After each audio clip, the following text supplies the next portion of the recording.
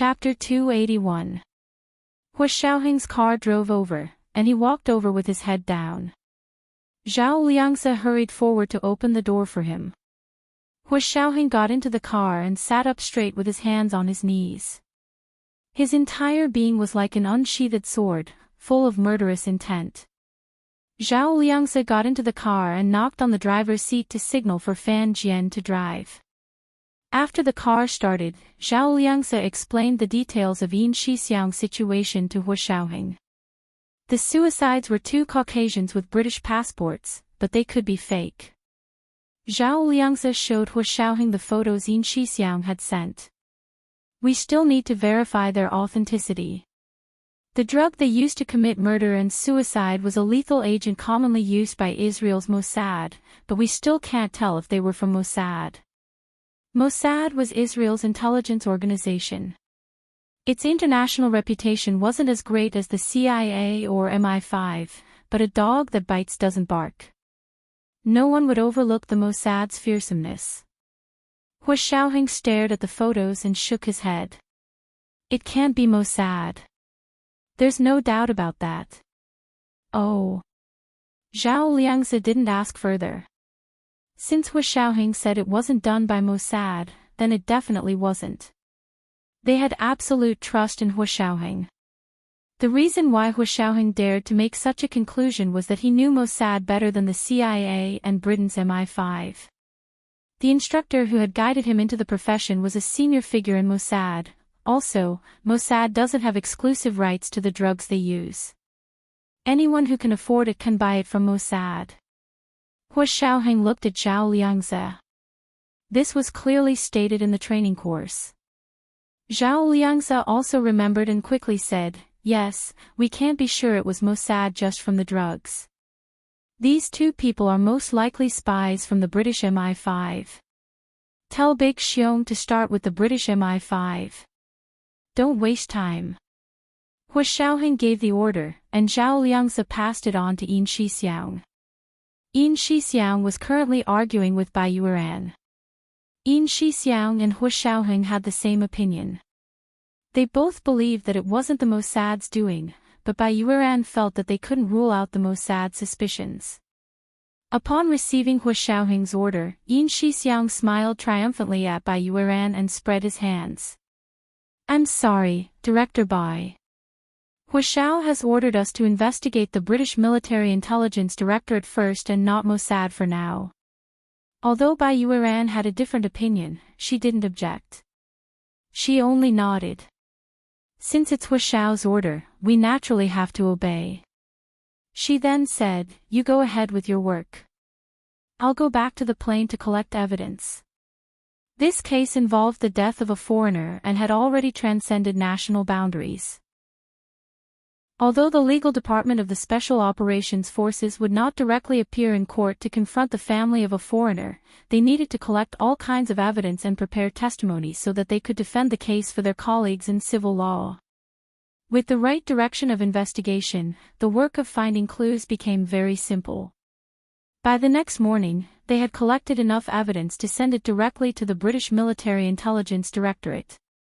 The British Military Intelligence Directorate had wanted to use Reuters to create a story about how the Huaxia Empire treated foreign lives like grass, but when they received the facts from the Huaxia Empire's Special Operations Forces, they immediately shut down.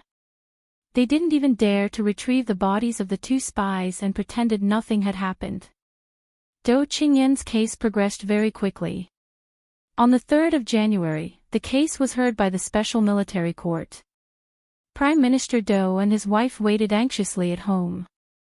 Only their eldest son, Dou Haoyan, went outside the military court to gather information. The younger daughter, Dou Ayan, didn't know how serious her sister's case was. It was the first time she realized that there was something her father couldn't handle. She lay on her bed in her room, hugging a teddy bear that was half her height in a daze. She held her phone in her hand and rubbed it repeatedly. Finally, she couldn't help but call He Zhichu. This number was He Zhichu's work number, and he never picked up. Her call was eventually transferred to He Zhichu's work voicemail. Dou Ayan thought about it and left He Zhichu a message. Professor He, it's me, Ian. I want to know what I need to prepare if I want to apply to be your graduate student. I just got into the B University Faculty of Law as an undergraduate. I'm in my first year and hope to receive Professor He's guidance in the future. When Shi, who was in charge of He Jichu's work, heard the message, she asked He Jichu, Professor He, do you want to consider accepting Do Ian? She's the Prime Minister's youngest daughter. She can help us open up the Huaxia Empire. He Jichu's expression was dark. He looked at her unkindly and said coldly, in your eyes, do I need to sell my body or my smile to open up the Huaxia Empire? Oh, that's not what I meant. When Shi stuck out her tongue playfully. Of course, Professor, he doesn't need to do that, but it's better to have less trouble. It's always better to have a friend than an enemy. He Jichu didn't say anything. He lowered his head and took a sip of coffee. Why don't you let her follow me? When Shi smiled. I've been hired as an associate professor in the B University Faculty of Law anyway. It's within the rules for her to follow me to write papers. Do whatever you want. Don't ask me. He Jichu's cool voice was a little hoarse. He sounded like he hadn't slept well for days. Professor He, do you have a headache again? Do you want me to give you a massage? It's okay. I want some time alone. You can leave first. He Jichu propped his forehead with one hand and waved her away with the other. When Shi had no choice but to put down the file and leave He Jichu's office. A trial was currently underway in the Huaxia Empire's Special Military Court. The defendants were Do Qingyan and 4 former members of the Special Operations Forces. The plaintiff was a prosecutor from the Special Operations Forces Judicial Department. He was representing the 2 murdered colleagues and was filing a lawsuit in the Special Military Court. Do Qingyan's face was listless. She had large dark circles under her eyes. Her skin was sallow and dry, and she hadn't taken care of it. Her eyebrows had been trimmed so much that they were almost gone. She usually relied on eyebrow pencil to fix them. Now that she was locked up in the detention center, she didn't have any cosmetics to use. She looked like she had aged more than 10 years. He stood alone in the dock, and behind him were 4 accomplices with their heads bowed. Bai Yueran and Hu Xiaohing sat together in the audience. A staff member from the legal department sat in the dock. The judge of the Special Military Court opened the court, and the plaintiff read out the indictment. After reading, the judge asked Do Qingyan, do you plead guilty? Do Qingyan turned around and looked at the expressionless Hu Xiaohing sitting in the audience with tears in her eyes. She sobbed, I may have taken these photos, but I never wanted to show them to anyone, and I never wanted to betray the interests of the country. I was abroad for 6 years. You can check, but no one knows who I am. I don't even know what I did before I went abroad. If you never wanted to show them to anyone, then why did these photos appear in the short video of your study tour? And why did so many guests see them at the same time? I was framed. Do Qingyan scratched her head and shouted in horror, someone framed me. I'm innocent. I didn't hurt anyone. If you think loving someone is a crime, then sentence me to death. You're still stubborn. The prosecutor and the plaintiff stand sneered and threw the photos of the 2 murdered members of the Special Operations Forces stationed in Northern Ireland to her. Because of your infatuation, these 2 colleagues died a violent death. And you still say you didn't hurt anyone. What happened? How did they die? How can I be blamed for their deaths? Do Qingyan was unconvinced. People in this line of work face death every moment. What does it have to do with me that they died because their identities were exposed? I retired 6 years ago. Their deaths are indeed related to you. The prosecutor turned to look at the judge. These 2 men were discovered by the British MI5 because Do Qingyan's stolen photos were leaked. They chased them to the plane and killed them. The four accomplices behind Dou Qingyan looked up abruptly. They're really dead. Because of these photos. Yes, because of these photos. The prosecutor closed his eyes. You have to know that the enemies we face are carefully selected. They are the best and smartest people in their respective countries. What you can see, they can see. They can see what you can't see. Hu Shao even offended the upper echelons of the empire and detained their immediate family members for 48 hours in order to buy as much time as possible to allow our people to return home. This was to prevent this kind of unconscious leak. You have to remember, unconscious leaks are still leaks. Someone must take responsibility for the losses caused. This is the second watch. Asking for monthly votes and recommendation votes. Today is the last day for double monthly votes. Chapter 282. The color drained from Dou Qingyan's face. She slumped against the defendant's stand, her hands clutching the bars in front of her. Her body trembled uncontrollably, and her teeth chattered loudly. Dou Qingyan's lawyer stepped forward with a bitter expression on his face. He held up Dou Qingyan's psychiatric diagnosis report from 6 years ago and pleaded with the judge. Your Honor, Dou Qingyan's unintentional actions are excusable. Her mental state had already collapsed 6 years ago, which is why she was discharged from the military. As he spoke, the lawyer turned around and glanced at Hu Xiaoheng's face. Relationships are never about one person. But because it's been so long, we won't argue about who's right and who's wrong. After all, no one can judge who's right and who's wrong in a relationship. I just want to remind the people in this court that the law states that a mental patient can't bear any legal responsibility for her actions.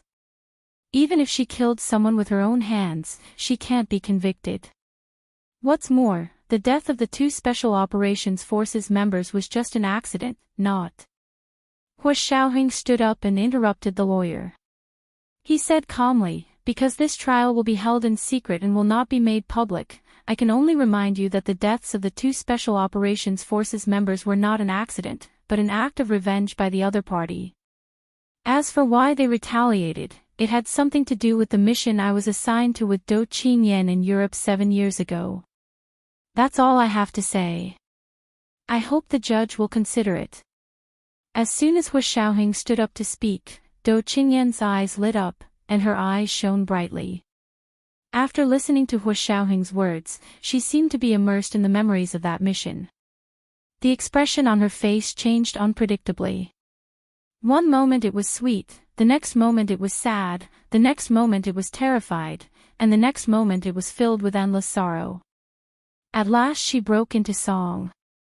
Just as the pear blossoms are blooming all over the world, soft gauze floats on the river, Katyusha stands on the steep bank, singing like a beautiful spring scene, a young warrior stationed at the border.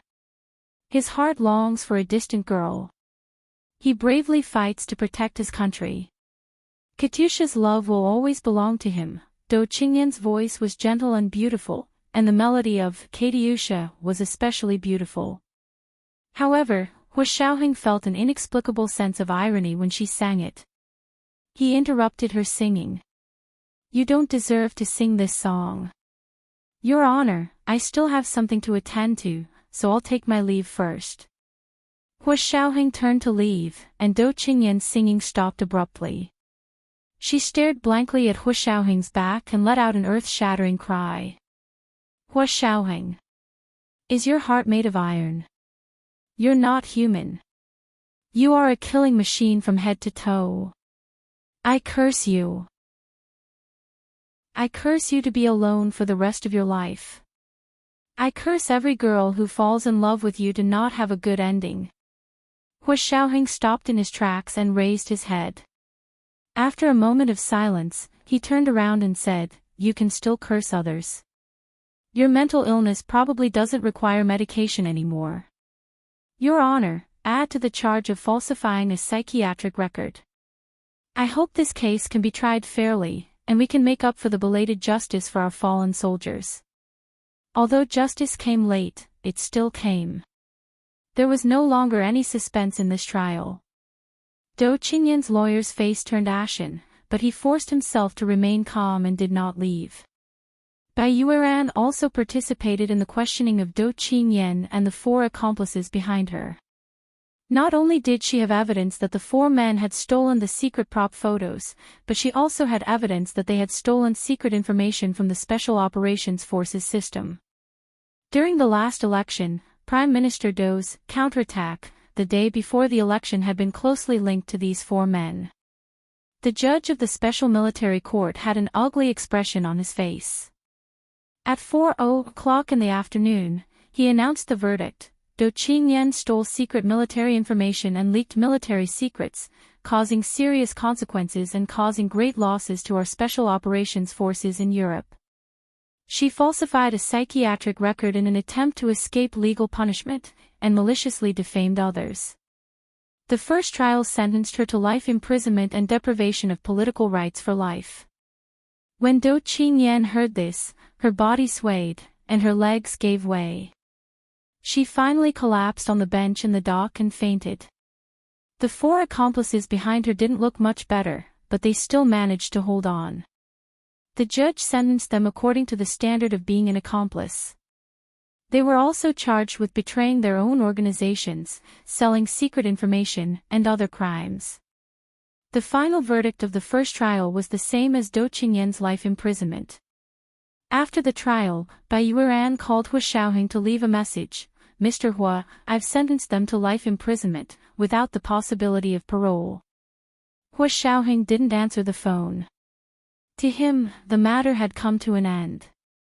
He now had to focus on Bai Jini's case, and reorganize the investigation team to reinvestigate the major laboratory accident 16 years ago. When Do Qingyan's verdict reached the Prime Minister's official residence, Yan Qiuying fainted as soon as she heard it. The family doctor rushed to her rescue. She was given oxygen, a massage, and a cardiotonic injection. Only then did she wake up. As soon as she woke up, she grabbed Prime Minister Do's shirt and sobbed. What should we do? What about Qingyan? Think of something. Think of something, quick. She's only 27 years old. She can't spend the rest of her life in prison. Do Haoyan took care of Yan Qiuying and comforted her. Mommy, don't be sad. We're in the thick of it now, we can't do anything for now. Once this storm blows over, I'll ask for a favor and get Qingyan bailed out. Really? Really? Yan Qiuying looked at Prime Minister Do expectantly, as if grasping at straws. Prime Minister Do looked away and grunted. Let's wait. Someone died over there, we need to let them cool down first. Pfft. What does their death have to do with our Qingyan? It's all because Hu Xiaoheng is incompetent. Otherwise, why would someone die? He's the one who messed up and let our Qingyan take the blame for him. This man is so cruel and unscrupulous. Our Qingyan must have been blind to fall for him. Yan Qiuying was very unhappy with Hu Xiaoheng. She dropped her pretense in front of her husband and son, and wanted nothing more than to point a finger at Hu Xiaoheng's nose and curse him. Mommy! Do you want to die? Do Haoyan was so anxious he wanted to shut Yan Qiuying up. You still have things to do. Don't provoke Hu Xiaoheng at this time. What could possibly happen to me? Hu Xiaoheng ruined my daughter's life, how dare he do it to me? Yan Qiuying couldn't stop crying when she thought of how her beloved eldest daughter had been ruined. All right, don't cry. Prime Minister Do waved his hand in frustration. You didn't get my permission when you asked my men to help you get the photos. Now that those 4 men have been sentenced to life imprisonment, do you think you can stay out of this? Ah, you're blaming me. Yan Qiuying was so angry she forgot to cry. If it weren't for you, how could they have gotten into such a good department in the Special Forces? I only hinted for them to help out a little. They don't have any evidence, and they don't have witnesses. Are they going to convict me based on their words? Are you sure you didn't leave any evidence behind? Prime Minister Do sighed in relief. Absolutely not. Yan Qiuying was very cautious, and she had leaked the information to the men's wives. Everyone had a tacit understanding, so how could she have been the one to blame? Do Haoyan also sighed softly. That's good. Mommy, you need to go out and expose yourself, especially your charity organizations. It's time to show them to the media. If they want to lay a finger on you, they'll have to consider the pressure of public opinion. Yan Qiuying regained her composure. Yes, it's time to go to the orphanage. Haoyan, arrange for the media to follow me. I'll go tomorrow. Prime Minister Do nodded approvingly. I'll go to a meeting first. Remember not to be too deliberate. Got it. Early the next morning, the Prime Minister's wife, Yan Qiuying, dressed in plain clothes, took the bus to the orphanage to visit the orphanage. The media, coincidentally, met the Prime Minister's wife on the bus and followed her all the way to the orphanage. They took pictures of the Prime Minister's wife chatting amiably with the orphans and even playing games. Just when Yan Qiuying felt it was about time to end the trip and return home, a middle-aged woman with unkempt hair and swollen eyes rushed in and knelt in front of Yan Qiuying. This was the first night watch. Thank you for your hard work on the double monthly vote. A reminder for the recommendation tickets. 7 p.m. the next night. P.S. Thank you to I Am Master Rashi for the spiritual pet affinity yesterday. Thank you to Guanghan Palace Master Rep for the celestial pet affinity yesterday. Thank you to Axayan Shang for the spiritual pet affinity yesterday. Thank you to Huaishuan Mine for the Heshabi yesterday.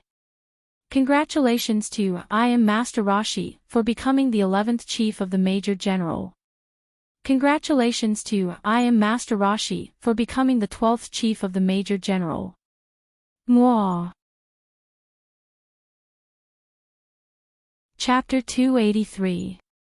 The woman who had rushed and knelt in front of Yan Qiuying and cried, Mrs. Yan. Mrs. Yan. Please save my husband.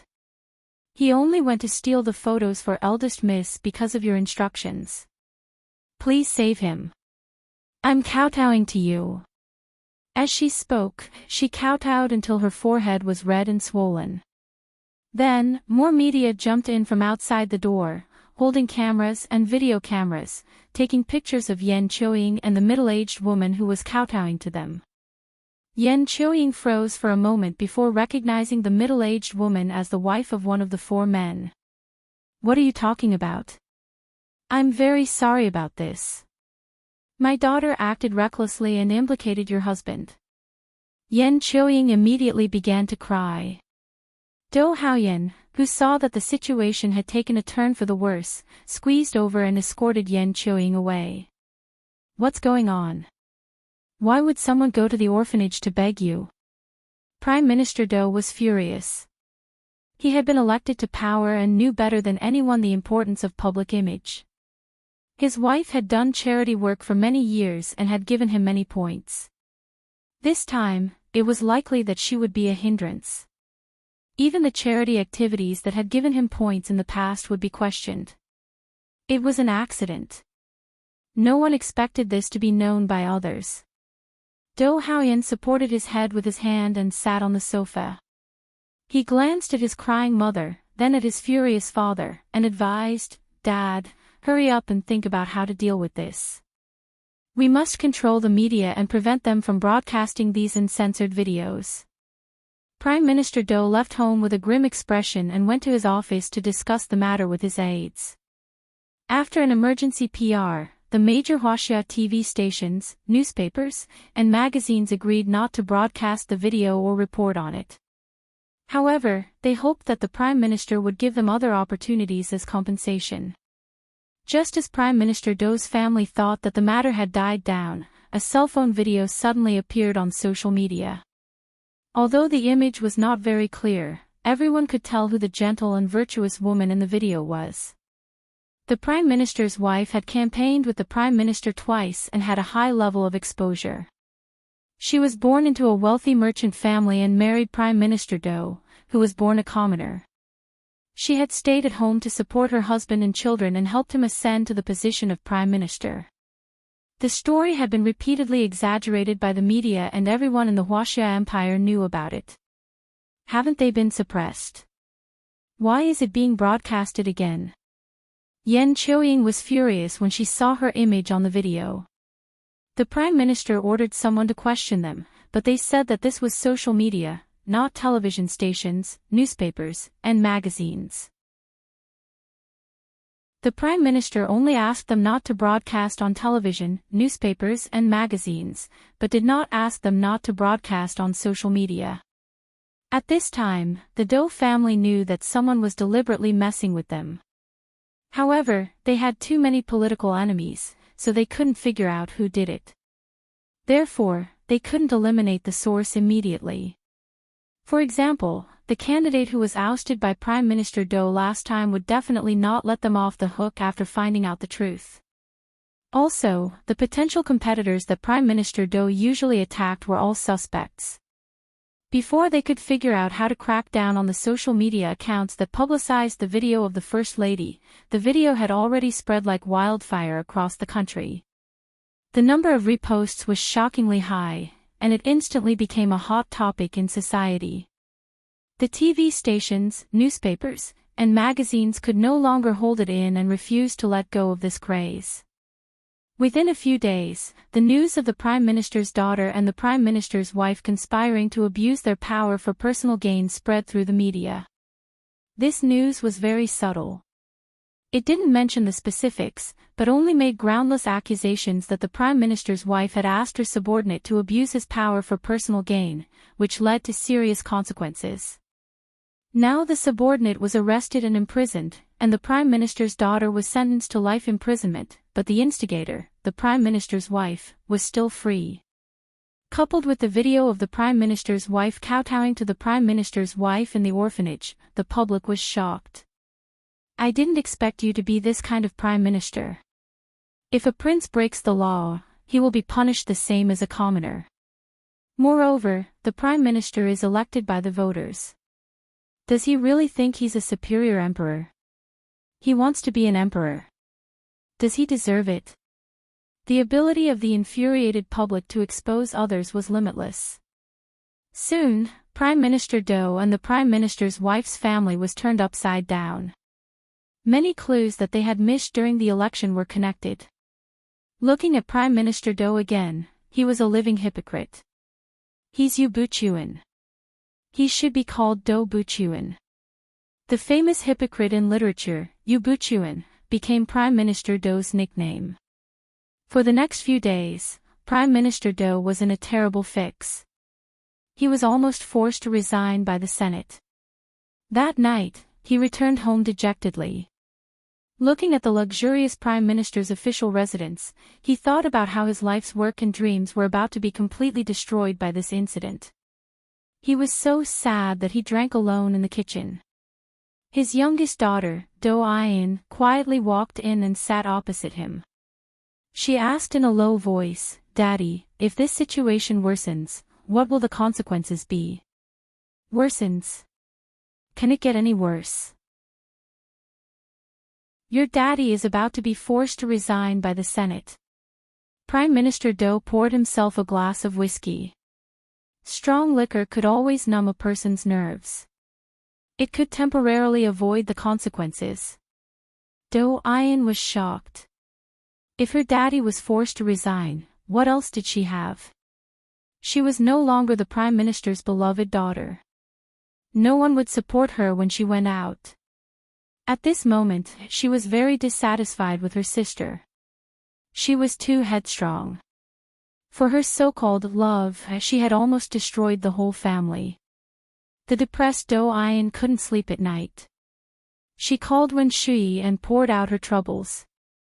She said sadly, "Professor Wen, you know about our family situation now, right?" "Sigh, my mommy is really innocent. It's all my sister's fault. If it wasn't for her, our family wouldn't be in this predicament." When she listened quietly to Dou Ayan's complaints, she said quietly, "I'm also responsible for this. If I hadn't persuaded your sister to come back and bring her back, your family wouldn't be in this situation.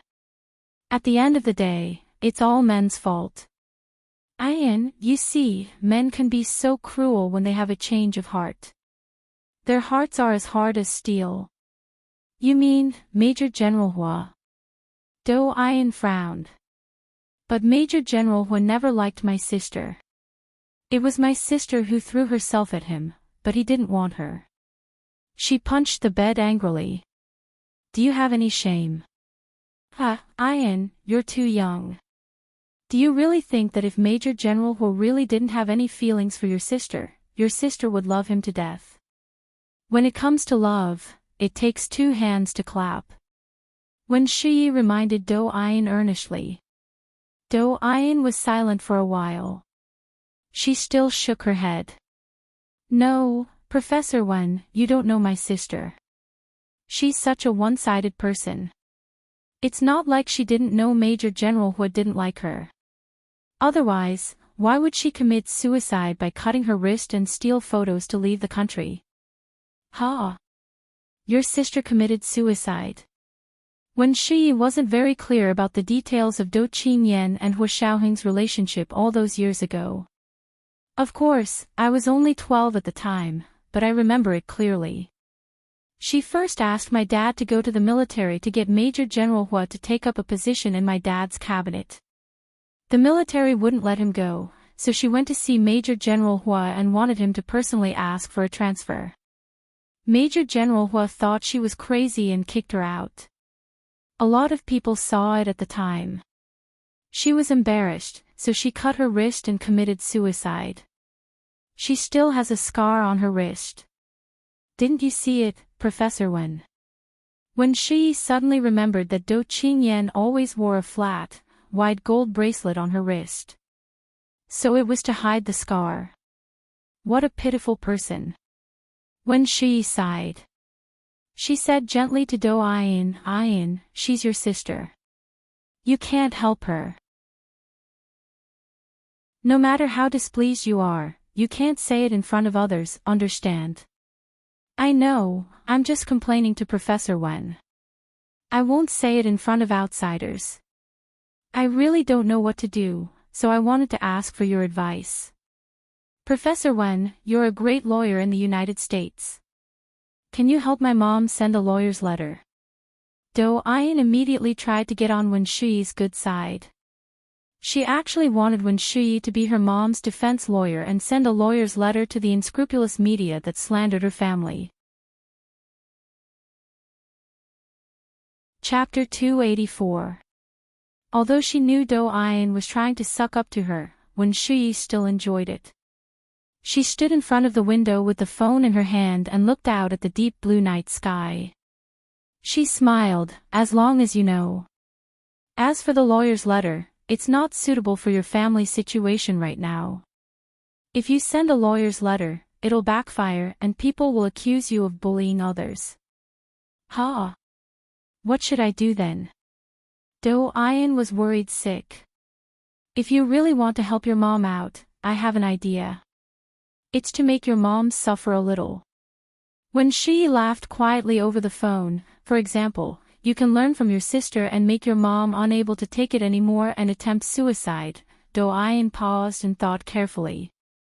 Her eyes lit up. Professor Wen, I understand. Early the next morning, Do Ian went to her parents and told them about Wen Shiyi's idea, but didn't mention her name. Prime Minister Do was very excited and said, "Great idea. Great idea. Ian, how did you come up with this?" "It's a great idea. It's even better than my expensive staff's idea. It's great." "Is it really a good idea?" Do Ian was also surprised that her experienced and knowledgeable father approved of this idea. "Of course, I've seen a lot of things. When it comes to crisis PR, your idea is in the top 10. You're my daughter, you're so smart." Prime Minister Do gave her a thumbs up. Do Ian smiled, her heart skipping a beat. She didn't want to mention Wen Shiyi at all. Of the 3 children in the family, Dad liked Big Brother the most and Mom liked Big Sister the most. She was always second to Dad and Mom. If she behaved a little smarter, her parents' favorite child would definitely be her. The Prime Minister's wife, Yen Choying, didn't object to the idea even though she wasn't in a good mood. She only said, "If I can get them to stop paying attention to me, I'll give it a try." Then she added worriedly, "You guys have to be prepared. Don't make it real, I don't want to die." No, definitely not. Prime Minister Do and Do Ayan comforted her. The three of them secretly made up their minds. Do Ayan also asked her parents not to tell her older brother, Do Haoyan, so that the act would be more realistic. Therefore, under huge social pressure, even the military began to request an investigation of the Prime Minister's wife. Yen Choying finally couldn't take it anymore. She wrote a suicide note to prove her innocence and sent it to the TV station. Then, she ate a bottle of sleeping pills at home, planning to commit suicide. Fortunately, her youngest daughter, Do Ayan, noticed her mother's condition in time and called an ambulance to send her to the hospital to have her stomach pumped. After the Prime Minister's wife, Yen Choying, was rescued from a suicide attempt, the Prime Minister's eldest son, Do Haoyan, angrily denounced the netizens on TV. He claimed that if anything were to happen to his mother, he would definitely not let those who spread rumors and create trouble off. He would definitely send a lawyer's letter to sue them. This emergency crisis of public relations finally suppressed the matter and saved Yen Choying from the danger of going to court. All the major TV stations, newspapers, and magazines fell silent, not daring to broadcast any related news. Just as the popularity of the matter was about to die down, social media and online forums suddenly started a trend of deleting posts and banning. All posts related to the Prime Minister's wife, Yen Choying, and the Prime Minister's eldest daughter, Do Qingyan, were all deleted. If anyone dared to post again, their account would be banned. As soon as the topic was mentioned in the discussion, an internet administrator immediately came out and said that they had received orders from their superiors not to discuss the matter, and that all posts were to be deleted and banned. As a result, the matter became even more popular. It was more important to prevent the public from talking than to prevent a river from flowing. The more people were prevented from discussing, the more they wanted to discuss it, and automatically imagined all kinds of unspeakable, shady dealings.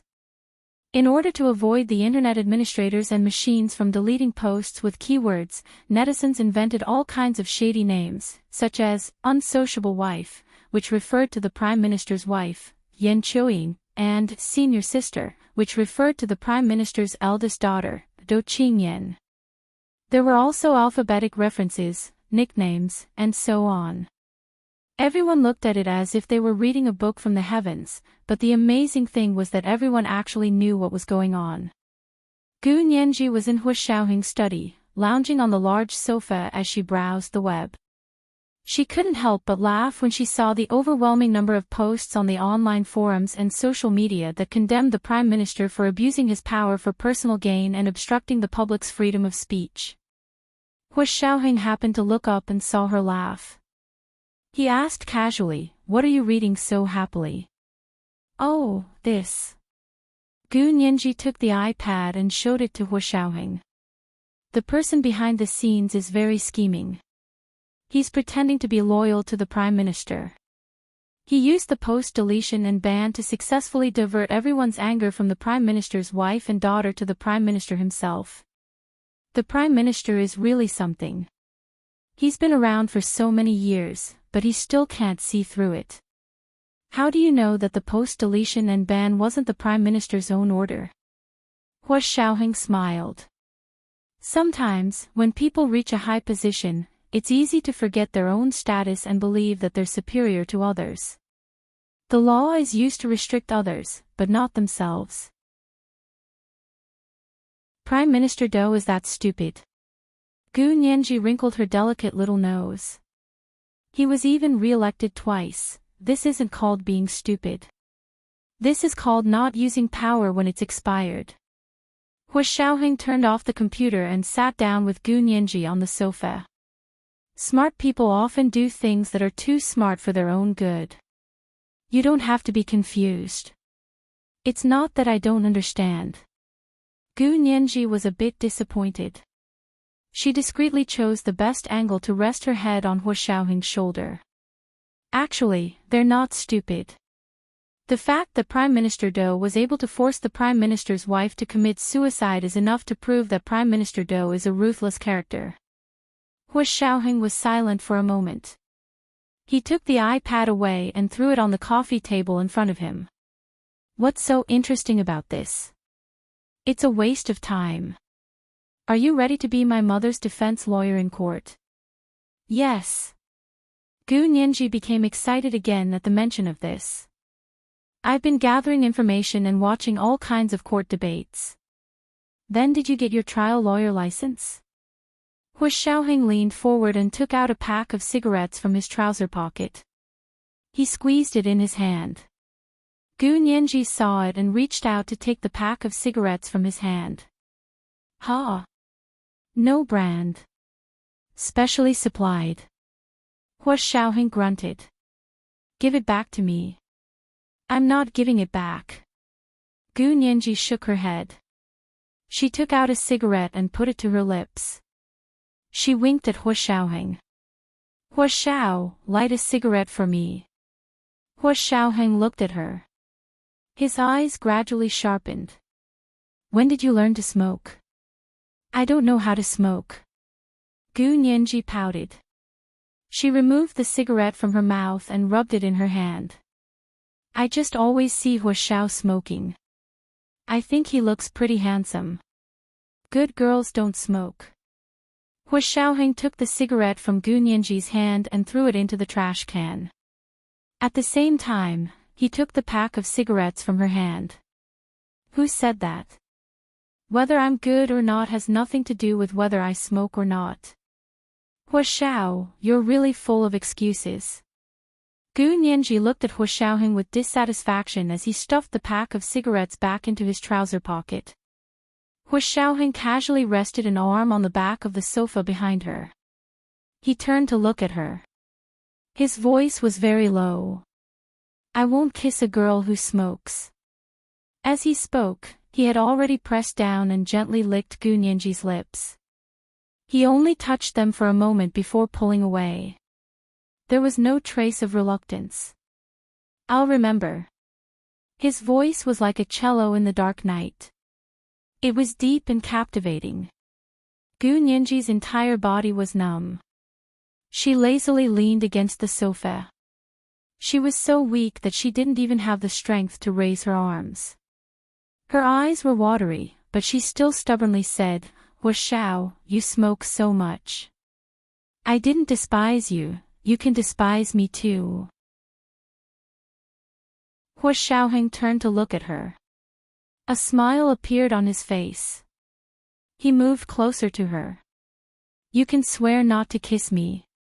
No way. As expected, Gu Nianji couldn't resist Hua Xiaoheng's beauty. She despised herself for being obsessed with looks and despised Hua Xiaoheng for using his beauty to seduce her at every turn. However, her body was more honest than her brain. She had already moved forward on her own accord, her round lips pouting as she pressed them against Hua Xiaoheng's.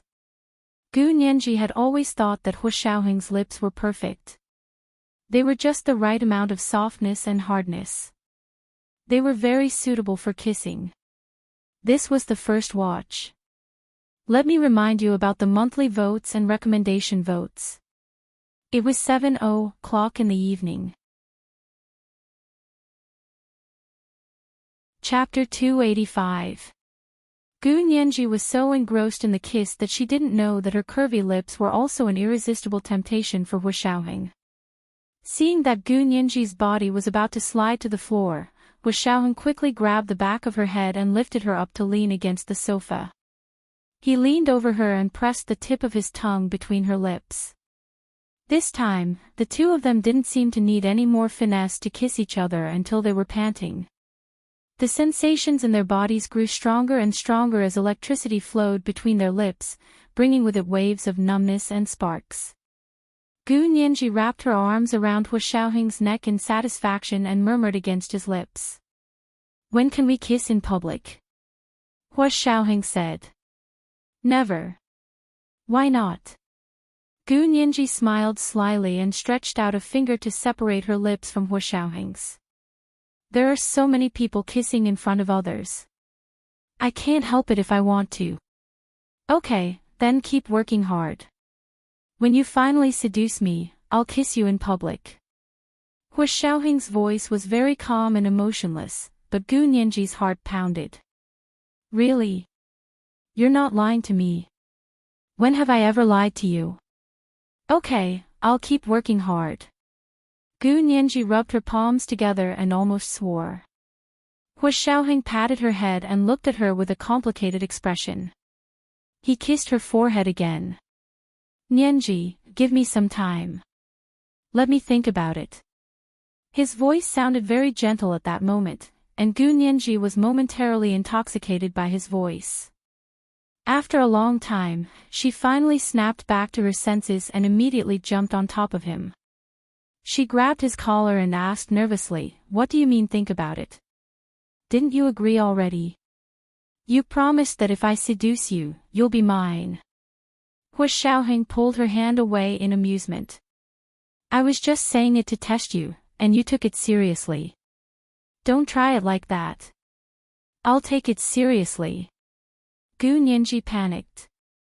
"I know your identity is special. I will cooperate with you, but don't back out, okay?" Gu Nianji's eyes were filled with panic. She looked at him innocently and aggrievedly, like a child whose most beloved present had been snatched away. The wholehearted trust and dependence in her expression was like a gentle arrow that struck Hua Xiaoheng's heart. "All right, I won't back down. But you have to be obedient, okay?" Hua Xiaoheng hugged her. "Okay, it's late. Go back and rest." Gu Nianji dilly-dallied and refused to leave. She whispered, "Then Hua Xiao, can you open your door so that I can see the light in your room from my bedroom?" Hua Xiaoheng looked at her silently for a while. When Gu Nianji first started following Hua Xiaoheng, she was very timid because she had been greatly frightened and used to sleep on the small bed in Hua Xiaoheng's bedroom. Later, when she grew older, she moved into her own bedroom. However, before she fell asleep, the lights in Hua Xiaoheng's room were always on, so she didn't have to be afraid. She didn't have to do this anymore until she went to university. Now that she was making such a request, it must be because he had given her too much pressure and fright, right? Hua Xiaoheng's thumb gently rubbed Gu Nianji's lips, feeling the soft and bouncy texture. A gentle expression appeared on his face. "Yeah, I'll leave the door open until you fall asleep. Hua Xiao treats me the best." Gu Nianji beamed and hugged Hua Xiaoheng's neck. She tilted her head and made another unreasonable request. "Then carry me back to my bedroom today." To carry her back to her bedroom, they would have to go through the hallway, and the hallway was monitored 24/7. That way, they would be discovered. Hua Xiaoheng saw through her little trick. "No, you go back yourself." He stood up and returned to his desk to continue working. Gu Nianji's plan had failed. She could only rub her nose and return to her bedroom alone. However, after she returned to her bedroom and turned off the lights, she noticed that the door to Hua Xiaoheng's suite across from hers was probably open. There was light pouring out from the opposite room. The dim yellow light was long and narrow, quietly flowing beside her bedroom door. She suddenly felt very warm. When you truly liked someone, even if it was just to bathe in the same light with them, you would feel satisfied, right? Gu Nianji smiled and closed her eyes, preparing to sleep. In her half-asleep state, she felt Hua Xiaoheng walk in and stand by her bed for a while. Gu Nianji lay on the bed with a thin eiderdown quilt covering her. She hazily gazed at Hua Xiaoheng's tall figure and handsome jawline. She murmured, "Hua Xiao, yeah, I'm here. Go to sleep. Hu Xiaoheng bent over to adjust the quilt for her and kissed her forehead. Good night. You sleep early too. Don't stay up late anymore. Gu Nianji mumbled, but her consciousness gradually blurred and she quickly fell asleep. A trace of a smile flashed across Hu Xiaoheng's calm face. Gu Nianji slept very peacefully that night. She didn't toss and turn, unable to fall asleep. When she woke up the next morning, she was in a good mood and took the initiative to run 10 laps in the sports field of the headquarters. The imperial capital in January was very cold in the morning. There was a thin layer of frost in the air and fog in the distance. The sun emitted a pale yellow light through the thick fog, like the unbroken yolk of a fried egg. It was unbelievably familiar. Gu Nianji wore a black tracksuit with a pair of camouflage pants and camouflage sneakers. Her hair was tied up in a ponytail, and there were crystal beads of sweat on her smooth forehead. Her fair skin was rosy, and she returned to Hu Xiaoheng's official residence with the vigor and youthfulness of a workout. Hey, Nianji, you took the initiative to run so early. Let me see, did the sun rise from the west today? It came from the east. Yin Shixiang saw Gu Nianji at the entrance of the dining room and joked with her. Gu Nianji extended her fist and shook it at him. Brother Xiong, I'm an athlete now. Don't mess with me. I'm scared. I'm scared. Please forgive me, heroine Gu. Yin Shixiang hurriedly bowed and begged for mercy. Gu Nianji giggled. Zhao Liangse carried his breakfast to the dining room. When he passed Gu Nianji, he deliberately sniffed. Oh. Nianji, how many days have you not showered? You reek of sweat. No way. I only showered last night. Gu Nianji was furious. She immediately let go of Yin Shixiang and blocked Zhao Liang's way. Smell it again. You must have smelled it wrong. I can't smell it. Let me smell it. Zhao Liangse was used to messing around with Gu Nianji. He immediately leaned forward, his head almost touching Gu Nianji's cheek. Then I'll smell it. It smells good. Gu Nianji shrank back and said with a smile, Hey. You don't have to be so close. She heard Zhao Liangze yell as he was picked up and thrown to the side. He stumbled a few steps and quickly protected his breakfast plate. He turned around and yelled angrily, Big Xiong, do you want to die? However, the person standing in front of Gu Nianji was an expressionless Hu Xiaoheng. Yin Shixiang stood next to Hu Xiaoheng with a wink. He looked like he wanted to laugh but didn't dare. Zhao Liangse immediately deflated and chuckled. Hu Xiao, don't be angry. I was just joking with little Nianji. It was just a joke, I know. Hu Xiaoheng nodded calmly. But Nianji is an adult now. You can't be impolite like before. Yes, Chief. Zhao Liangse and Yin Shixiang immediately responded in unison. They even saluted him with their feet together. Gu Nianji was very embarrassed. She mumbled behind Hu Xiaoheng, Hu Xiao, Brother Zhe didn't do anything. If you say that, they won't dare to play with me anymore. Hu Xiaoheng glanced at her and didn't say anything. He walked to the dining room. Gu Nianji lowered her head and rubbed her feet. She didn't want to go in anymore. She turned to her room to shower. Hu Xiaoheng came to the dining room and sat down. He noticed that Gu Nianji hadn't followed him in. He couldn't help but look at the door. Zhao Liangse eagerly tried to make Gu Nianji look bad in front of Hu Xiaoheng. Hu Xiao, Nianji threw a little tantrum. She was upset after being scolded by you. She ran back to her room without breakfast. Yes. The little girl's temper is getting worse. She needs to be educated. She's useless if she doesn't be educated. Yin Shixiang joined in the fun. He secretly wanted to give Gu Nianji a thumbs up. Our little Nianji was the first person in the Special Operations Forces to dare throw a tantrum at Hu Xiaoheng. Really? Hu Xiaoheng looked away and glanced at Zhao Liangze and Yin Shixiang. You guys are so gossipy. Did Qianlai teach you? Chapter 286. Qianlai had just walked in with a tray full of his favorite breakfast foods and heard Hu Xiaoheng's words. He frowned with displeasure.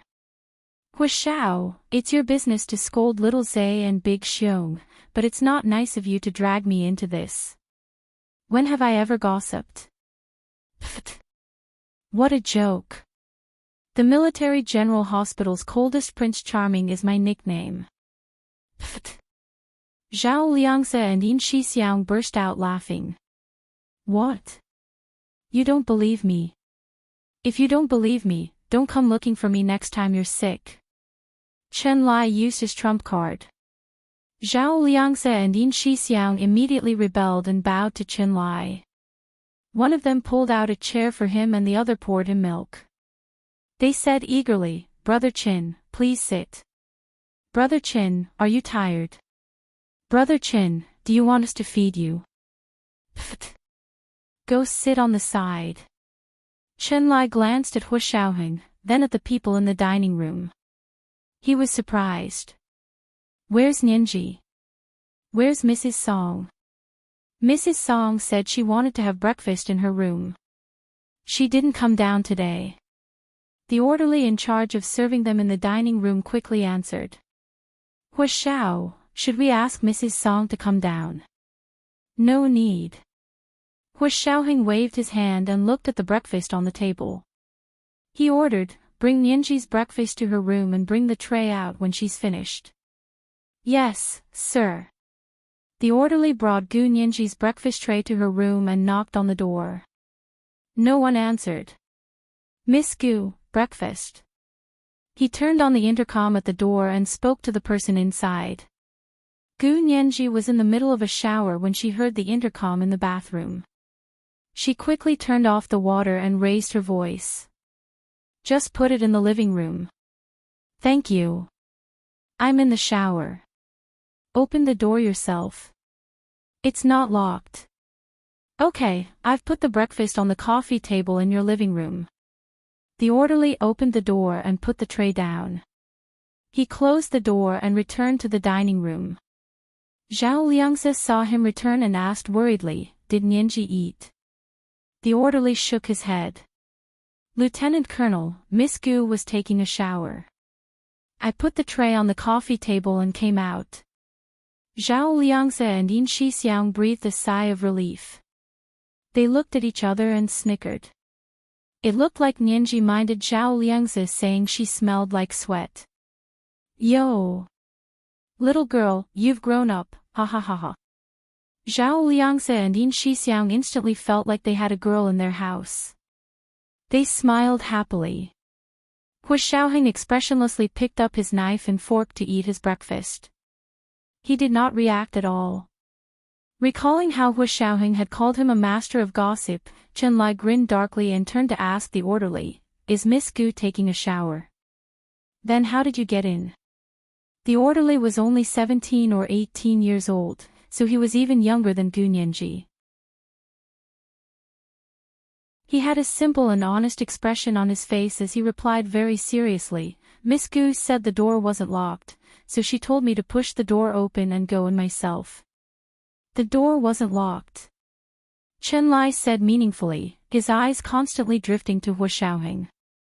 She didn't lock the door when she was taking a shower. This little girl can't get into this habit. Of course nothing will happen here, but if she gets into this habit and doesn't lock the door when she's taking a shower outside. TSK, I can't imagine. He clearly saw Hu Xiaoheng's hand tighten around his knife and fork, then quickly relax. He continued to eat his breakfast indifferently. He ate at the same speed as usual and even drank a small cup of coffee before saying to Zhao Liangze, you said you had materials to send to me yesterday. I'm free now, so send them over quickly. Zhao Liangze had not finished his breakfast yet and choked on his food. He almost couldn't breathe and quickly drank a glass of juice before saying, "I'm not done with that stuff yet." Hua Xiaoheng wants it now. Yeah, right away.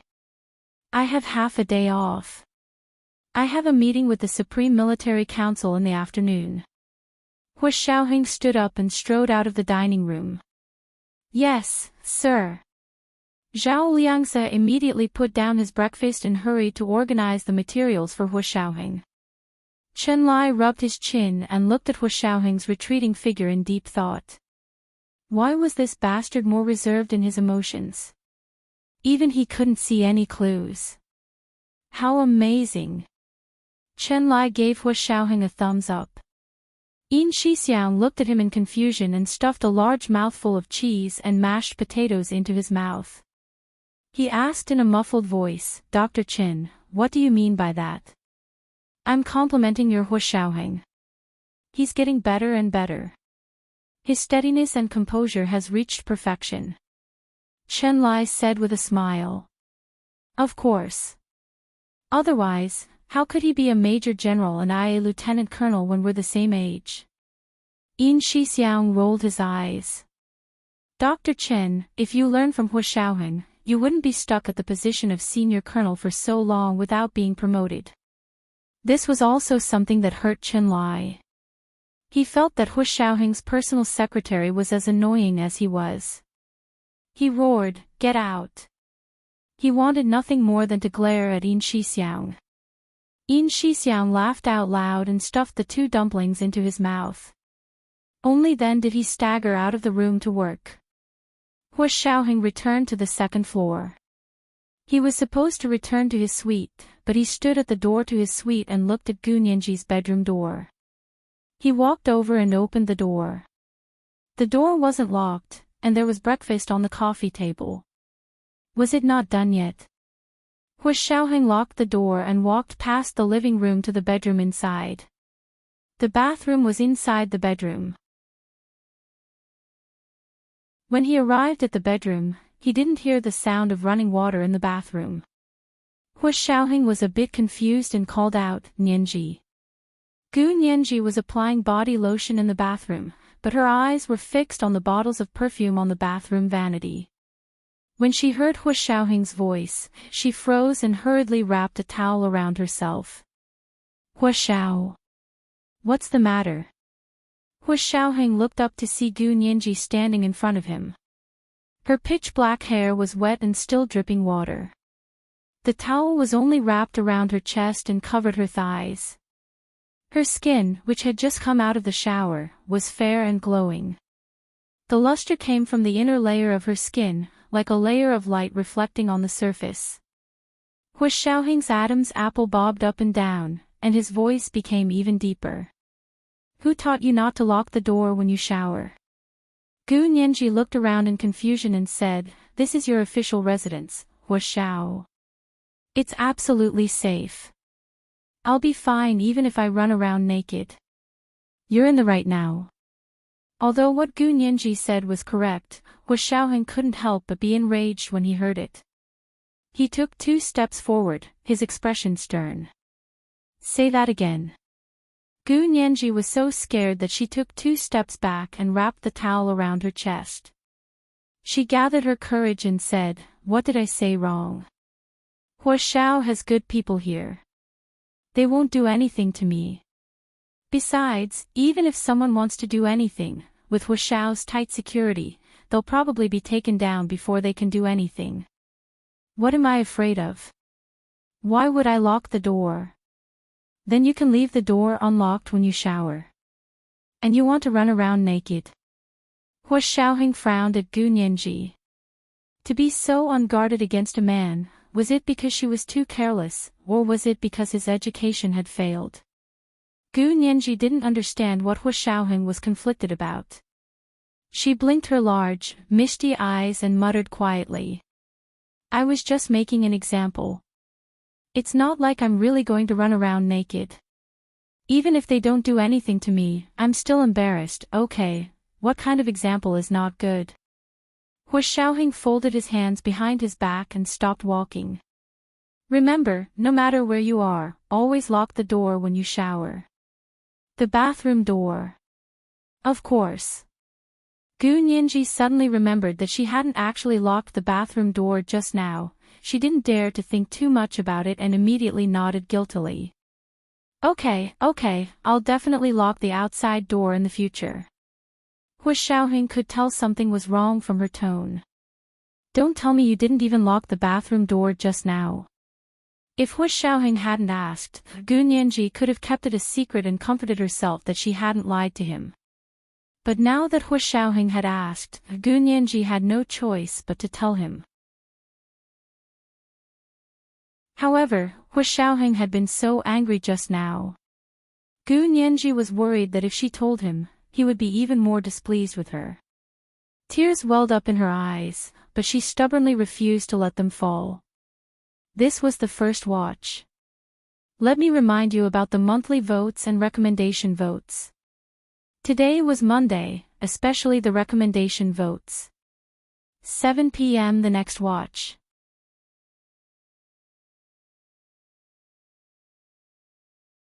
Chapter 287. In Hu Xiaoheng's eyes, Gu Nianji's pitiful expression showed that she was guilty.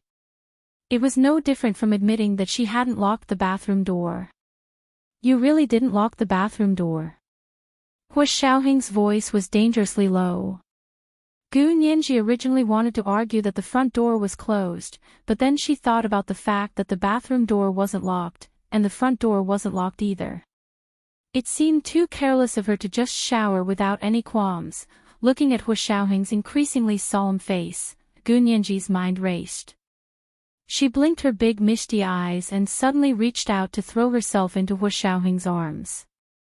She said softly, Hu Xiao, I was wrong. I won't dare to do it again. Please punish me. Hu Xiaoheng lowered his hands and didn't hug her. He lowered his head and said indifferently, Are you mistaken? Gu Nianji raised her head in his arms and looked into his dark eyes. She was mesmerized.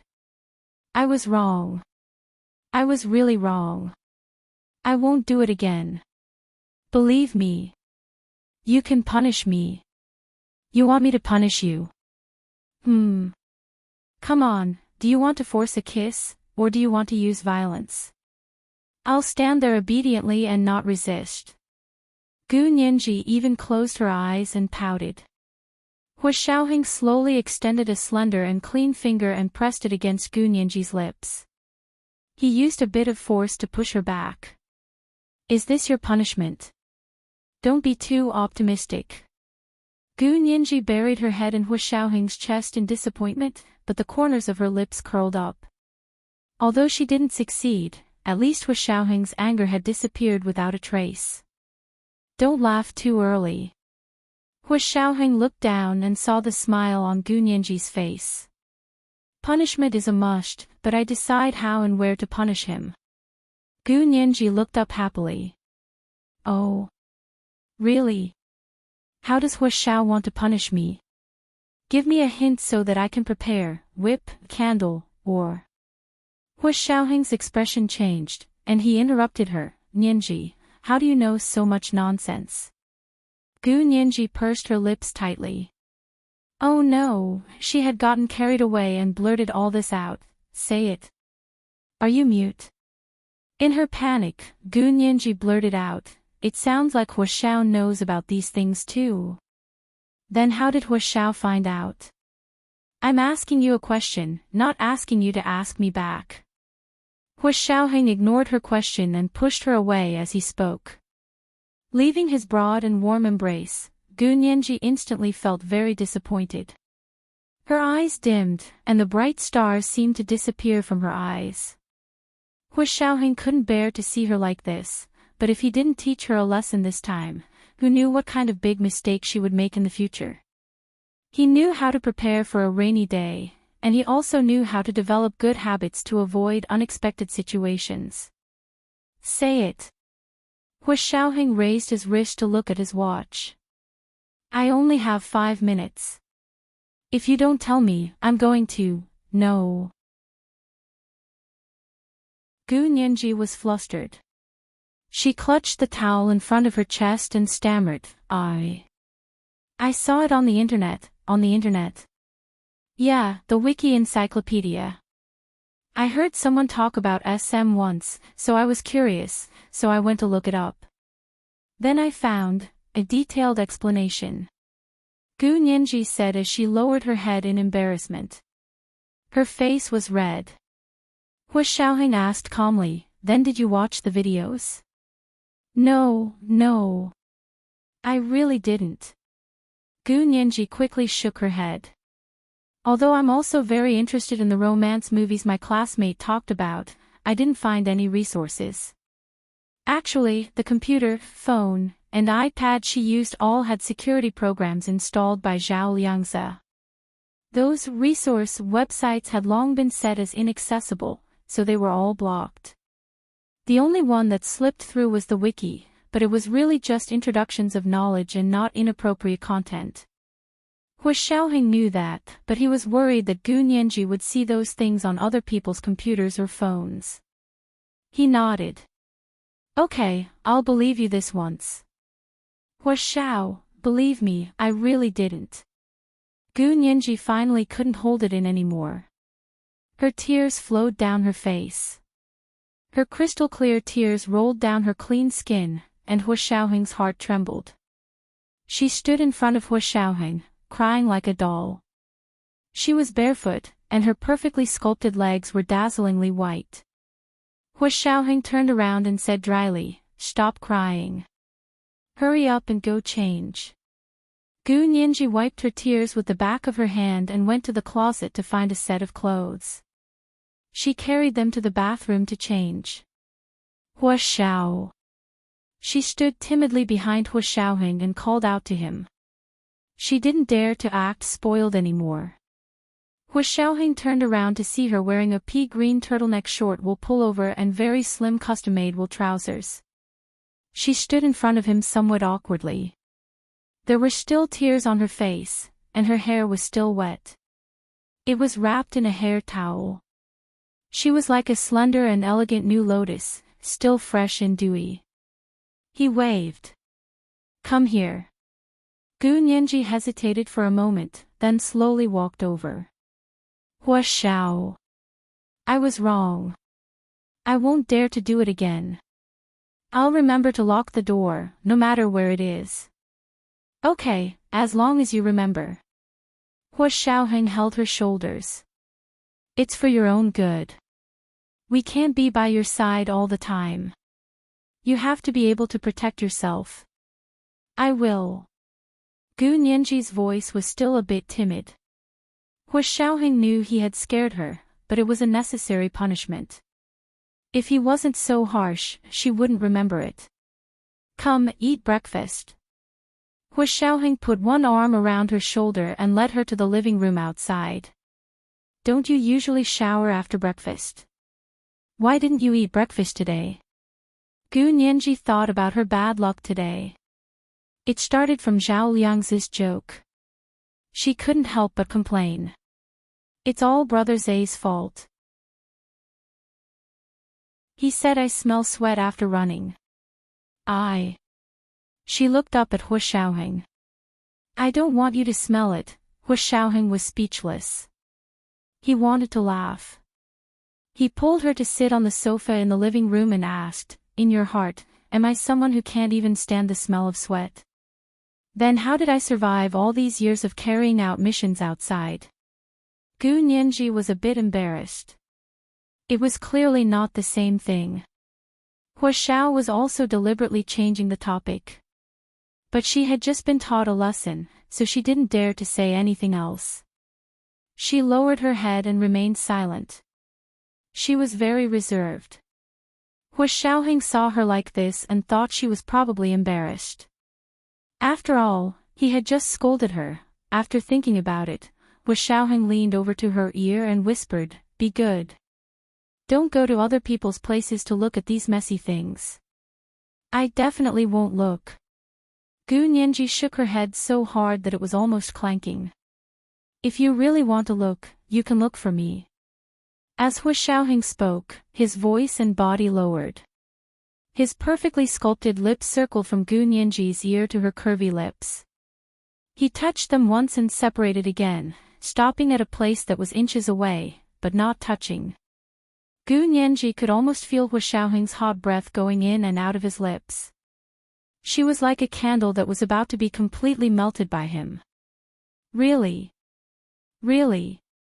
Gu Nianji asked shakily, can you, let me look? If you're good, I can think about it.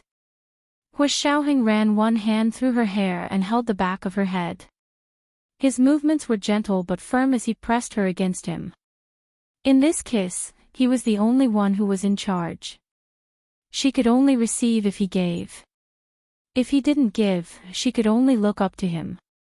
Gu Nianji's lips were already numb from being sucked, but she enjoyed it. Hua Xiaoheng was also very engrossed.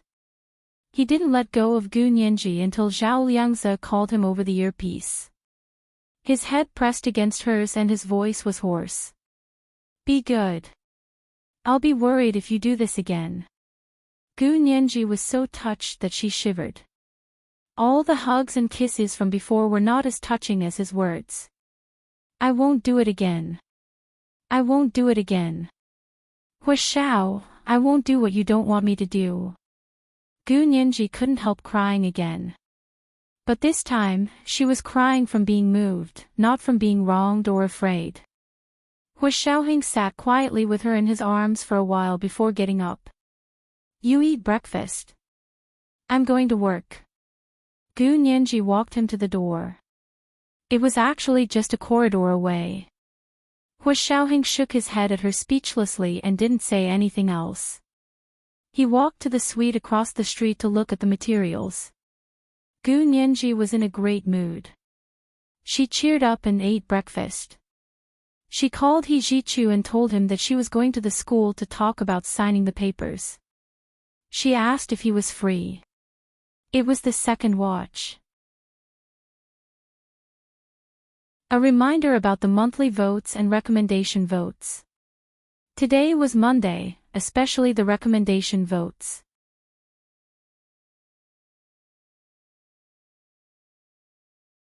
Chapter 288. Gu Nianji was calling He Jichu's private number. Very few people knew this number. From the United States to the Hua Xia Empire, the number of people who knew this number could be counted on one hand.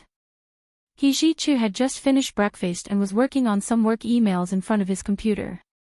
Hearing that it was the ringtone of his personal cell phone, he took it and looked at it, then immediately swiped open the phone to answer it.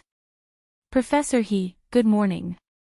Gu Nianji's sweet and soft voice came from the phone. He Jichu let go of the mouse and leaned back in his chair.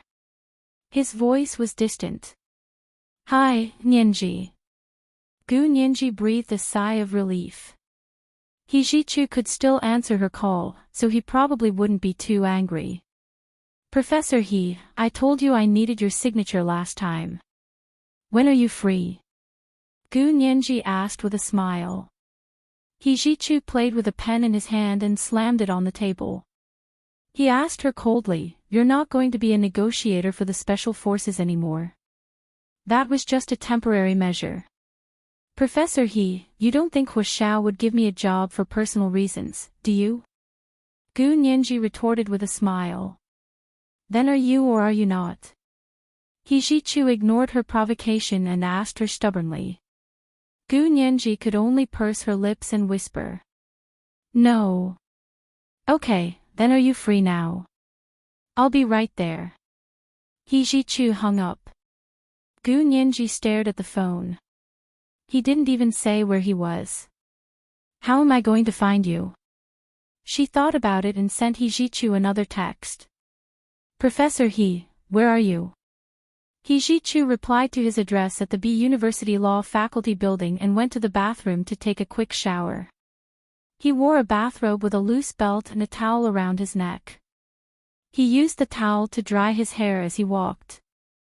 Just as he reached the bedroom, he saw Wen Shuyi come in with a stack of washed and ironed clothes to put in his closet. He Jichu frowned and said with displeasure, why didn't you knock? Wen Shuyi quickly turned around and saw He Jichu just out of the shower. She said in surprise, Professor He, you're still in the room. Shouldn't you be at the station at this time? He Jichu finally remembered that he was supposed to go to the Hua Xia Empire's sovereign law firm for a meeting and meet with his employees. I don't want to go. You can go in my place. He Jichu took a set of clean clothes and walked to the bathroom to change. Biting her lip, Wen Shi walked to the bathroom door and asked worriedly, Professor He, what's wrong? Is he sick? Do you have another headache? After changing, He Jichu opened the bathroom door and walked out. He said dryly, do I need to explain to you whether I go or not? I'm just worried about Professor He's health. Old Mr. He is very worried about Professor He. When Shi quickly explained, I'm relieved if you're fine. I'm going to the law firm for a meeting now. When Shi left He Jichu's room and saw that there wasn't much time left, she quickly called the front desk of the Sovereign Descent law firm and told her that Mr. He wouldn't be able to come today. She would be meeting everyone on his behalf. Of course, the employees were very disappointed. They had long wanted to meet this famous boss behind the scenes, but they still hadn't been able to.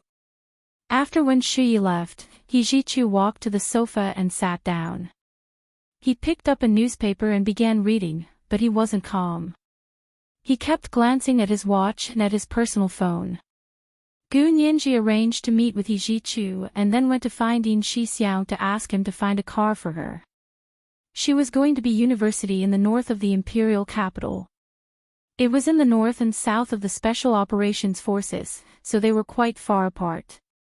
Yin Shixiang didn't think it was a big deal. Hu Xiaoheng was also looking at the documents and had instructed him not to disturb him. Therefore, he took the initiative to send a car for Gu Nianji. The car was very ordinary, but it looked a bit strange for such an ordinary car to have a driver. Gu Nianji sat in the car and thought to herself that if she put a taxi sign on the car, people would probably be waving for it. She drove out of the Special Operations Forces and encountered a traffic jam. She had no choice but to take out her phone to play games. After a full hour, the traffic in front of her finally began to move. At that moment, He Jichu's call came in. He asked unhappily, Gu Nianji, you're late again. What reason do you have this time? Gu Nianji was tongue-tied in the car. She stared at the snake-like traffic in front of her and said unhappily, Professor He, there's a traffic jam. Also, we didn't agree on a time. How can you say I'm late? He Jichu said coldly, you're still trying to find excuses. It's only a 45-minute drive from where you live to the campus, but you're not even here after 2:45 minutes. Gu Nianji had dawdled earlier and asked Yin Shixiang to transfer the car. That was why she had wasted so much time. Now that there was a traffic jam, there was nothing she could do. Professor He, I don't have a helicopter. I can't just arrive whenever I want. Gu Nianji could only smile apologetically. You're a magnanimous person. Don't argue with me. She then immediately said, don't worry, in another. She turned to ask the driver beside her, how much longer until we arrive? The driver looked at the traffic and the length of the road and estimated a number. About another half an hour. Gu Nianji quickly told He Jichu, I'll be there in another half an hour. He Jichu's frown deepened, but he didn't say anything else. He hung up and put his hands in his trouser pockets. He walked to the window and looked down from the 28th floor. The roads around B University didn't seem to be stuck in traffic from a distance. He looked down and swiped the map on his phone. He discovered that there was indeed a traffic jam on the ring highway from the Special Operations Forces to B University. The long red line was annoying to look at. Half an hour later, Gu Nianji's car finally arrived at the south gate of B University. They didn't have a pass to B University, so they couldn't drive directly into the campus. Gu Nianji didn't mind. She got out of the car and bent over to speak to the driver. She asked him to find a place to park and wait for her to come out so they could go back together. The driver was responsible for Gu Nianji's transportation. He patiently listened to Gu Nianji and confirmed her phone number before driving away. Gu Nianji straightened her back and was about to turn around to enter the school gate when she heard a snicker from behind. She remembered the woman's voice. Although she had only heard it once, and it was more than 10 days ago, she remembered it clearly. She couldn't help it. Her memory was just that good. Gu Nianji gave herself a mental thumbs up and walked forward without looking back. The voice belonged to Prime Minister Dou's youngest daughter, Dou Ayan. Oh. You have a private car. Who's the driver? Dou Ayan had already walked over and was smiling at Gu Nianji. Gu Nianji turned around and saw Dou Ayan wearing a bright red cashmere tunic. She was tall and had long, wavy hair flowing down her back. She was very beautiful and much prettier than her older sister, Dou Qingyan. Beside her stood 2 young girls in light blue and pink cashmere coats respectively. Perhaps they were her classmates or her attendants.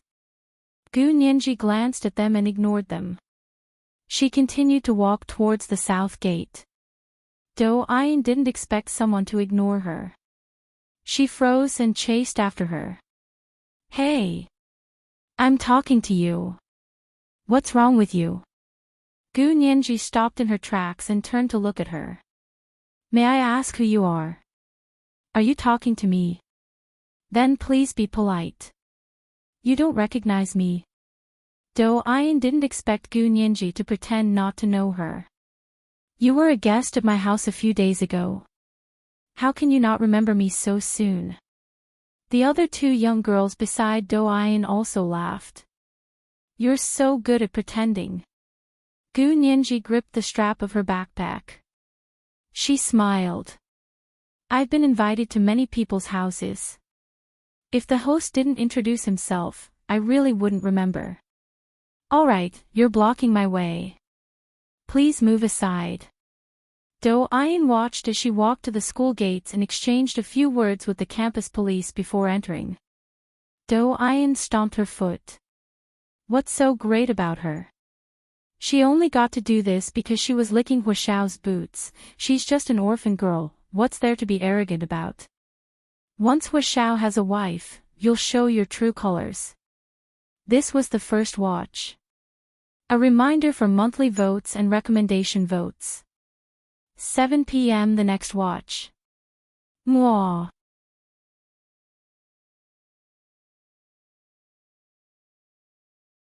Chapter 289. Dou Ayan angrily followed behind Gu Nianji.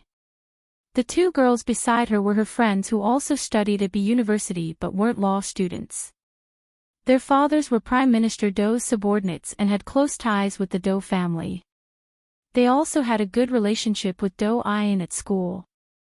Dou Ayan usually got along well with her classmates at school and never put on the airs of the Prime Minister's daughter. Today, however, she was angered by the pretentious Gu Nianji in front of her. Ayan, who's she? Don't be angry, it's not worth getting angry with that kind of person. The girl in the light blue cashmere coat asked quietly, you seem to know her well. Who's close to that kind of person? Dou Ayan rolled her eyes, she's an orphan and grew up with Major General Hua. Does she think she's the general's daughter? He didn't even adopt her, okay? Oh. I've never heard of her. The 2 girls looked at each other in surprise. They had also attended the banquet at the Prime Minister's official residence that day but had been too busy socializing with their friends to pay attention to anything else. After the incident with Dou Ayan's sister, their attention was completely drawn to the photos. The 2 girls became interested at the mention of Major General Hua. Is that the man in your sister's photo? Oh my! He's so handsome. Not only is he handsome, but he's also very handsome. You don't know how hard it is to find a man who's pleasing to the eye these days. Being handsome is already a blessing. And he's so handsome that it takes one's breath away. TSK, if I could be with him, I'd be willing to shorten my life by 10 years. Dou Ayan frowned at the infatuated comments of her 2 friends. You both think Major General Hua is handsome. He's more than handsome. He's handsome, beautiful, and handsome to the point of flying. The girl in the pink cashmere coat was clearly even more infatuated, her arms folded in front of her, her eyes sparkling. The last time I saw him in the photo, I couldn't help but want to scream. Too bad I didn't get to see him with my own eyes when he came to your house in person. What a shame. Yes, yes, yes. Me too. I regretted it so much at the time. If I'd known earlier, I wouldn't have wasted my time with those punks. I wouldn't have missed the opportunity to see Major General Huo with my own eyes. Do Ayan thought back to the first time she saw Huo Xiaoheng that night and shook her head with a smile. I still think Professor He is better looking. She blushed. Her two friends were so engrossed in their infatuation that they did not notice her strange behavior. The three of them could not help but walk behind Gu Nianji. Gu Nianji had long noticed that the Prime Minister's youngest daughter was still following behind her. She didn't care. Firstly, they were walking on the university's campus in broad daylight. The chances of something happening were too low. Secondly, whenever Gu Nianji went out, Huo Xiaoheng had arranged for people to secretly follow and protect her. In the past, she didn't feel it was very obvious, but ever since she met the kidnappers at C University last year, she realized how many people were protecting her from behind for her personal safety. Of course, from then on, Gu Nianji had also become more cautious because her own recklessness and willfulness could cost others their lives. Thirdly, as the Prime Minister's beloved daughter, Do Ayan also had bodyguards secretly following her. Therefore, Gu Nianji walked very leisurely and looked around the B University campus. The B University campus was very large. Students usually had to ride bicycles to and from the classrooms, library, and cafeteria. If they didn't have bicycles, they would probably be out of breath from running on foot. They might not even be able to make it from one class to the next in time. Because B University's teaching blocks were very scattered, and the university students didn't have a unified classroom for classes, everyone would go to the teaching block according to the timetable when they needed to attend the class. Some students even drove their cars to the campus. Gu Nianji pulled up the map of the B University campus on her phone and found the closest path to He Zhichu's professor's building. Do Ayan and the others were all thinking about their own thoughts and did not chatter like before. Therefore, they did not notice and lost track of Gu Nianji. When they came to their senses, there were several paths leading in all directions, but Gu Nianji was nowhere to be seen. Where the hell did she go in the blink of an eye? Do Ayan stomped her feet angrily. How could she run so fast? Forget it, forget it. Her two friends quickly persuaded her, who cares, she's not like us. Ayan, didn't you say you wanted to talk to Professor Wen? Let's walk you there. Okay, let's go together. Do Ayan told Wen Shui that she had no classes today, so she was going to ask Wen Shui some questions about books. Her two friends also wanted to get to know the famous lawyer He. For people like them, it was always good to have a good relationship with a lawyer. In the end, enemies often crossed each other's path. When the three of them arrived at Wen Shui's building, they saw Gu Nianji, who had disappeared earlier, was already standing in front of the building. She was wearing a black semi-long leather jacket, which was very slim, and a belt around her waist outlined her slender waist. Underneath the leather jacket, she wore a light yellow sweater with a high collar, which wrapped around her slender neck. Her long hair was tied into a ponytail, which fluttered behind her, making her look very capable and refreshing. On her legs, she wore a pair of knee-high leather boots, which were very thin, which showed the beautiful lines of her calves. Gu Nianji stood in front of the building with the phone by her ear, lost in thought. She did not speak and hung up after a while. Why is she here? Do Ayan muttered to herself and looked in Gu Nianji's direction suspiciously. She knew Gu Nianji had Major General Hua's support now, so she did not want to argue with her right away. A gentleman's revenge was a dish best served cold. When Major General Hu got married and had a wife, it would be much easier to deal with Gu Nianji then. Her two friends also looked at her curiously. Who is she looking for? The three of them were confused when a gentle voice came from behind them. Ian. You're early. It was Wen Shi's voice. She had just arrived in a Mercedes and parked in the parking lot in front of the professor's building.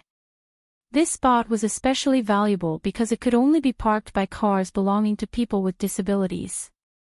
Only privileged cars could park there. People like Do Ian looked at a person's status far more than their clothes and other things. They looked at many other soft qualities. For example, where could one park there? Was the food specially provided or bought from the market? How many tickets could one get for performances by the head of state of the country at a national opera house? Was it a private room or a normal auditorium? Wen Shi's parking spot showed that she had a special status at B University. Do Ian immediately smiled sweetly and walked up to Wen Shi, who had just gotten out of the car. Professor Wen, is it bad that I came early? Of course not. Wen Shi patted her face with a smile. You wouldn't have found me if you came early, I just went to a meeting. If it wasn't for the fact that the meeting ended earlier than expected, you would have had to wait forever. Oh. Do Ian rubbed her nose sheepishly. It's my fault, I won't do it again. Wen Shi smiled warmly at her. It's fine, I didn't make it clear to you. Do Ian's two friends saw that Wen Shi was so easy to talk to and couldn't help praising her. Ian, is this the professor Wen you always talk about? She's young, beautiful and has a successful career, what a goddess. Not only was she young and beautiful, she could also drive a luxury car and park in a privileged parking spot. Unexpectedly, Wen Shi shook her head humbly. You're too kind, I only got this because of Professor He. I'm his teaching assistant, this treatment is all because of him. Do Ian immediately felt embarrassed as soon as she heard He Jichu's name. She ran her hand through her hair and pretended to be calm as she asked, Professor He, yeah, is he here too? When she glanced at her with a smile, she took out her Hermes Kelly bag from the car and pouted, let's go, we'll know when we see him. The four of them walked forward together, and when she also saw Gu Nianji standing at the entrance of the professor's building. She had already stopped talking on the phone and had one hand in her leather jacket pocket, the other holding the strap of her backpack as she stared at the entrance of the professor's building in a daze. It was the second watch. A reminder for monthly votes and recommendation votes.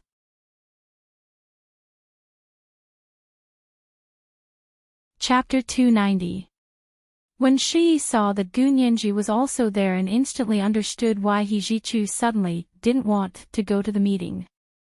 She suppressed the uneasiness in her heart and shook her head calmly, raising a hand to Do Ian. Wait, I have something to do. Do Ian and her two friends stopped in their tracks curiously and watched as Wen Shi walked towards Gu Nianji. Nianji, are you here to see Professor He? Wen Shi asked with a friendly smile when she arrived in front of Gu Nianji. Gu Nianji calmly turned to look at Wen Shi and smiled back. Hello, teaching assistant Wen. Yes, I'm here to see Professor He. Do Ian and her friends were standing not far from Gu Nianji and could hear her. Now that she heard Gu Nianji say she was looking for Professor He, Do Ian's mind buzzed and she couldn't hear anything else. That one sentence brought back all the old and new hatred she had for Gu Nianji and her guardian, Major General Hua. Major General Hua's indifference to her sister, the disaster her sister had caused, and the humiliation she had felt at being ignored by Gu Nianji at the school gates all flooded her mind. Do Ian pursed her lips and slowly walked over to Wen Shi. By the time she reached Wen Shi's side, her expression had changed. She smiled as she took Wen Shi's arm and looked Gu Nianji up and down. Do you remember who I am now? Gu Nianji raised an eyebrow. She didn't understand why the two of them were together. Wen Shi had once saved Gu Nianji's life, so Gu Nianji didn't want to be rude in front of her. She averted her eyes and said calmly, I'm sorry, I still don't remember your name. You really don't remember me? Do Ayin sneered, but secretly glanced at Wen Shuyi from the corner of her eye. She was surprised to see that Professor Wen didn't seem to be repulsed by her actions, and even smiled slightly. Do Ayin had always been good at reading people's expressions since she was young, and this time she was even bolder. She crossed her arms and snorted at Gu Nianji. "Stop pretending, everyone knows about my sister and Major General Hua. How can you not know who I am?" Gu Nianji hadn't expected Do Ayin to bring up her sister, Do Qingyan, in order to force her to admit that she knew her. In Gu Nianji's opinion, if something like this had happened to her own sister, she would never mention it to anyone else. Not only would she not mention it herself, but she would also change the subject as soon as someone mentioned it. She didn't expect Do Ayin to throw caution to the wind like this. Moreover, Gu Nianji had interrogated Wen Shuyi and He Zhichu as the Special Operations Forces negotiator for Do Qingyan's case. If that was the case, it would be difficult to pretend that he didn't know Do Ayin. Gu Nianji hesitated. Actually, if Do Ayin had spoken to her nicely and not used such a condescending and rude attitude, she wouldn't have acted as if she didn't know her. Do Ayin saw Gu Nianji's hesitation and thought she was giving in to Wen Shuyi. She quickly said, "Stop pretending and tell me." When Gu Nianji heard this, her stubbornness returned. She smiled and said, "Who is your sister?" "I don't know which woman Hua Xiao is involved with, so I don't know where your sister is. Even your sister doesn't know who you are, so of course she doesn't know who you are. You don't even know my sister. Now I'm sure you're really pretending." Do Ayin laughed coldly and shook her head. "Forget it. If you don't know her, then you don't know her. I don't care. Professor Wen, let's go sit at your place." Wen Shuyi nodded with a smile and said to Gu Nianji, "Nianji, do you want to come with us?" Gu Nianji was about to shake her head when Do Ayin, who was feeling very uncomfortable, said, "Why are you looking for Professor He? If you want to transfer schools, you have to talk to the faculty. It's useless for you to talk to him, you have to ask Major General Hua." She thought that Gu Nianji was looking for Professor He for the same reason she was looking for Wen Shuyi. She wanted to get close to the two men. She had only managed to get close to Wen Shuyi. Gu Nianji was only a student from another school and didn't have a biological father who was the prime minister. She only had a nominal guardian, Major General Hua. Do Ayin didn't believe it at all. Gu Nianji was tired of listening to Do Ayin brag about her school. She glanced at Do Ayin's face and said dryly, "I don't need to transfer schools. I'm already a student at B University." "You already are. Which faculty?" "Law faculty." Gu Nianji smiled, but felt a bit sick inside. She didn't want to argue with people like Do Ayin anymore. "You're also a law student. Ha ha ha ha, I think you didn't check your almanac when you went out today. Did Li Gue meet Li Kue?" Do Ayin couldn't help laughing. Her earlier gloominess about Gu Nianji was gone. "I'm also a law student. I'm a freshman this year and I know almost all of my freshmen, sophomores, juniors, and even seniors. I've never seen you before." Gu Nianji smiled. "That's because I'm not a freshman, sophomore, junior, or even a senior. Are you satisfied now?" Do Ayin blinked at Gu Nianji. She didn't understand, not a freshman, sophomore, junior, or senior. "Then what year are you? Aren't you only 18? Did you just graduate from high school and just get into university? Now's not the time for college entrance exams."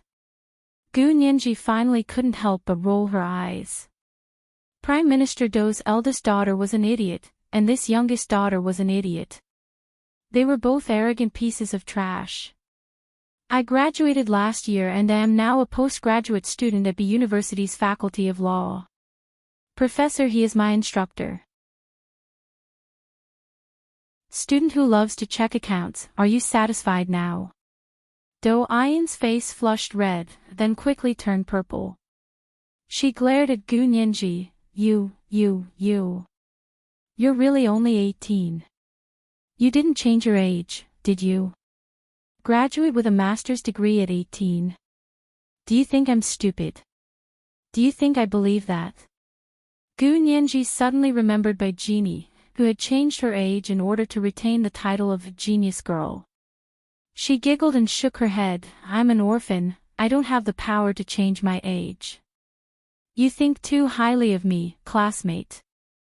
Wen Shi watched them intently from the side and didn't say a word. She only smiled encouragingly at Do Ayan when she panicked. Do Ayan suddenly remembered the car Gu Nianji had taken when she arrived. She sneered, that's not necessarily true. Even I don't have a private car. Miss Gu, you're an orphan, but you have your own private car and chauffeur. What private car and chauffeur? When Shi looked very interested, Nianji, did General Hu prepare it for you? Gu Nianji became cautious and shook her head in denial, of course not. That was an Uber car I found. I had to pay for it. What's wrong? Why are you guys looking at me like I'm a magnifying glass? She turned her head, her eyes flashing as she looked at Do Ayan. And you, I don't even know what your name is. I can't believe you're trying to dig up my background and make me write down my birthday to you, right? Let me tell you, you're invading my privacy by doing this. I can also send you a lawyer's letter. Pfft. The two girls with Do Ayan burst out laughing. They pointed at Gu Nianji. You think you can send her a lawyer's letter?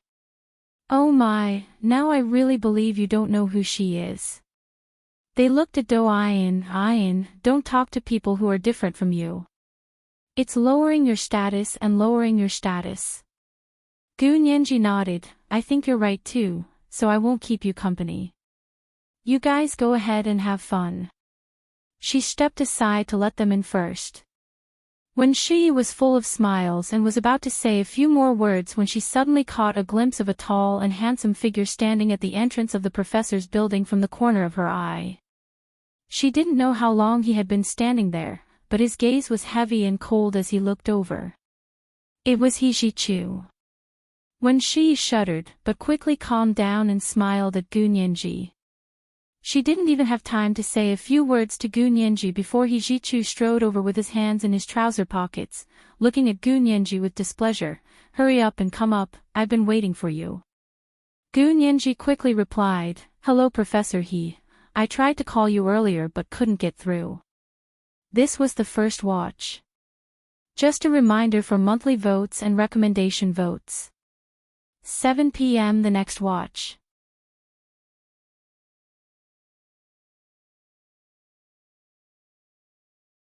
Chapter 291. He Zhichu had been busy with work on his computer and had his headset on, so he missed Gu Nianji's call. By the time he realized it, Gu Nianji had already hung up. He only saw a text from Gu Nianji that she was already downstairs. He Zhichu decided not to call her and went downstairs to pick her up. He hadn't expected to witness such a good show with his own eyes. As soon as Do Ayan saw He Zhichu, her usual sharp tongue, cleverness, and vivacity all flew out the window. Other than blushing, her heart raced, and her yes man, she couldn't think of any way to flirt with him. She watched helplessly as He Zhichu held Gu Nianji's arm as they walked to the entrance of the professor's building and entered the elevator in front of them.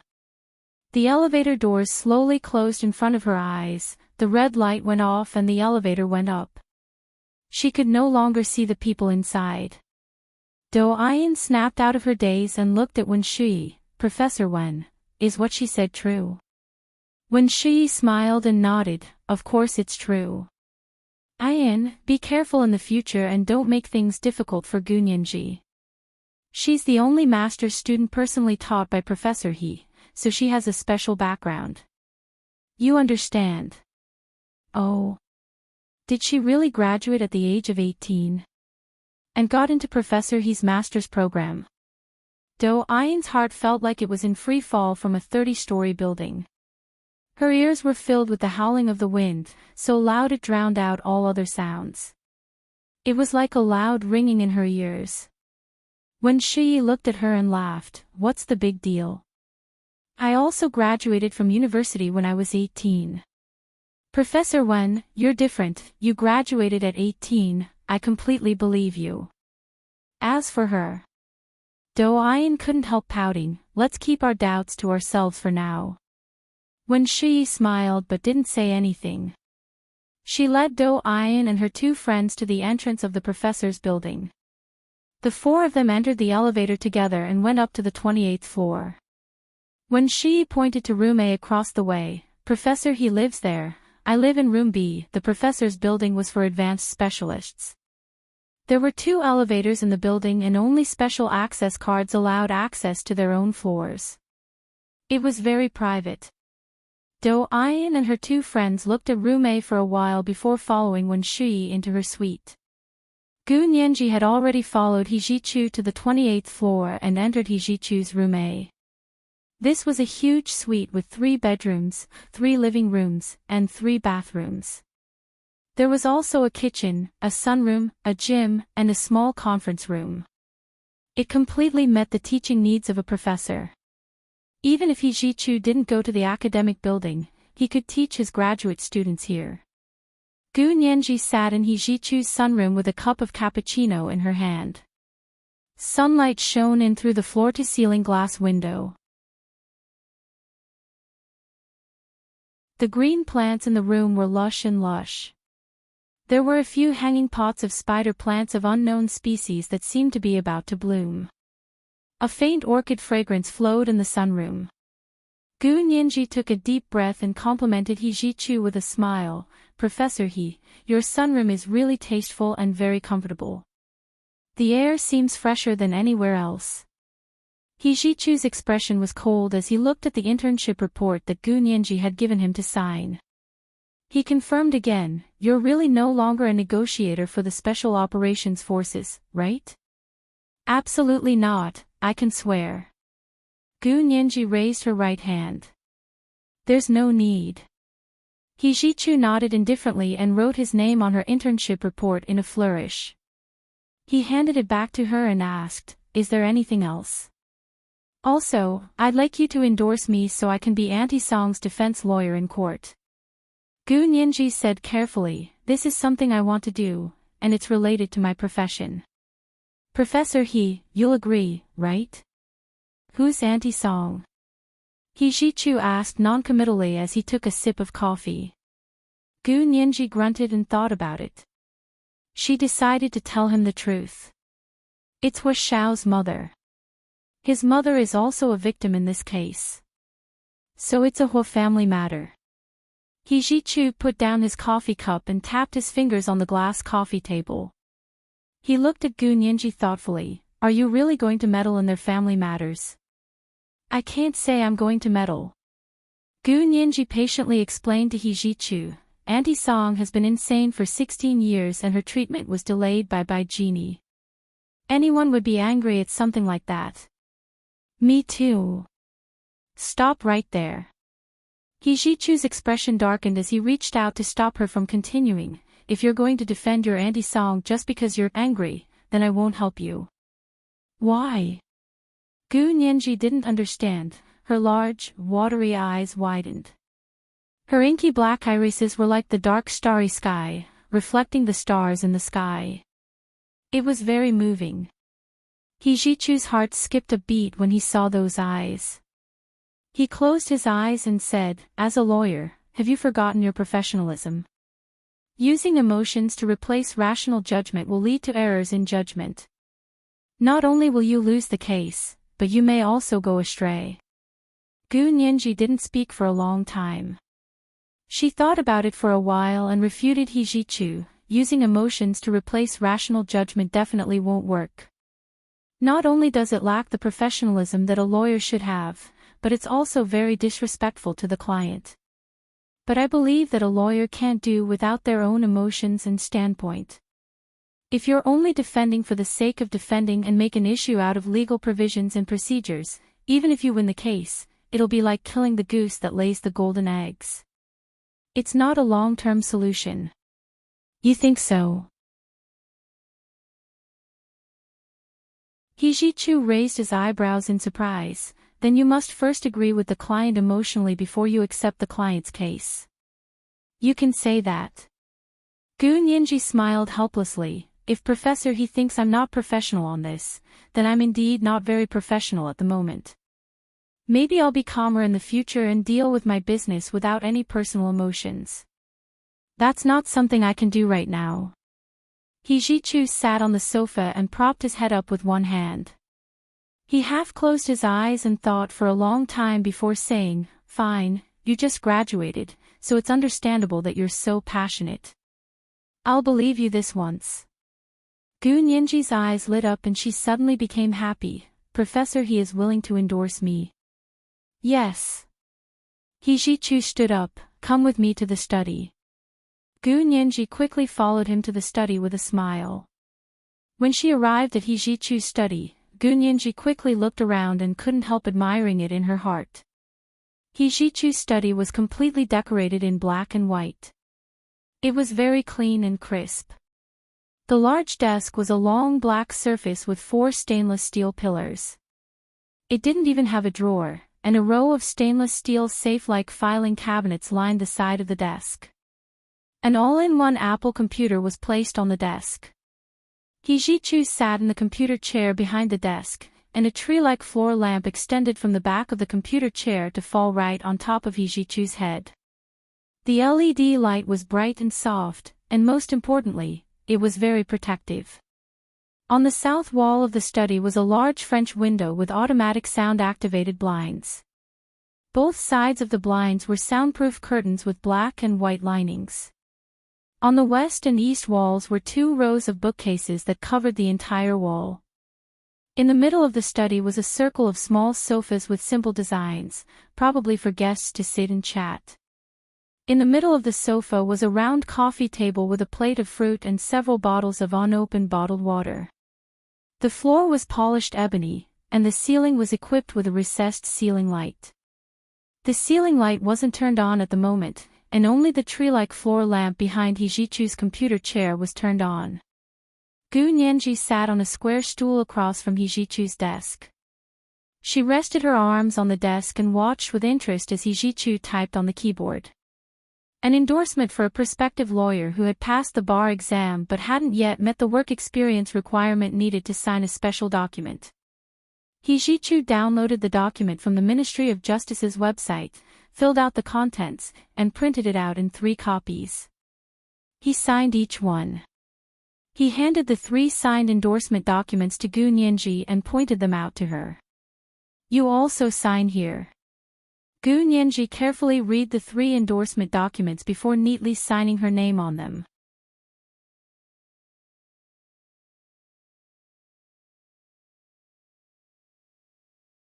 Chapter 292. This was Gu Nianji's first time defending herself in court, so of course she didn't want to go up against a big shot like He Ji-chu. She had been worried that the Bais would hire He Ji-chu as their defense lawyer. If He Ji-chu really became the Bai's defense lawyer, Gu Nianji would have to find another way. She felt that she wouldn't be able to win against He Ji-chu in court for the time being. Fortunately, He Ji-chu didn't make it difficult for her. Gu Nianji smiled happily. After signing, He Ji-chu faxed a copy of the document to the Ministry of Justice for filing. Only then was the entire procedure complete. Gu Nianji picked up the document and kissed it. She said happily, "I'm a practicing lawyer now." "Temporary. You're just a temp." He Ji-chu raised his eyebrows and mercilessly destroyed Gu Nianji's happiness. Gu Nianji didn't think much of it. She put the document into her backpack and smiled. "Even if it's temporary, it's fine as long as it works. Professor He, I'm so happy that I don't have to be your opponent." He Ji-chu pursed his lips. He knew what she was happy about, but still reminded her, "You don't have to be afraid of me. There are many powerful lawyers in the Huaxia Empire. With the Bai's background, they can hire any one of them. You're just a rookie, so it won't be easy to beat them, even with Major General Hua's support." It wasn't that the Bais hadn't approached his law firm in the United States. He Jichu had flatly refused because he didn't want to get involved in the Hua Xia Empire's infighting. He hadn't expected Gu Nianji to be his opponent. He Jichu didn't want to think about going back on his word, nor did he want to think about how to deal with his American partners. He never changed his mind about what he had decided, except when it came to Gu Nianji.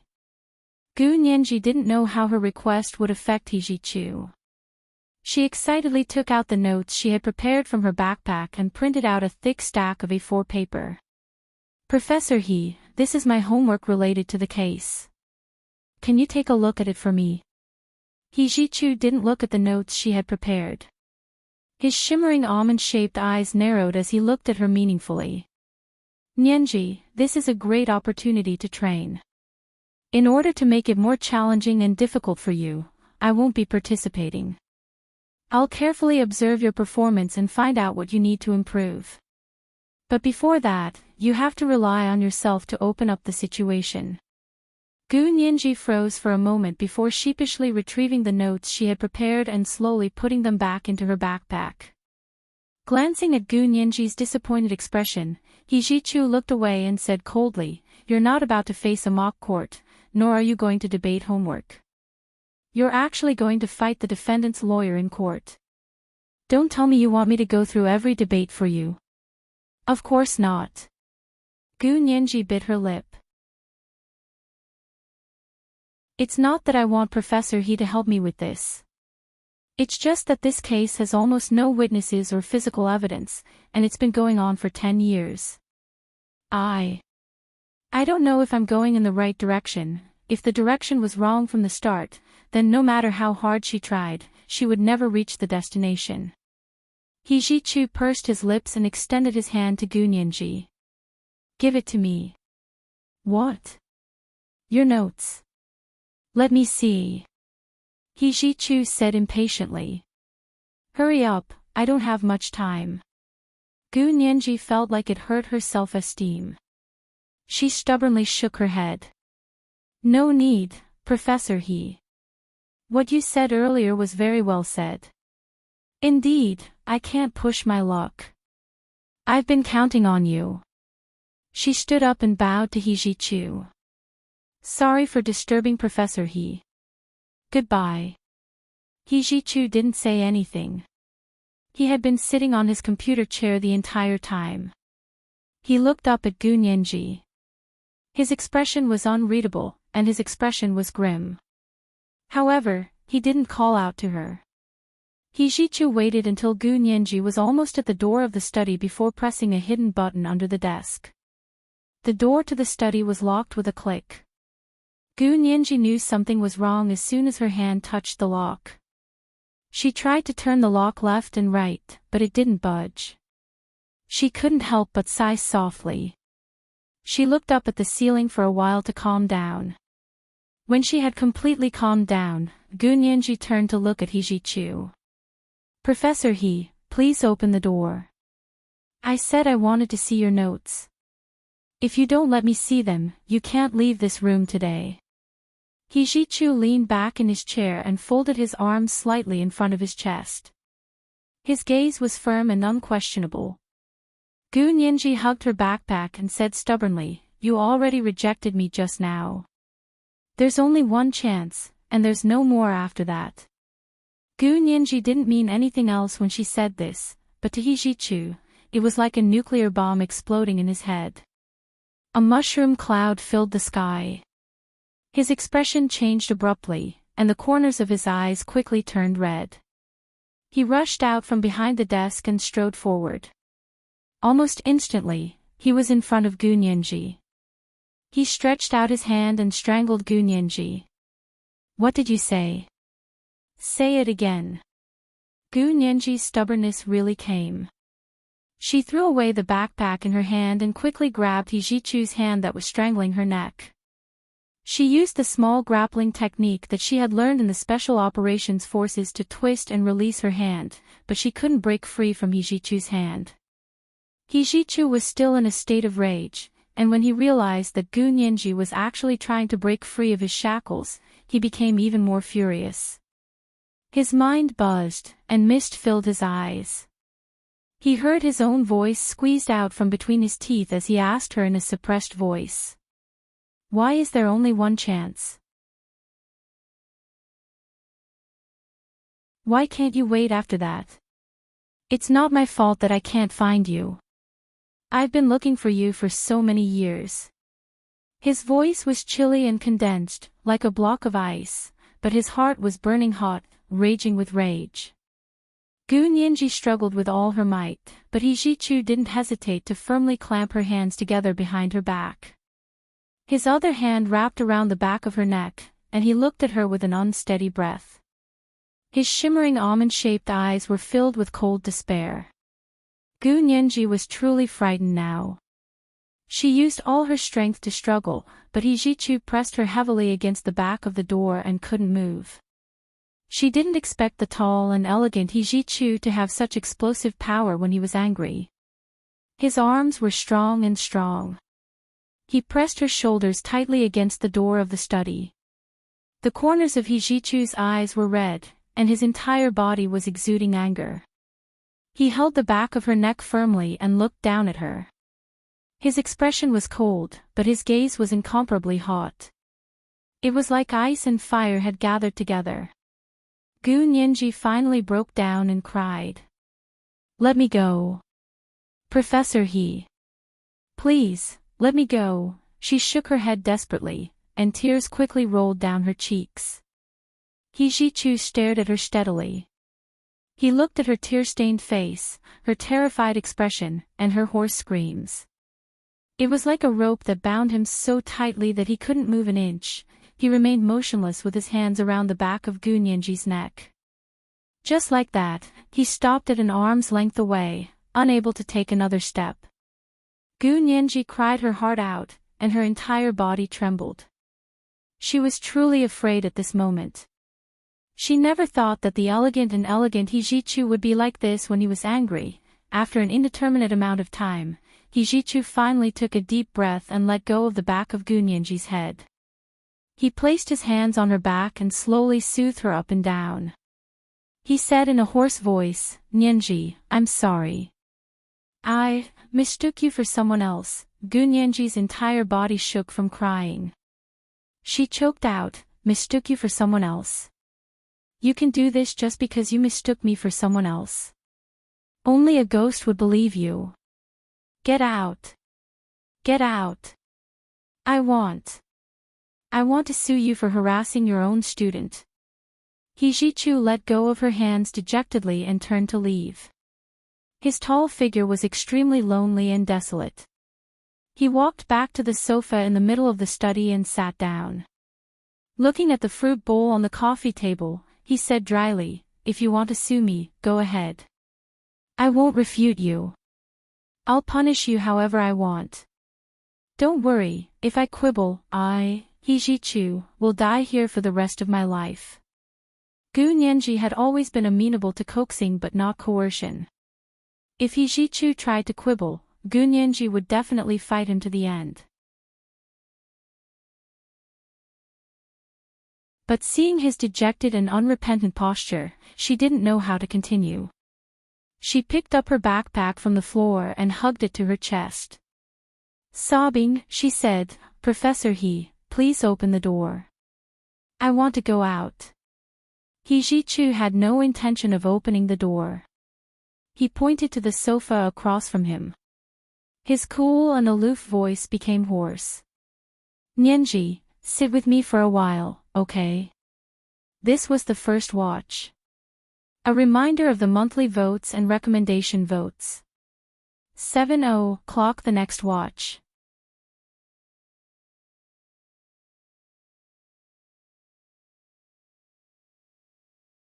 Chapter 293. Gu Nianji looked at him suspiciously and refused to walk over. He Jichu waited for a while, but when Gu Nianji still didn't come over, he cocked his head to look at her. He then took out a revolver from his waist and placed it on the coffee table. Gu Nianji's face paled in fear and she asked fearfully, Professor. Professor He, what are you doing? He Jichu looked at the revolver and said coldly, You don't have to be afraid. I said it won't happen again, so it won't happen again. If you don't believe me, this gun is fully loaded. Hold it in your hand and point it at me. I know you're a good shot, but no matter how strong I am, I can't beat a gun. You're relieved now. The corners of Gu Nianji's mouth twitched. She now had a deeper understanding of He Jichu's mood swings. She looked up at the recessed ceiling light and regretted for the first time ever taking He Jichu's master's exams, but at the time, she didn't know He Jichu was like this. Of course, He Jichu's reputation had always been very good. She had never heard of him harassing female students, and the school was full of stories about how female students racked their brains to flirt with him, only to be despised by him. Why would He Jichu treat her like this? Gu Nianji reflected on herself. Had she given He Jichu the wrong signal in some way? To make him think she was interested in him. She had made it very clear, Professor He, what happened today scared me. I really don't want to talk about it anymore. I want to go home. Gu Nianji was very determined and refused to walk over. He Jichu didn't insist anymore. He sat alone on the sofa and looked at the revolver on the coffee table. He said indifferently, I came to the Huaxia Empire to find someone. You look a lot like her. Look a lot like her. Gu Nianji touched her face. Really? Do you have a photo? He Jichu shook his head, then nodded. The photo is in my hometown. I didn't bring it here. You didn't bring it. Gu Nianji still didn't believe him. He said he was looking for someone but didn't bring a photo. Who would believe him? She cursed silently. He Jichu seemed to know what she was thinking. He smiled bitterly and muttered to himself, actually, it doesn't matter if I bring her or not. I can't find her. He clutched his head and leaned forward, his elbows on his knees, his body arched on the sofa. He didn't have his usual coldness and nobility, nor did he have his usual indifference and loneliness, only helplessness and panic. This was the first time Gu Nianji had seen the powerful professor He show such weakness. She pursed her lips and silently lowered her head. Feeling a little strange, she asked again, who is she to you? Are they relatives? I guess so. She understood now. The preferential treatment she had received from He Jichu for the past 6 months was because she had become someone else's substitute. No wonder He Jichu treated her so well. Gu Nianji hugged her backpack and rummaged through it as she whispered, don't be discouraged, Professor He. Maybe things will turn around in the future. He Jichu turned to look at her. Will I? How will we know if we don't try? Gu Nianji took out a wet tissue from her backpack and wiped her face clean of tears. Fortunately, she hadn't put on makeup, otherwise she would have looked even worse. He Jichu sighed softly. Nianji, you really don't have to be so guarded against me. I was too upset just now. I lied to myself for so long and only realized today. I won't force it anymore. Really, it won't happen again. It's hard to say. Gu Nianji muttered. She didn't really believe He Jichu. What did you say? I said. It's hard to say. Gu Nianji mustered up her courage. I won't be at ease until you find the person you're looking for. Haha, you're overthinking it. He Jichu looked up, the bitterness in his eyes about to turn into tears. Actually, I only truly accepted the truth after seeing you cry so sadly today. Although it's cruel, I still have to say that I can't find her anymore. He Jichu tilted his head to look at Gu Nianji, his shimmering almond-shaped eyes glistening with tears. Gu Nianji froze. The aloof professor He was actually about to cry. When she looked at him carefully, He Jichu had already looked away. Gu Nianji asked him tentatively, Professor He, do you want me to help you think of a way? Huaxiao knows a lot of people and has a lot of connections. Maybe he can help you find the person you're looking for. He Jichu turned to look in the direction of the French windows and shook his head.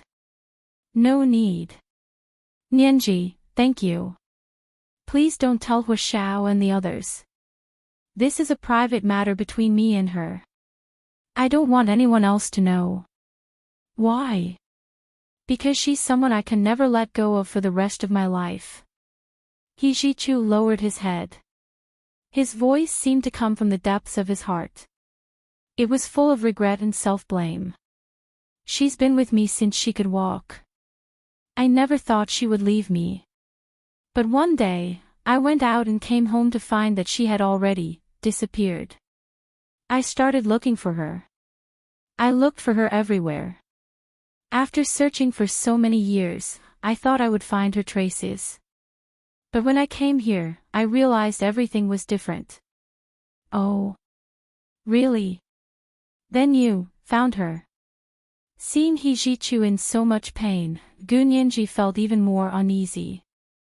She had always been curious, but this time she didn't want to ask. It's not what you think. She probably isn't in this world anymore. He Jichu smiled sadly and apologized to Gu Nianji again. I'm sorry, Nianji. I shouldn't have thought of you as her substitute as soon as I saw your photo. I really miss her. Gu Nianji smiled awkwardly. It's good that you've thought it through, Professor He. I only know now that my good luck was all thanks to that girl in your family. Please don't give up. If you find her one day, please say hello and thank her for me. You're a good girl.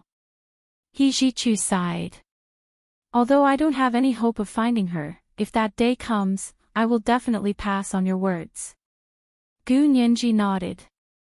Okay, thank you, Professor He. He Jichu stood up.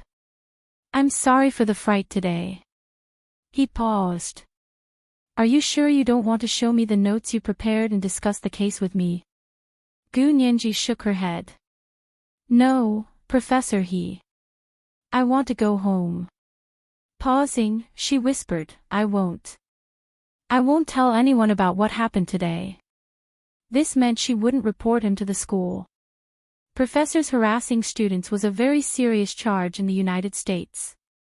Professors could lose their teaching positions or even go to jail. The punishment in the Huaxia Empire might not be as severe, but it was a fatal blow to a professor's reputation. He Jichu was very clear about these rules, so when he heard Gu Nianji say she wouldn't report him, he was still shocked. He walked to Gu Nianji and stopped about a meter away from her. Gu Nianji immediately put on a vigilant expression. He Jichu smiled bitterly and folded his hands behind his back. See, you're still very wary of me. I'll be fine after a while, but I can't be the same today. Gu Nianji was very honest. Professor He, you really scared me just now. I'm really sorry. He Jichu put both hands in his trouser pockets and stared at Gu Nianji's bright face. It was like he was trying to engrave her face into his mind. I don't want to say it now, it's fine. Gu Nianji smiled sheepishly and avoided He Jichu's burning gaze. May I go now? I'll walk you down. He Jichu reached out to enter the code on the door lock and opened the door. Gu Nianji quickly strode out and waved at him. Professor He, you're busy. You don't have to walk me out. It's fine. Let's go. He Jichu walked quietly beside her and walked out of the suite with her. Wen Shiyi's door opened at the same time. Wen Shiyi was wearing a milky white sweater and was walking Do Ayin and her two friends out. Wen Shiyi froze when she saw He Jichu and Gu Nianji come out as well. She quickly smiled. Professor He is going out. I'll walk Nianji down. He Jichu didn't look at her and led Gu Nianji into the elevator. Do Ayin was overjoyed. She rushed into the elevator and stood beside He Jichu. Professor He, I'm Ayin. Do you remember me? He Jichu nodded indifferently. Second Miss Do. Do Ayin had been by He Jichu's side the entire time at the banquet at the Prime Minister's official residence. How could she not remember? It was the second watch. A reminder for the monthly votes and recommendation votes. Good night, sweethearts.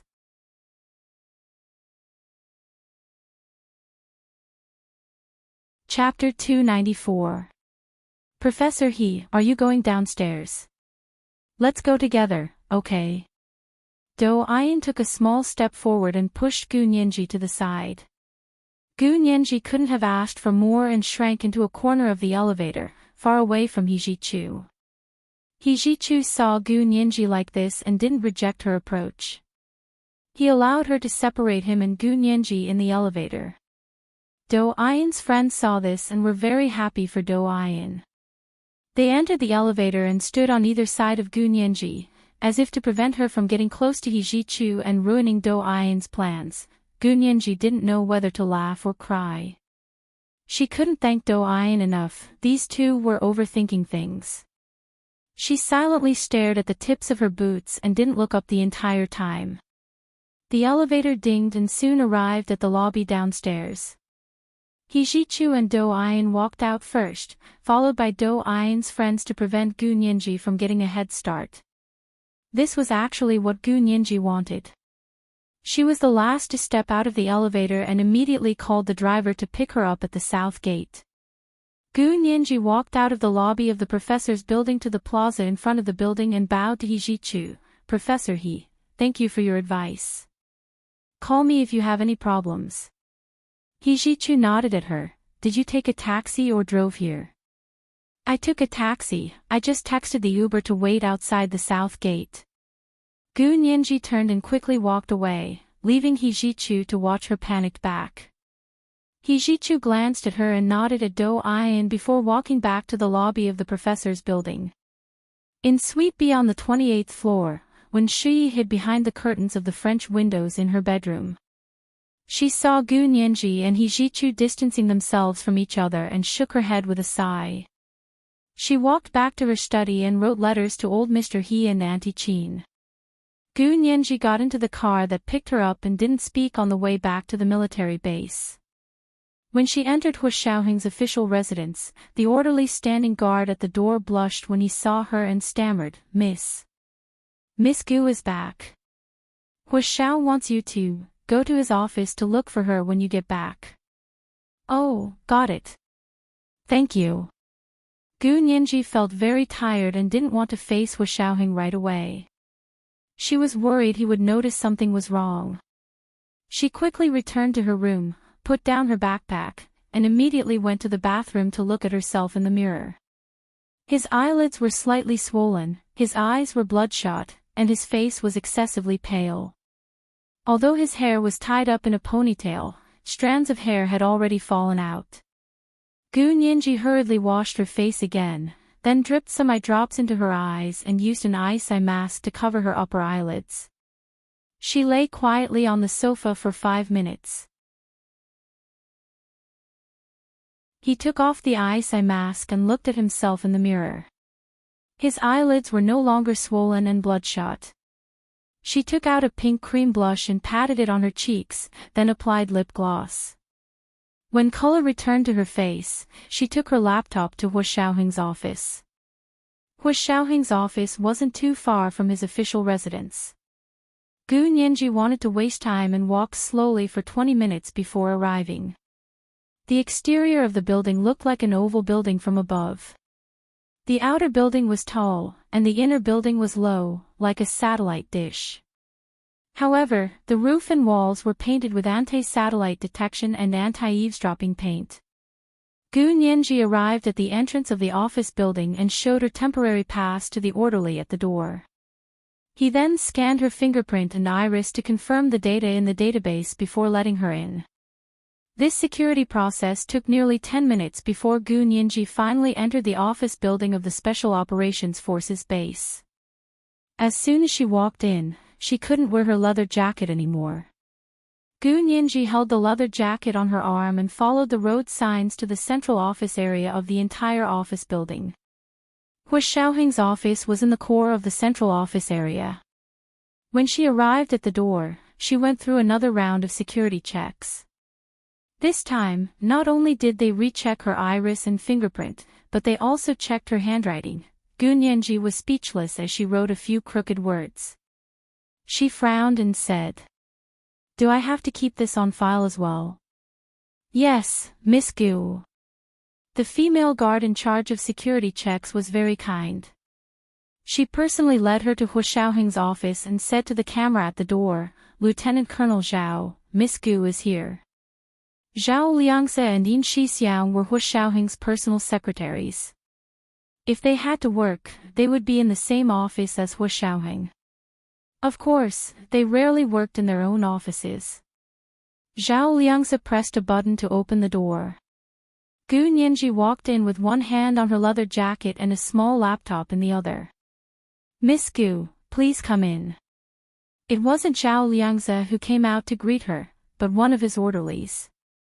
The scene made Gu Nianji nervous. She smoothed her hair and tugged at her turtleneck sweater before walking in nervously. Hu Xiaoheng's office was also very spacious and bright. The entire roof was open, revealing a transparent bulletproof glass dome. Sunlight shone in through the dome, and the office was warm even without air conditioning in the winter. The room was open plan. It was too big, and the east and west were all office areas. Several sofas surrounded a desk, and the four sides were the same structure.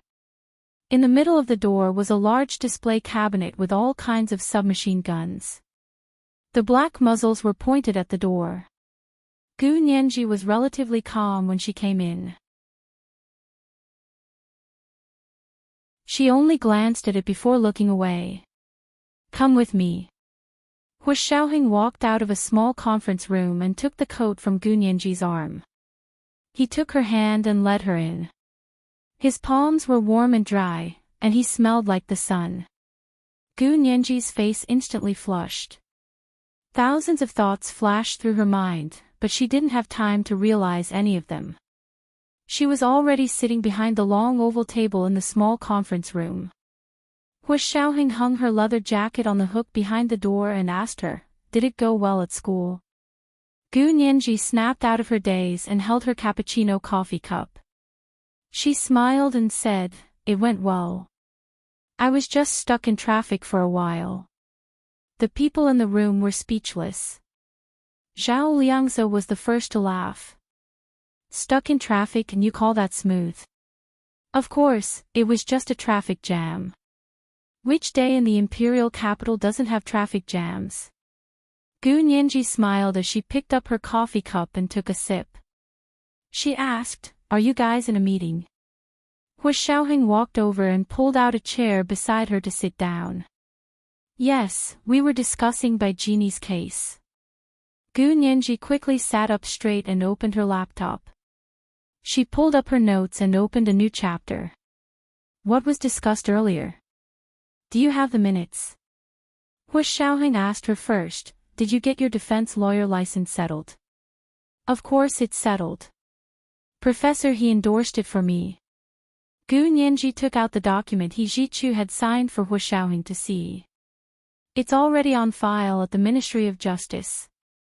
Hu Xiaoheng glanced at it and handed it to Zhao Liangse. "Scan it and archive it. At the same time, check if the Ministry of Justice has completed the paperwork." "Yes, sir."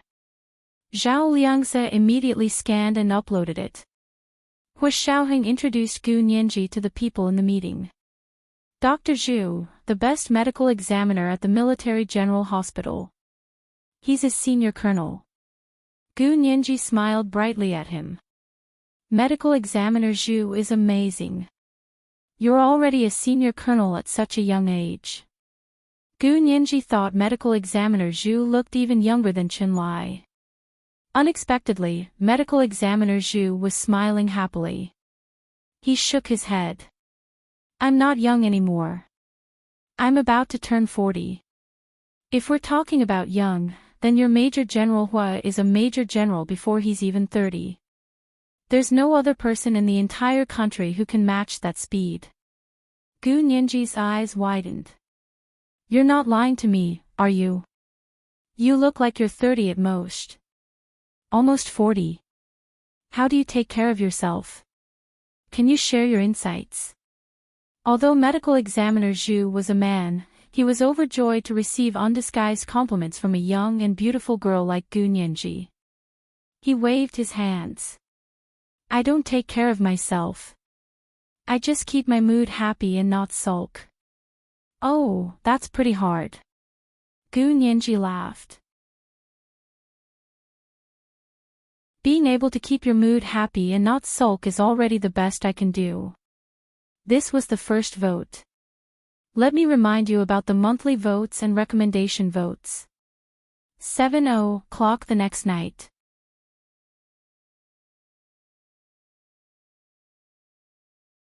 Chapter 295. Medical examiner Zhu laughed cheerfully. Not at all. I'm actually a medical examiner. Many of my colleagues get depressed after working in this field for a long time, but I don't. Every time I see those bodies waiting to be dissected, I'm glad I'm not only alive, but living a good life. My mood brightens up. Gu Nianji cried and wanted to kneel before medical examiner Zhu. She didn't want to hear about the details of the autopsy at all. She could only secretly make up her mind not to sit with medical examiner Zhu during lunch. This guy looked like the kind of person who would suddenly ask you, "What's up with the wound on the third rib on the left chest?" when you were enjoying your braised pork ribs. Wu Xiaoheng looked at medical examiner Zhu sternly and he immediately shut up, no longer lecturing Gu Nianji on the secret ways to maintain health. Gu Nianji saw that Wu Xiaoheng was serious and stopped interrupting. She looked at the middle-aged man next to medical examiner Zhu. The man was a bit fat and had pale skin, the kind that came from not seeing the sun all year round. Wu Xiaoheng introduced the man to Gu Nianji, Director Wang, a veteran of the Special Operations Force's Evidence Identification Department. He's also a senior colonel. Gu Nianji nodded respectfully. Director Wang, please advise me. Director Wang smiled at her but didn't say anything. Sitting next to Director Wang was a gentle and refined man whose age could not be determined. Unlike Director Wang and Dr. Zhu who were wearing military uniforms, this man was wearing a navy blue three-piece suit that was very slim-fitting. Gu Nianji had never seen an Asian man wear a suit so quietly and couldn't help looking at him a few more times. The man nodded slightly to Gu Nianji and introduced himself. My name is Dan Bohan and I'm a practicing psychiatrist. I used to be Hu Xiao's colleague, but I've already retired. Bohan's psychiatrist used to be our secret weapon. Hu Xiaoheng chuckled. Now he's famous all over the world. He went to Europe to further his studies after retiring and now runs a psychotherapy clinic in the United States. He charges $5,000 per minute to see a patient. Hu Xiaoheng smiled as he spoke. Gu Nianji immediately understood Hu Xiaoheng's intentions. They had hired the best medical examiner to perform an autopsy on Luo Xinchue's body that had been frozen for 10 years. Section Chief Wang, who was proficient in the identification of evidence, must have important evidence for him to check. There was also a world-renowned psychiatrist. He must be here for Bai Jini and Song Jinning's case. These preparations were the best that Hu Xiaoheng could do within his capabilities. Gu Nianji nodded politely at Dan Bohan. Mr. Dan is so amazing. Hu Xiaoheng introduced the people in the meeting room and then introduced Gu Nianji to them. This is Gu Nianji, one of the defense lawyers this time. She defended my mother. Let me guess, Miss Gu is less than 20 years old, right? Psychiatrist Dan Bohan's occupational disease was acting up, so he evaluated Gu Nianji's mental state and professional standards. A girl under the age of 20 is at most a university student. Even if she passed the bar exam in advance, she won't be able to get a license. Therefore, she needs a qualified lawyer with a good record to endorse her. Excuse me, Miss Gu, is this your condition? Gu Nianji smiled. More or less. But you haven't graduated from university yet. Even if you have a professional's endorsement, can you guarantee that you will win this lawsuit? With all due respect, Hu Xiao, isn't this too rash? Hua Xiaoheng didn't say anything. He stroked his chin with one hand as he looked at Gu Nianji. Gu Nianji resisted the urge to roll her eyes. Next time, I'll definitely wear a pair of black-rimmed glasses and dress like an old man. No one will question my age then. I'm not questioning your age, but with age comes the growth of experience and knowledge. Miss Gu, I hope you can match Hua Xiao's expectations and help us win this lawsuit. Dan Bohan knocked on the table. As far as I know, the boys spent a lot of money to hire 15 famous lawyers from the largest law firm in the empire, JD Law Firm, to form a team of lawyers to help Beijini with the lawsuit. Really? Gu Nianji was instantly excited. Her first battle since her debut was against 15 of the most famous lawyers in the country. Was this luck, or was it luck, or was it luck? That's the information we have so far. Hua Xiaoheng nodded and sent Gu Nianji a copy of the lawyer's information. He said calmly, these 15 lawyers are mainly dealing with the military prosecutors. My mother's case is incidental, so they won't pay much attention to you. Gu Nianji clicked on the mouse and opened the attachment Hua Xiaoheng had sent her. She looked through the documents one by one. That's perfect. Let me see what the best lawyers in the Huaxia Empire are like. Of the 15 lawyers, only one will actually appear in court to argue. So don't be too stressed. Medical examiner Zhu had a very good impression of Gu Nianji. He was worried she would be scared and rushed to comfort her. Gu Nianji shook her head with a smile. I'm not stressed. Although I just graduated from university, I'm very brave. The stronger the opponent, the more fun it is to fight. You already graduated from university. Dan Bohan was very surprised. You're 22. I couldn't tell. Gu Nianji cocked her head with a smile. I'm 18. Mr. Dan, you're always wrong about me. 18. Then didn't you go to university at 14? Amazing, amazing. No wonder Hua Xiao gave you such an important position. Dan Bohan also joined in the praise for Gu Nianji. You're too kind. I'm late today. Can someone tell me what you were talking about earlier? Gu Nianji quickly got into the groove. She wanted to know what evidence they had to help with this case. Hua Xiaoheng shook his head. We don't have that much time.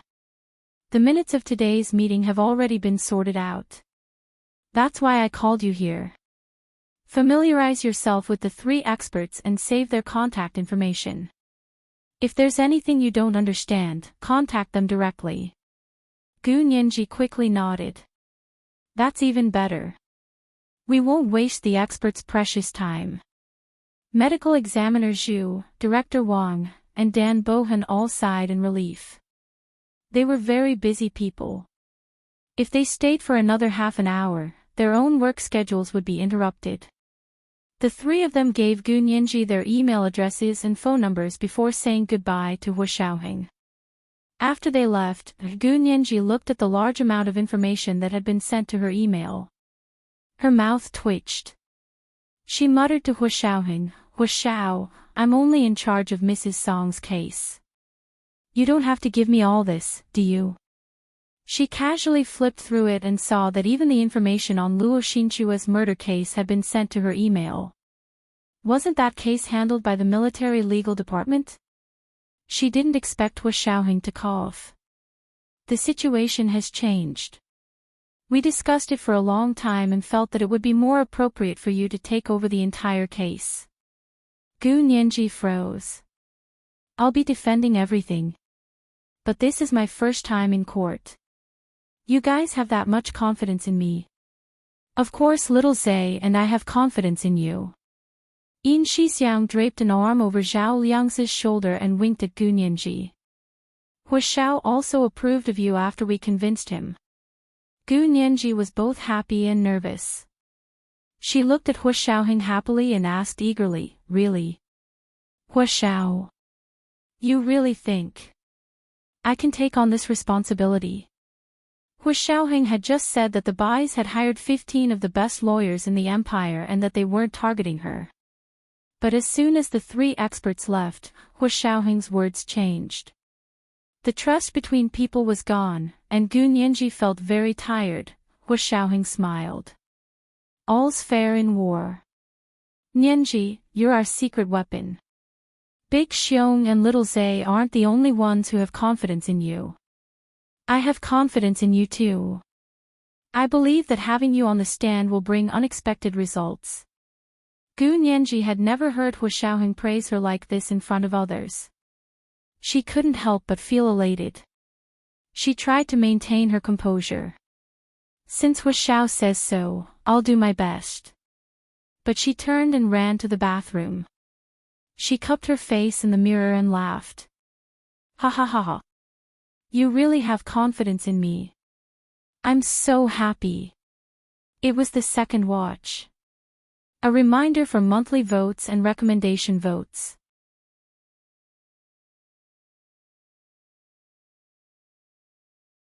Chapter 296. Hu Xiaoheng stood at the bathroom door and heard Gu Nianji laughing inside. He shook his head speechlessly, but his heart was still warm. He smiled slightly, crossed his arms, and leaned against the wall of the bathroom, quietly waiting for her to come out. Gu Nianji laughed so hard she couldn't breathe. She bent over and held the sink for a while, waiting for her to calm down before coming out of the bathroom. Seeing Hu Xiaoheng waiting outside, Gu Nianji was very embarrassed. She didn't know if he heard her laughter. She probed a few times, but Hu Xiaoheng was non-committal. He only explained to her in a low voice. Bai Yueran is too familiar with the people from the military's legal department. After careful consideration, in order to avoid suspicion, we've decided not to use the military's legal department as the prosecution lawyer. You'll be in charge of these 2 cases. These 2 cases are actually the same case. It will be easier for you to communicate with us if you handle them. Gu Nianji finally understood and quickly promised, don't worry, Hu Xiao.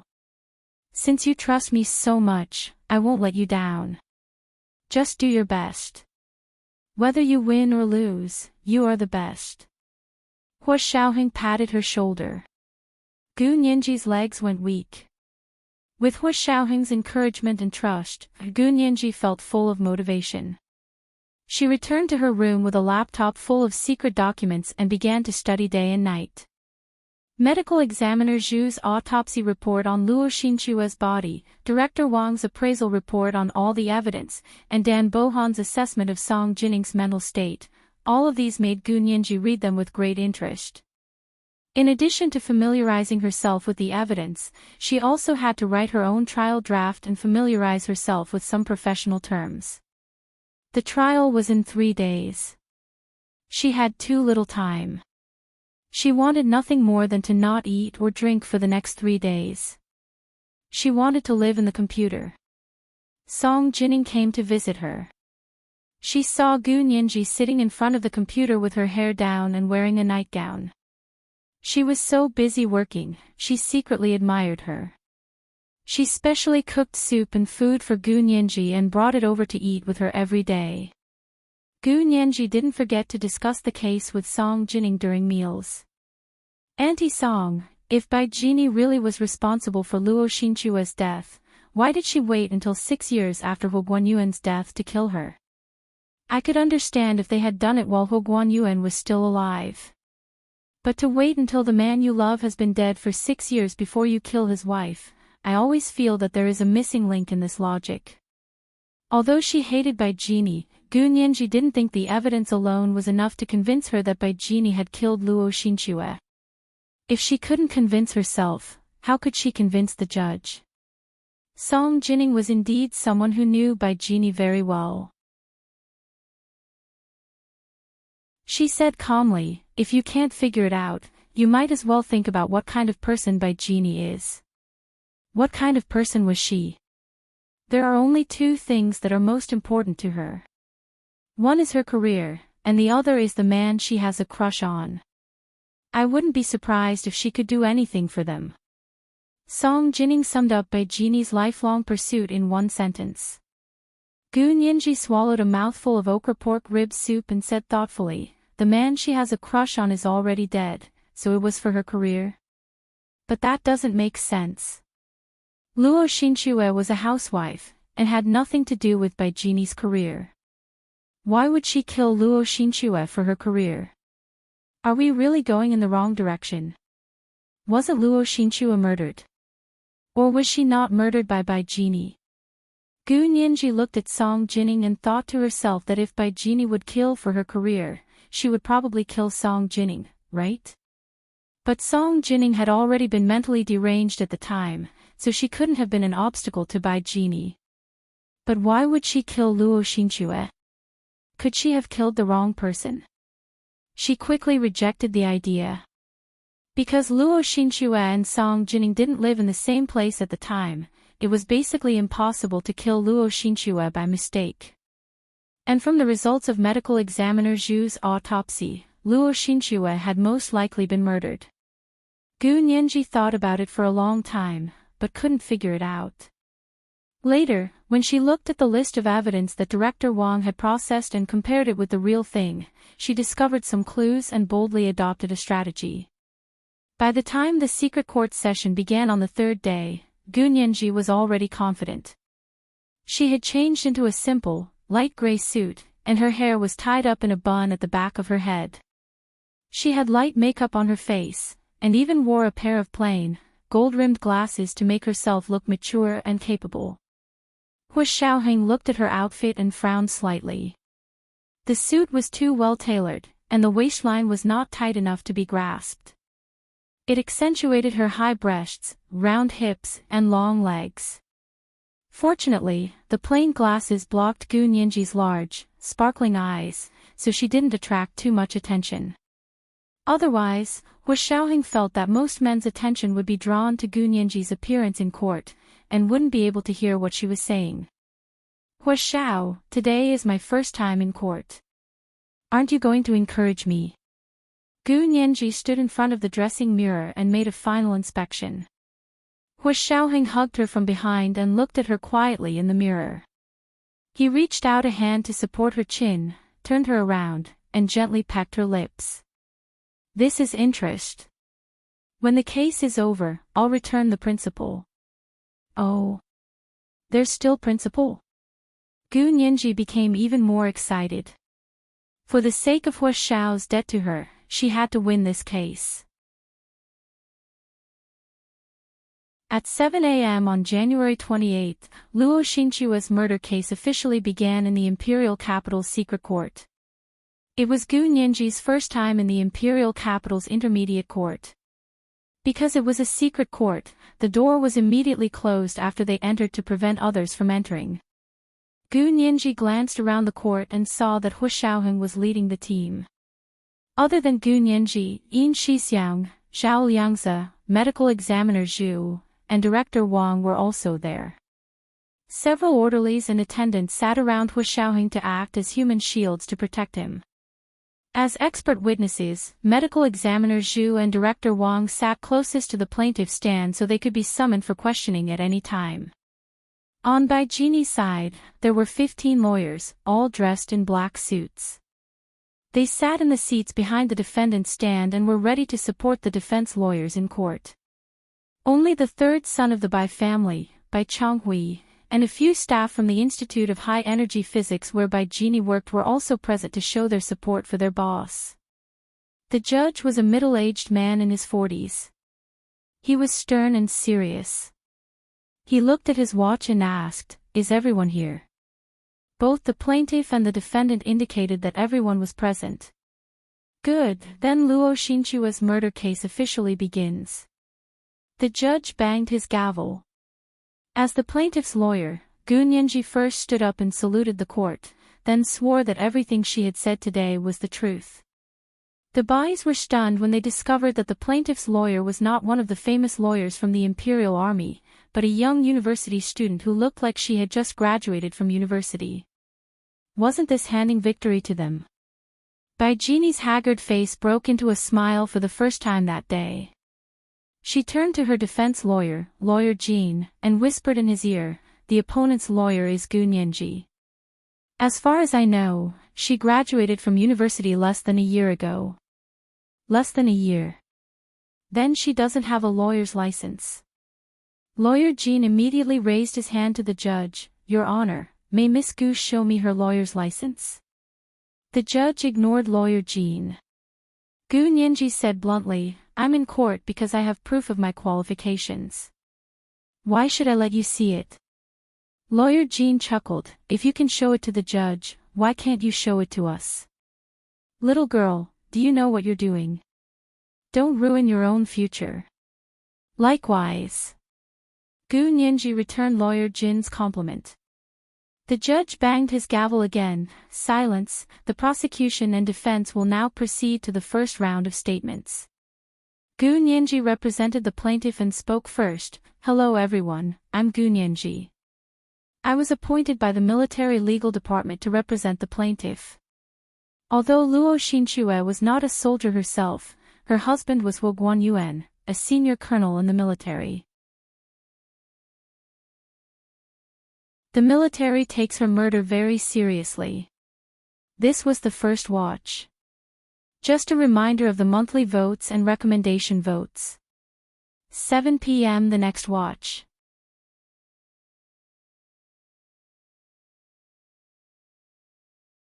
Chapter 297. As Gu Nianji spoke, she connected her laptop to the projector in the courtroom and explained to everyone, "Everyone knows that Luo Xinchue passed away 10 years ago. Her death was determined to be a suicide.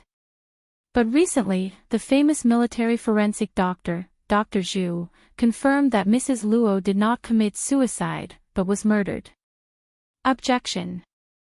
Luo Xinchue's case has been going on for 10 years, and the prosecution period has long passed. This case should never have been filed. Lawyer Jean threw out the first objection of the day. Gu Nianji raised an eyebrow. Lawyer Jean really looked down on a rookie like her. He actually used such a flawed objection to gain the upper hand. Gu Nianji retorted without hesitation, "Lawyer Jean, you're a disgrace to your reputation. According to Huaxia imperial law, there is no prosecution period for murder cases, and it will always be valid. Seeing how someone like you can become the chief lawyer of JD law firm, I think my future is bright." Lawyer Jean was furious and protested to the judge, "Objection. The opposing lawyer's words have nothing to do with this case. You're the chief lawyer representing the defendant, and I'm doubting your professional abilities. How is that unrelated to this case?" Gu Nianji retorted, not willing to lose any ground. The judge was stunned by her words, and smiled slightly as he nodded to Gu Nianji. "If it's not directly related, then the less you say, the better." "Yes, Your Honor." Gu Nianji didn't waste any more time, and picked up a laser pointer to aim at the large screen hanging on the wall of the courtroom. The projector turned on, and a freezer appeared on the screen. The camera then turned to a distant view of a body on the operating table. Gu Nianji pointed at the image of the body with the laser pointer. "This is Luo Xinchue's body, which has been secretly stored in the underground freezer of the Military General Hospital for 10 years. She is also the wife of former Colonel Huo Guanyuan, and the mother of Miss Huo Jialan. Our goal is to prove that Luo Xinchue's cause of death was not suicide, but homicide. And the only direct evidence we have is this corpse." The little red dot on Gu Nianji's laser pointer circled around Luo Xinchue's body on the screen. "This evidence is indeed too thin. But if we say it's big, it's the most powerful evidence. There's nothing a body can't tell you." The judge nodded, and focused on the screen. "What did you find?" "The most important evidence is here," Gu Nianji said as she tapped twice on her laptop to bring up a photo. This time, it was a clearer photo of Luo Xinchue's body. She lay on the autopsy table with her eyes closed. The white cloth was pulled up to her chest, exposing her shoulders. His face was pale to the point of turning green, but there was no sign of decay. There was an obvious cut on his neck. Gu Nianji pointed to the incision and said, "This is where medical examiner Zhu made the incision. You can see her throat all the way to the inside of her stomach." Everyone in the courtroom stared unblinkingly at the big screen. They were all a little nervous and knew that there must be a major discovery. Otherwise, Gu Nianji wouldn't have specifically singled out this photo. As expected, Gu Nianji pulled up another photo. "Look, this is a side view of the deceased's laryngeal muscle. It was convulsing so badly that it was almost unable to swallow the pill. I remember Luo Xinchue's autopsy report said she committed suicide by swallowing sleeping pills. If her throat was convulsing like that, then how did she swallow the sleeping pills?" Gu Nianji grasped the key point and pointed out the first obvious doubt. "That's the biggest doubt. In such a convulsive state, she wouldn't have been able to swallow the pills on her own unless an external force was used to push them down her throat. She would have vomited them all out." Medical examiner Zhu made the final decision. As an expert witness, he declared that the possibility of murder was far higher than suicide. It was because of this important evidence that the Imperial Capital Intermediate Court announced the case. After the Bais learned of the case, they immediately applied for a secret hearing on the grounds that the case might be confidential. Even Hu Xiaoheng didn't object to this. Because of this, only the prosecution and defense, as well as their families, would be present during the hearing. It wouldn't be open to the media or the public. Hu Xiaoheng only requested that the final verdict be made public. This was also accepted by the court. Gu Nianji learned of the cause and effect when she was at home, and admired Hu Xiaoheng even more. It had been less than a month since New Year's Eve, but Hu Xiaoheng had not only completed his own duties and dealt with Miss Dou's sudden return, but had also methodically put Bai Jini's case on the agenda. From selecting an expert witness to preparing the evidence in court, he hadn't missed a single step. Gu Nianji turned to look at the calm Hu Xiaoheng, and sat down with a triumphant expression. The courtroom was immediately filled with whispers. Bai Jini's defense lawyer, Lawyer Jean, asked again, "Miss Gu, I have a question." "Please go ahead. May I ask how you can prove that the convulsions in the throat were caused before death? That it wasn't caused after death?" Gu Nianji was slightly taken aback. This was indeed a misunderstanding. It was true that people would have muscle spasms after death due to various reasons. But after medical examiner Zhu made this discovery, he immediately concluded that it was caused before death, so the conclusion that the victim had committed suicide by swallowing sleeping pills was not valid. The defense lawyer's question precisely pointed out the error in their judgment. It was indeed very incisive. This Jean Dazhuang really did have some skills. If Gu Nianji and her lawyers couldn't provide a reasonable explanation, then the court would definitely rule that medical examiner Zhu's conclusion was invalid, so it couldn't have been murder. The courtroom was suddenly silent. The sound of the central air conditioner was originally very soft, but in the silence, it seemed to be amplified. Gu Nianji could only hear the constant buzzing in her ears, like thousands of little bees spreading their wings at the same time. She frowned at her laptop screen. The screensaver on Gu Nianji's computer screen was dynamic. A rare black orchid blossomed on the screen. The tiny seven-starred ladybug slowly climbed up the leaves of the orchid until it reached the flower's upside-down petals. It seemed to lose its footing, and suddenly fell into the depths of the orchid along the veins of the petals. Gu Nianji looked at the image and suddenly had a vague idea. The ladybug had fallen into the orchid, but who could prove how the ladybug had gotten inside? Had it fallen in on its own, or had someone shoved it in? If there were no witnesses, perhaps only the ladybug would be able to prove it. Gu Nianji's eyes lit up as she thought about it. She turned around and asked, "Medical examiner Zhu, can you prove that the sleeping pills entered the victim's stomach before the laryngeal muscle spasm, or after?" If the sleeping pills had entered the victim's stomach before the laryngeal muscle spasm, then it was entirely possible that the victim had swallowed sleeping pills to commit suicide. Medical examiner Zhu's previous conclusion would likely be overturned by the opposing lawyer. The only way to prove that the sleeping pills had entered the victim's stomach after the laryngeal muscle spasm was to prove that the victim's death was indeed a murder and not a suicide. Medical examiner Zhu thought about it carefully and took the laser pointer from Gu Nianji's hand. He pointed at the image and said slowly, "Everyone can carefully look at this laryngeal profile image. There are some serious scratching marks left behind when the sleeping pills were forcefully shoved into the throat. If the laryngeal muscle was in a normal state, swallowing such a dose of pills wouldn't cause such a result." Gu Nianji secretly breathed a sigh of relief. She took the laser pointer back from medical examiner Zhu and nodded. "Thank you for your professional explanation, medical examiner Zhu." Then she turned to look at the opposing lawyer, Lawyer Jean. "Are you satisfied with this answer?" Lawyer Jean smiled. "We will verify the photo again. Also, we request that a third-party, neutral forensic examiner, be sent to conduct a new autopsy on Luo Xinchua's body." "Are you doubting medical examiner Zhu's professionalism?"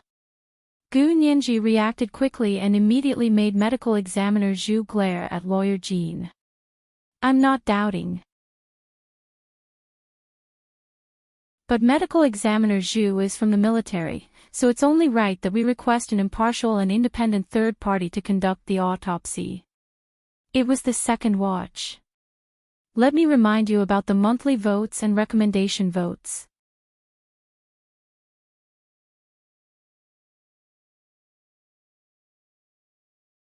Chapter 298. Before Gu Nianji could retaliate, the judge banged his gavel, agreeing to the defendant's lawyer's request. Court will be adjourned until both parties find a neutral third party to conduct another autopsy. Hua Xiaoheng nodded. "That's fine, I hope it won't take too long." After the court adjourned, Gu Nianji followed Hua Xiaoheng and the others to the military's van to return to the base. In the van, Director Wang, who had been silent all this time, actually praised Gu Nianji. "Miss Gu is indeed smart and quick to react. I believe you will become a good lawyer and help us win this case." Gu Nianji quickly expressed humility. "I'm just speaking my mind. I'm not mature yet and need more practice." Although she said that, the condescending expression on her face was full of arrogance. Hua Xiaoheng glanced at her and turned to Director Wang. "She's still young, Director Wang is too kind." Gu Nianji immediately hid the arrogance on her face and lowered her head to reveal her snow-white neck. The gentle curve stretched out before Hua Xiaoheng's eyes, and he paused for a moment before falling silent. After returning to the base, Gu Nianji hurriedly took a shower. When she came out of the bedroom, she saw Hua Xiaoheng sitting on the sofa in her small living room, staring at her computer in a daze. "Hua Xiao, I locked the door." Gu Nianji scratched her head helplessly, wondering if she had forgotten to lock the door again. Hua Xiaoheng didn't turn around. "You did, I opened it with my key." Gu Nianji was speechless, not knowing what to say. She awkwardly sat down next to Hua Xiaoheng and saw him looking at the pictures of the evidence in Director Wang's bag on her computer. She shook her head slightly. Because this case happened so long ago, almost all the evidence was destroyed. What we're looking at now is already second or even third evidence. Yes, it's really a pity. Hua Xiaoheng sat up straight, his long legs stretching under the coffee table. As the first crime scene, the bedroom has been completely renovated. There's no value in using it as a reference. Gu Nianji remembered Hua Xiaoheng's soundproof suite in the Hua mansion. "Hua Xiao, your suite was renovated during those years." "Yes, more or less." Hua Xiaoheng played with a round gold coin in his hand. "After I left home, the Hua family began to renovate and rebuild. In that case, even if we don't have direct evidence, indirect evidence will do." Gu Nianji was deep in thought. She stroked her chin with one hand and held the mouse with the other to quickly search for legal information. "I remember there was a case where there was no direct witness or material evidence, but the case was won in the end." "What kind of indirect evidence?" Gu Nianji opened the case file and glanced at it. She mused, for example, who requested that the deceased's room be renovated? Who took the job? The renovation and reconstruction of the Hu residence cannot be done by an outside construction team. It can only be done by the military. Hu Xiaoheng understood immediately. I'll ask Little Zay to find information on the construction team and send it to Director Wang. He's the best at identifying evidence. Gu Nianji smiled and looked at the evidence on the big screen. She felt even more friendly. Although this evidence isn't first-hand evidence, it can still explain a lot of things. Director Wang is really good. The first person he found was Luo Xinchue's psychiatrist. Really? The medical records from her psychiatrist also showed that Luo Xinchue needed sleeping pills to sleep after her husband died. Therefore, she has a record of habitual use of sleeping pills. Gu Nianji pulled up a medical record. However, these medical records and prescriptions show that the dosage of sleeping pills prescribed to Luo Xinchue wasn't high. Of course, if she had planned this for a long time, it's also possible that she slowly saved up the sleeping pills and took them all at once. So this case is going to be very difficult. Hu Xiaoheng straightened his back. His brows furrowed even more.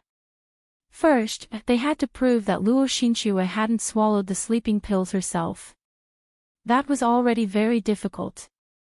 They had finally gotten approval, but the other party had requested another autopsy.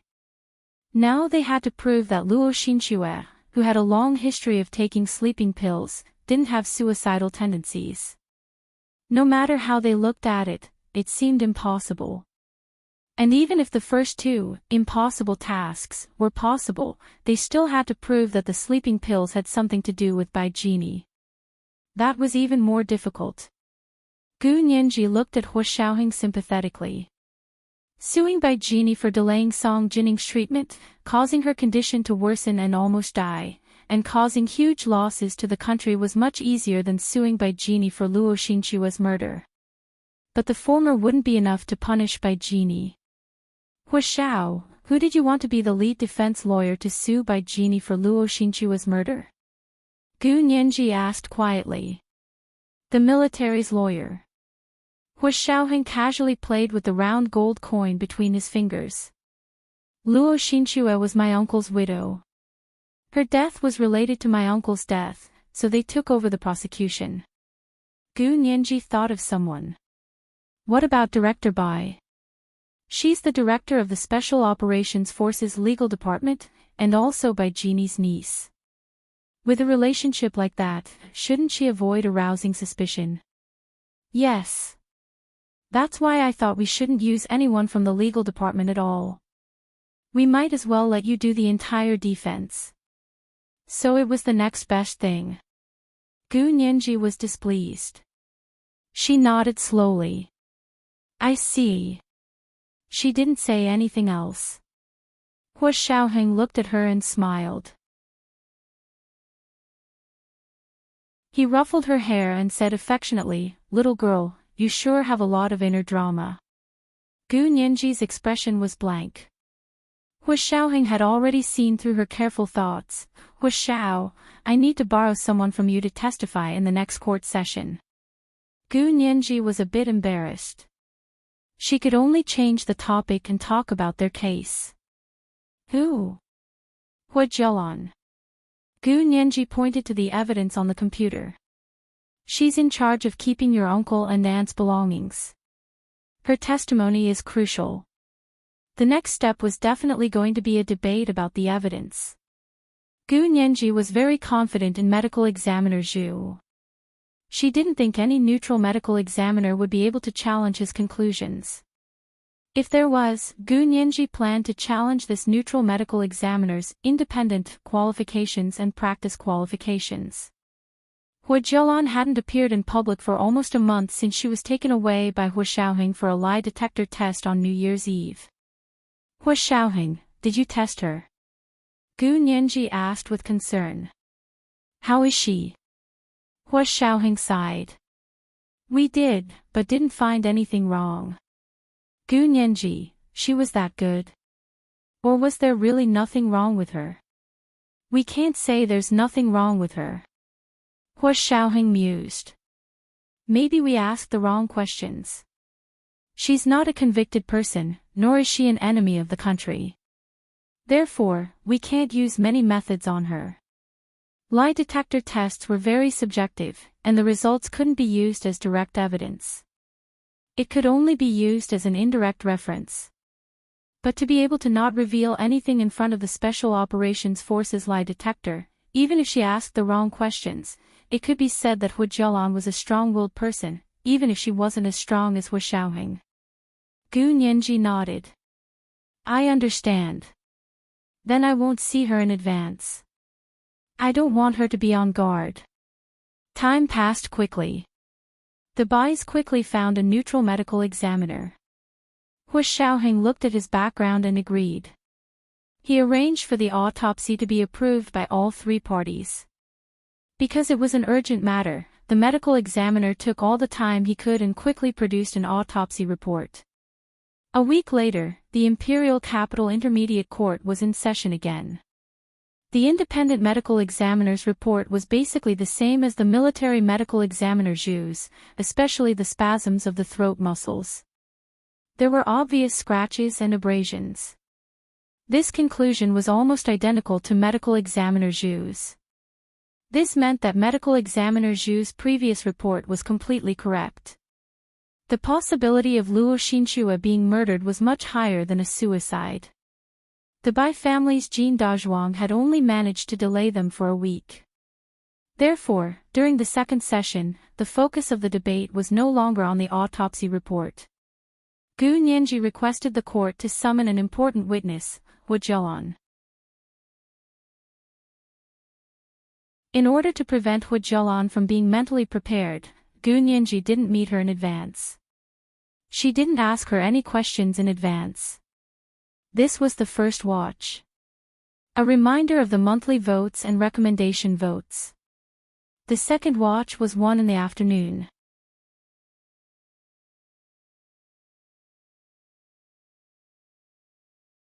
Chapter 299. Hua Jialan was taken to court by the bailiff with a straight face. She froze when she saw Gu Nianji in a navy suit standing at the plaintiff's defense table. Her eyes quickly scanned the courtroom, then she silently turned around and followed the bailiff to the witness stand. Bai Jini's expression was dismissive of Gu Nianji's summoning of Hua Jialan to testify. Hua Jialan had been torturing Song Jining, because in her heart, Song Jining was the culprit behind her mother's suicide. If she had suspected Bai Jini, she wouldn't have treated Song Jining like that. The Bais were certain that Hua Jialan did not have any evidence, so they looked at Gu Nianji calmly, waiting for her to make a fool of herself. Gu Nianji followed the court procedure and forced Hua Jialan to reveal her identity. Then, she got down to business. Miss Hua Jialan, when your father, Hua Guanyuan, and mother, Luo Xinchua passed away, did you receive all of their inheritance? Hua Jialan was dressed to the nines, especially her luscious lips. The coral-colored lipstick she used was a striking contrast to her coral-colored suit. She pouted her red lips, and her red nail polish paused for a moment before she asked, does my parents' inheritance have anything to do with this case? Of course it's relevant. Gu Nianji stared at her calmly. You only need to answer yes or no. The deceased's estate is related to this case. Witness, please answer. The judge also supported Gu Nianji. Gu Nianji smiled gratefully at the judge and continued to stare at Hua Jialan. Hua Jialan pursed her lips and said reluctantly. Yes, so what? They are my parents, and I am their only daughter. If they don't give their inheritance to me, who should they give it to? I'm not questioning your right to inherit the estate. What are you refuting? Gu Nianji raised her brows, surprised by Hua Jialan's attitude. The corners of Hua Jialan's eyes twitched. She panicked, but quickly calmed down and smiled. Anyone would have the same question the way you asked. Gu Nianji glanced at her and continued, since you've received all of Huo Guanyuan and Luo Xinchue's inheritance, I'd like to summon 2 pieces of evidence from you. It has been approved by the court. Here is the document. Gu Nianji raised her hand, and a bailiff showed the documents she had submitted to Hu Jialan. What evidence is this? Hu Jialan frowned. Attached to the document was a list of belongings and a list of wills. Of these 2 items, one is a list of Senior Colonel Huo Guanyuan's belongings. He was suddenly killed in an experimental accident 16 years ago, and the military handed all of his belongings to your mother, Luo Xinchue. This list was also handed over to your mother. The military also has a copy on file, and it's placed with Senior Colonel Huo Guanyuan's file. Gu Nianji introduced the first list first. Hu Jialan finished reading in silence and looked up at Gu Nianji, waiting for her to speak. This is your mother Luo Xinchue's will. Gu Nianji pointed at Luo Xinchue's will on the big screen.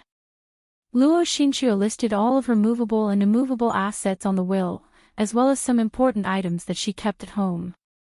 Please cooperate with the court's request and hand over the items listed on Huo Guanyuan's and Luo Xinchue's will to assist in the investigation. Hu Jialan's hands trembled slightly. She forced herself to remain calm and said as calmly as possible, I inherited my father and mother's inheritance, but it's been 10 years, and there are so many things, I still have to go back and search for them. Really? May I ask how long it will take you to find them? Gu Nianji looked at the 2 lists. There aren't that many of these small items. Both lists add up to less than 50 items, and most of them are jewelry that your mother Luo Xinchue listed. Huo Guanyuan and Luo Xinchue had only left behind a few small items other than property and deposit receipts. Hu Jialan was silent for a moment. I'll need 2 or 3 days. I'll give you 2 hours. If you can't find them, I'll request a search warrant from the court and search your home. Gu Nianji didn't hesitate to refute Hu Jialan's request. The judge also felt that 2 or 3 days was too long to search for such a simple list, and agreed with Gu Nianji. I'll give the witness 2 hours to go back and search immediately. If you can't find them, or if you need more time, you can explain to the court. Court adjourned. The court adjourned for 2 hours. Bai Jini was slightly irritated. She said to Lawyer Jean, how can you let a student lawyer lead you by the nose? What the hell are you all doing? Lawyer Jin's expression darkened. He lowered his voice and said, of course we did. Court was adjourned for a week for a neutral medical examiner to conduct another autopsy. Did Director Bai forget? Bai Jini was speechless. Lawyer Jean laughed coldly. If Director Bai could tell us more practical details, and mention a few more candidates, we wouldn't have to be on the defensive all this time. According to Huaxia imperial law, the prosecution was responsible for obtaining evidence. Therefore, as the plaintiff's lawyer, Gu Nianji naturally had to speak more. She had to convince the judge that Luo Xinchue had indeed been murdered, and that Bai Jini was indeed the murderer. Lawyer Jean and his team were Bai Jini's defense lawyers. They needed to find flaws in Gu Nianji's argument and refute it. So far, they hadn't found any new flaws. But our team of lawyers has already discussed this. Lawyer Jean looked around.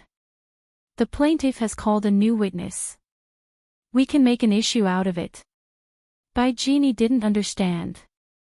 Hu Jialan. That's a slippery one. What do you want? Inspector Bai, as for the legal matters, please leave it to us.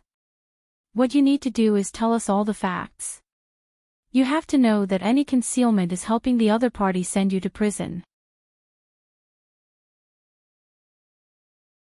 Bai Jini pursed her lips and said reflexively, I've told you all I need to say. I'm not concealing anything. 2 hours later, the court reconvened. Hu Jialan had already returned. Her expression was dark as she handed over the items she had inherited from her parents to Gu Nianji's team for inspection. Director Wang of the Special Operations Forces Forensics Department personally inspected the list of belongings and wills. He discovered 2 items were missing. 1. Senior Colonel Huo Guanyuan's personal phone number 1x×x×x. 2. Luo Xinchua's birth certificate in the bank's safety deposit box. Your Honor, Miss Huo did not hand over these 2 items. The judge looked at Huo Jialan. Huo Jialan, may I ask why the personal phone listed in Huo Guanyuan's belongings and Luo Xinchua's birth certificate in the bank's safety deposit box were not among the items you handed over? She shook her head at the judge. I'm sorry, Your Honor. The list of my father's belongings was given to my mother by the military. She signed for it. When it came to me, I had never seen this list of belongings. I just compared the list given by the court with my father's belongings. Everything else is there, but this personal phone is missing. What a coincidence. The courtroom was instantly filled with chatter. Gu Nianji remained calm and silent. The truth was, after so many years, it was normal for these items to be lost or disposed of. Gu Nianji could understand that. However, Director Wang had years of experience in forensics. His intuition told him that this was unusual. Lawyer Gu, Senior Colonel Huo Guanyuan's personal phone is definitely not an ordinary piece of evidence. You should request permission from the court to have the mobile company investigate the phone's call and text records. Without a court subpoena, the mobile company would not allow anyone other than the owner of the phone to investigate. Of course, to Gu Nianji, it didn't matter that the phone was missing. As long as she knew the phone number, with Brother Zhe around, no phone was a secret. However, Zhao Liang's method of obtaining information was exclusive to the Special Operations Forces. It couldn't be used as evidence in court. Only evidence produced by the mobile company that provided the phone number would be considered legal. Your Honor, we believe that the information stored on this phone is very helpful to the case. We hope the court can issue a subpoena to the mobile company to investigate the phone's call records. Gu Nianji made a bold request. The judge considered it for a long time and felt that all of Huo Guanyuan's belongings were present except for the missing phone. He agreed to Gu Nianji's request and issued a subpoena to the mobile company. It was the second watch. A reminder for monthly votes and recommendation votes.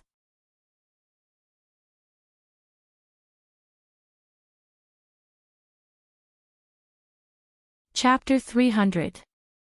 At the same time, in order to shut Huo Jialan up and prove that the phone had indeed been handed over to Luo Xinchua, Gu Nianji summoned the military logistics staff. They were the ones who had personally handed Huo Guanyuan's belongings to his wife. We can prove that when Senior Colonel Huo's belongings were handed to his wife 16 years ago, the phone was indeed in the box. The soldier who had returned the belongings 16 years ago was now a senior colonel in the logistics department. Lawyer Jean immediately chuckled. May I ask, Senior Colonel, how do you remember such a trivial matter 16 years ago? No, it's not a trivial matter. The senior colonel from the military logistics department paused. Senior Colonel Huo Guanyuan's phone was his personal phone. Apparently the battery was specially made for him by a genius scientist from the Institute of High Energy Physics. A genius scientist from the Institute of High Energy Physics? May I ask what his name is? Lawyer Jean immediately asked. We don't know that. Senior Colonel Huo Guanyuan never mentioned his name. He only said it was a scientist he respected the most.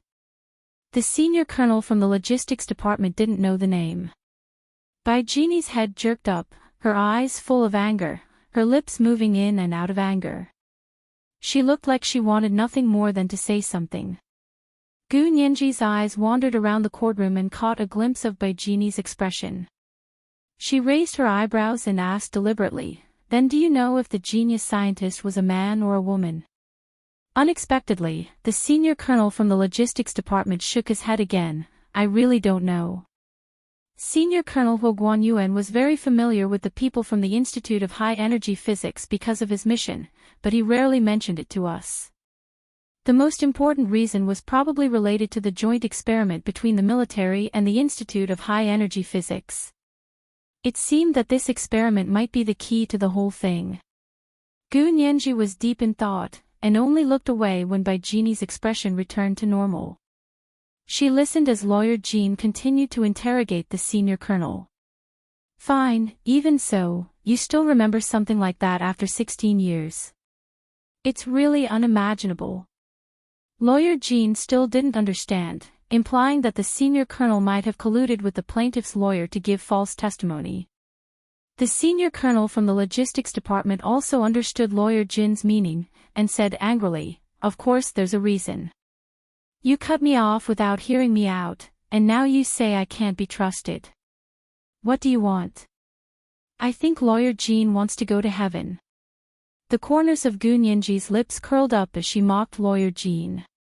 She turned to comfort the senior colonel from the logistics department. "Please continue. What's so special about that phone that you have to remember it for 16 years? Miss Gu is smart. You're good with words."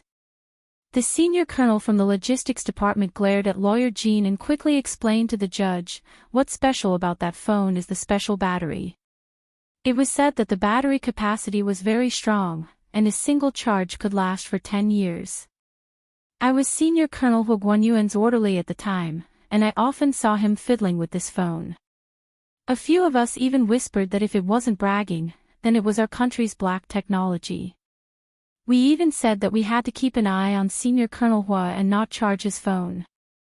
We wanted to see how long it could last. How long can it be controlled? It hasn't been charged for at least 3 years." The senior colonel from the logistics department said firmly, "Because a few of us orderlies made a bet in private, but Senior Colonel Hu Guanyuan got into an accident just after the 3rd year, so we didn't continue the bet. He was gone when the accident happened, but his phone was still there." "No. It was his personal phone, and he wasn't allowed to bring his personal phone on a mission. That's a rule.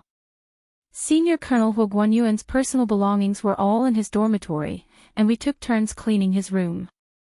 I remember it very clearly." Lawyer Jin's expression darkened. "Then when you handed Senior Colonel Hu Guanyuan's belongings to his wife, the phone was really among them. Who can prove it? Just you guys." "I'm afraid not. Any testimony without a third party's proof is problematic." But 16 years had passed, and they still had to find a third party to prove it. Wasn't that too much? Gu Nianji's expression darkened. She was about to refute Lawyer Jin's question when she heard the senior colonel from the logistics department say with a look of disdain, "We have established procedures for handing over the remains of martyrs, and there is a special person to deliver them. They are personally counted in front of the martyr's family, and after they are matched with the list, the family also has to sign before they can collect all the remains." "Lawyer, what misunderstanding do you have about the working procedures of the military?" Lawyer Jean was so angry that he couldn't speak. When had he ever met someone who didn't respect him in court before? This kind of lawsuit with the military really couldn't be taken lightly. The most powerful people were all in the military. Gu Nianji felt relieved and smiled. Lawyer Jean doesn't understand the working procedures of the military at all, so there's no misunderstanding at all. As she spoke, she took out a copy of the handover form for the list of remains signed by the Huo family and passed it around in court for everyone to see. Look, Luo Xinchue wasn't the only one who signed.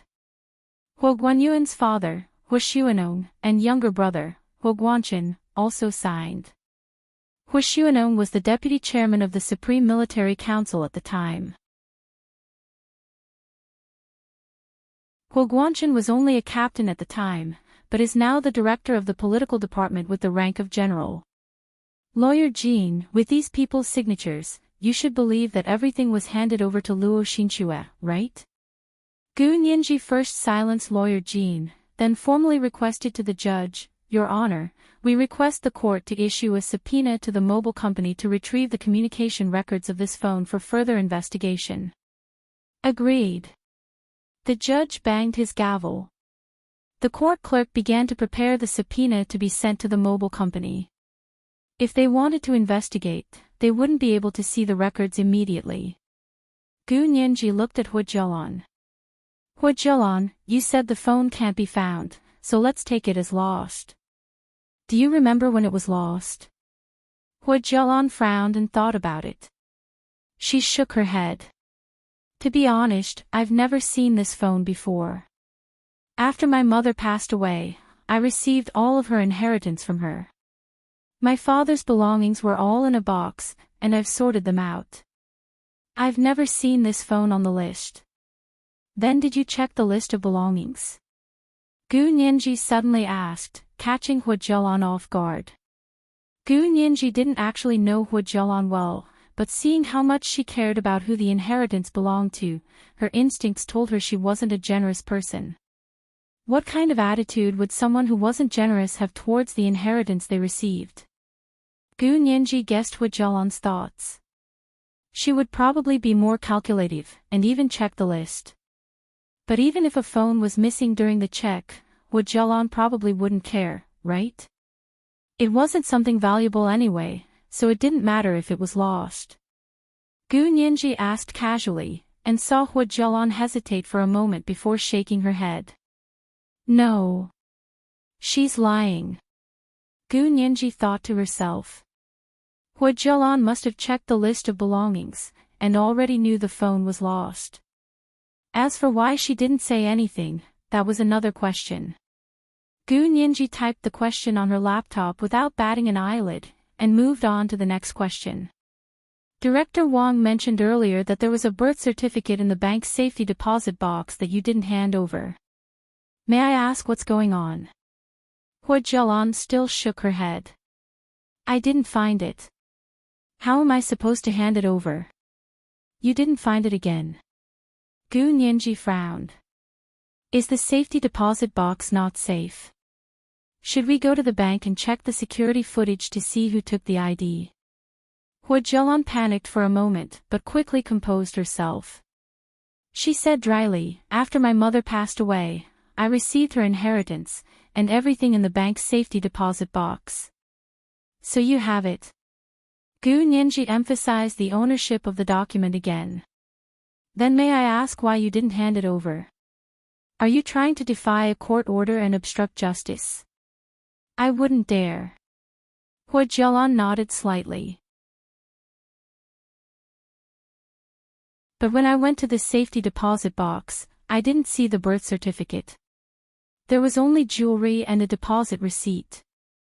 Hu Jialan insisted there was no birth certificate, and was certain Gu Nianji wouldn't have a way to prove it. This was the first watch. Let me remind you about the monthly votes and recommendation votes. Today is Monday, especially the recommendation votes. 7 p.m. the next watch.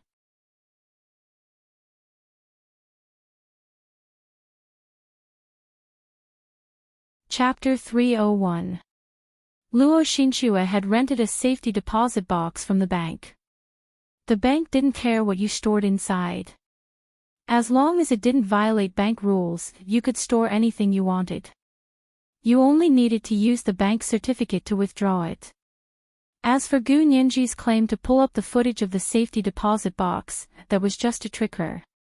The footage could only prove who had taken something, but not what it was. Director Wang had regretfully shrugged at her and sighed. Missing pieces of evidence are often the key pieces of evidence. Gu Nianji wasn't willing to give up. What she needed to do was to find other ways to supplement the two missing pieces of evidence. Okay, I'll believe for now that Hu Jialan didn't see this birth certificate when she went to the safety deposit box to withdraw Luo Xinchue's belongings. Gu Nianji began analyzing. She displayed Luo Xinchue's will list on the big screen so everyone in the courtroom could see it. But this will list was notarized. Everything should have been checked by the notary before being signed and stamped. Gu Nianji continued, that proves that this birth certificate really exists. Let's think about it. Why would Luo Xinchue put a birth certificate in a bank safety deposit box? Why would she list it in her will? Gu Nianji's eyes were fixed on Hu Jialan as she asked this question. She was just short of saying that the birth certificate had something to do with Hu Jialan. Hu Jialan didn't say a word and only sneered inwardly. She wasn't easily intimidated. Besides, she was called to be a witness, not a suspect. Lawyer Gu, I don't know what your question has to do with this case. Hu Jialan pouted disdainfully. What are you trying to prove? Gu Nianji cocked her head and smiled. You still don't get it. I'm looking for something that your mother, Luo Xinchue, lost. She was murdered in the heavily guarded Huo family home. This is enough to prove that she couldn't have been killed by a stranger on a whim. This also means that the murderer must have murdered her for some purpose. In order to find that purpose and convict the murderer, I have to find these missing pieces of evidence.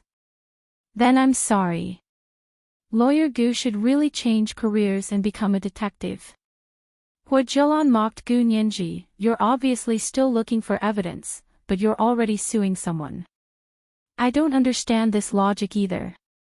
Yes, if you understood, you wouldn't have asked these questions that would chill your mother's heart in the underworld. Gu Nianji turned to look at the judge. Your Honor, we can prove that this missing birth certificate is very likely to be closely related to Luo Xinchue's death. The judge looked at Gu Nianji for a while and shook his head reluctantly. Please prove what you said is significant. The Bai family breathed a sigh of relief again. In fact, they hadn't expected this change either. Hu Jialan was a witness, but she was also suspicious. Lawyer Jean was very satisfied with this change. He smiled and said to his jury, Do you understand? It was a daydream for a rookie to win this lawsuit. Don't hand over such a great victory to us. Bai Jeannie, on the other hand, was silent. Her expression was even uglier than before. Gu Nianji expressed her understanding of the judge's question and bowed slightly to all the relevant people in the courtroom. She began to explain the relationship between them. First of all, have you thought about it? Why would Luo Xinchue put a birth certificate in a bank's safety deposit box? And this birth certificate disappeared after she died. There was silence in the courtroom. Lawyer Gu, you don't even know whose birth certificate it is. How are you going to convince the judge and all of us that this certificate is relevant to this case? Lawyer Jean didn't want to be led astray by Gu Nianji in court, so he took the initiative to attack her. Gu Nianji was very quick-witted and often thought in a different direction than everyone else because she was very good at thinking in reverse. Hearing Lawyer Jin's words, she immediately said disapprovingly, I did this to find out why Luo Xinchue died. Logically speaking, the birth certificate that she put in the bank's safety deposit box must belong to the person closest to her, or even herself. But because this certificate disappeared, I can rule out the possibility that it was Luo Xinchue's own birth certificate. After all, she's already dead, so no matter how complicated her birth was, it has nothing to do with her. It's not worth someone tampering with this birth certificate. So there's only one possibility. This birth certificate is the birth certificate of a living person. And this living person didn't want anyone to see it, so they disappeared it. Gu Nianji looked directly at Hu Jialan as she said this. It was obvious that the birth certificate had something to do with Hu Jialan. Hu Jialan's face was livid. She clenched her fists and gritted her teeth. Why are you looking at me? I've never seen this birth certificate. I didn't say it had anything to do with you. I was just making a logical deduction. Gu Nianji tapped on the computer, and the big screen changed to another picture. This time, it was 3 identification photos of Huo Guanyuan, Hu Jialan, and Luo Xinchue. The moment the 3 photos appeared, everyone was in an uproar. The Hu Jialan in the photo did not look like either of her parents. Gu Nianji, what do you mean? You're saying I'm not a Hua just because of these photos? Hu Jialan was furious, but she was also very nervous. I didn't say anything. Gu Nianji raised her eyebrows, a faint smile already on her face. Besides, What day and age are we in? How can you determine blood relations based on photos alone? If you need to check blood relations, you can just check DNA. It's not like this is ancient times, where blood tests are riddled with loopholes. The judge looked at Gu Nianji expressionlessly. You mean, you want to check your witness, Hu Jialan's DNA? Yes.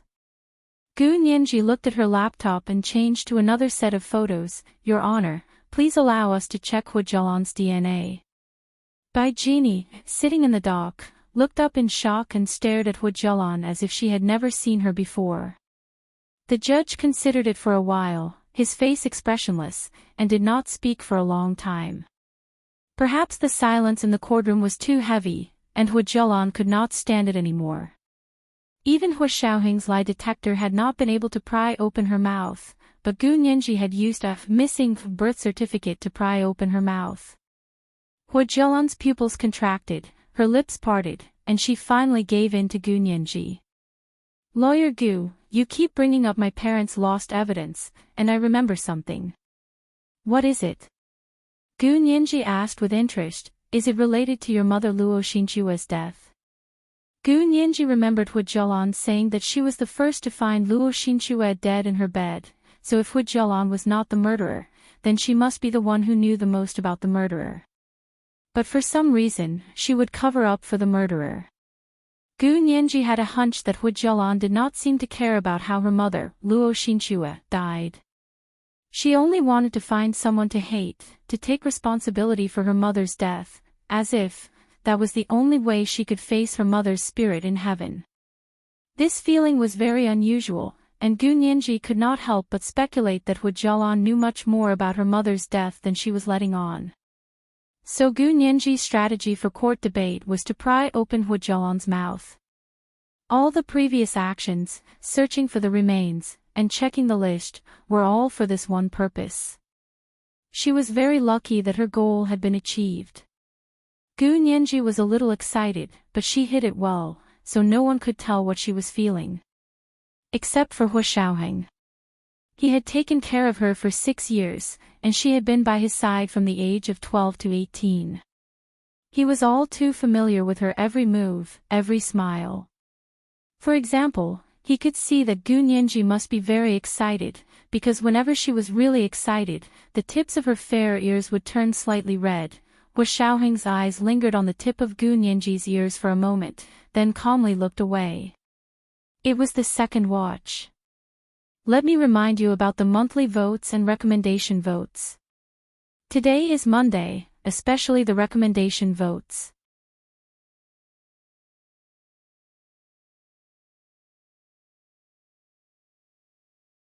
Chapter 302.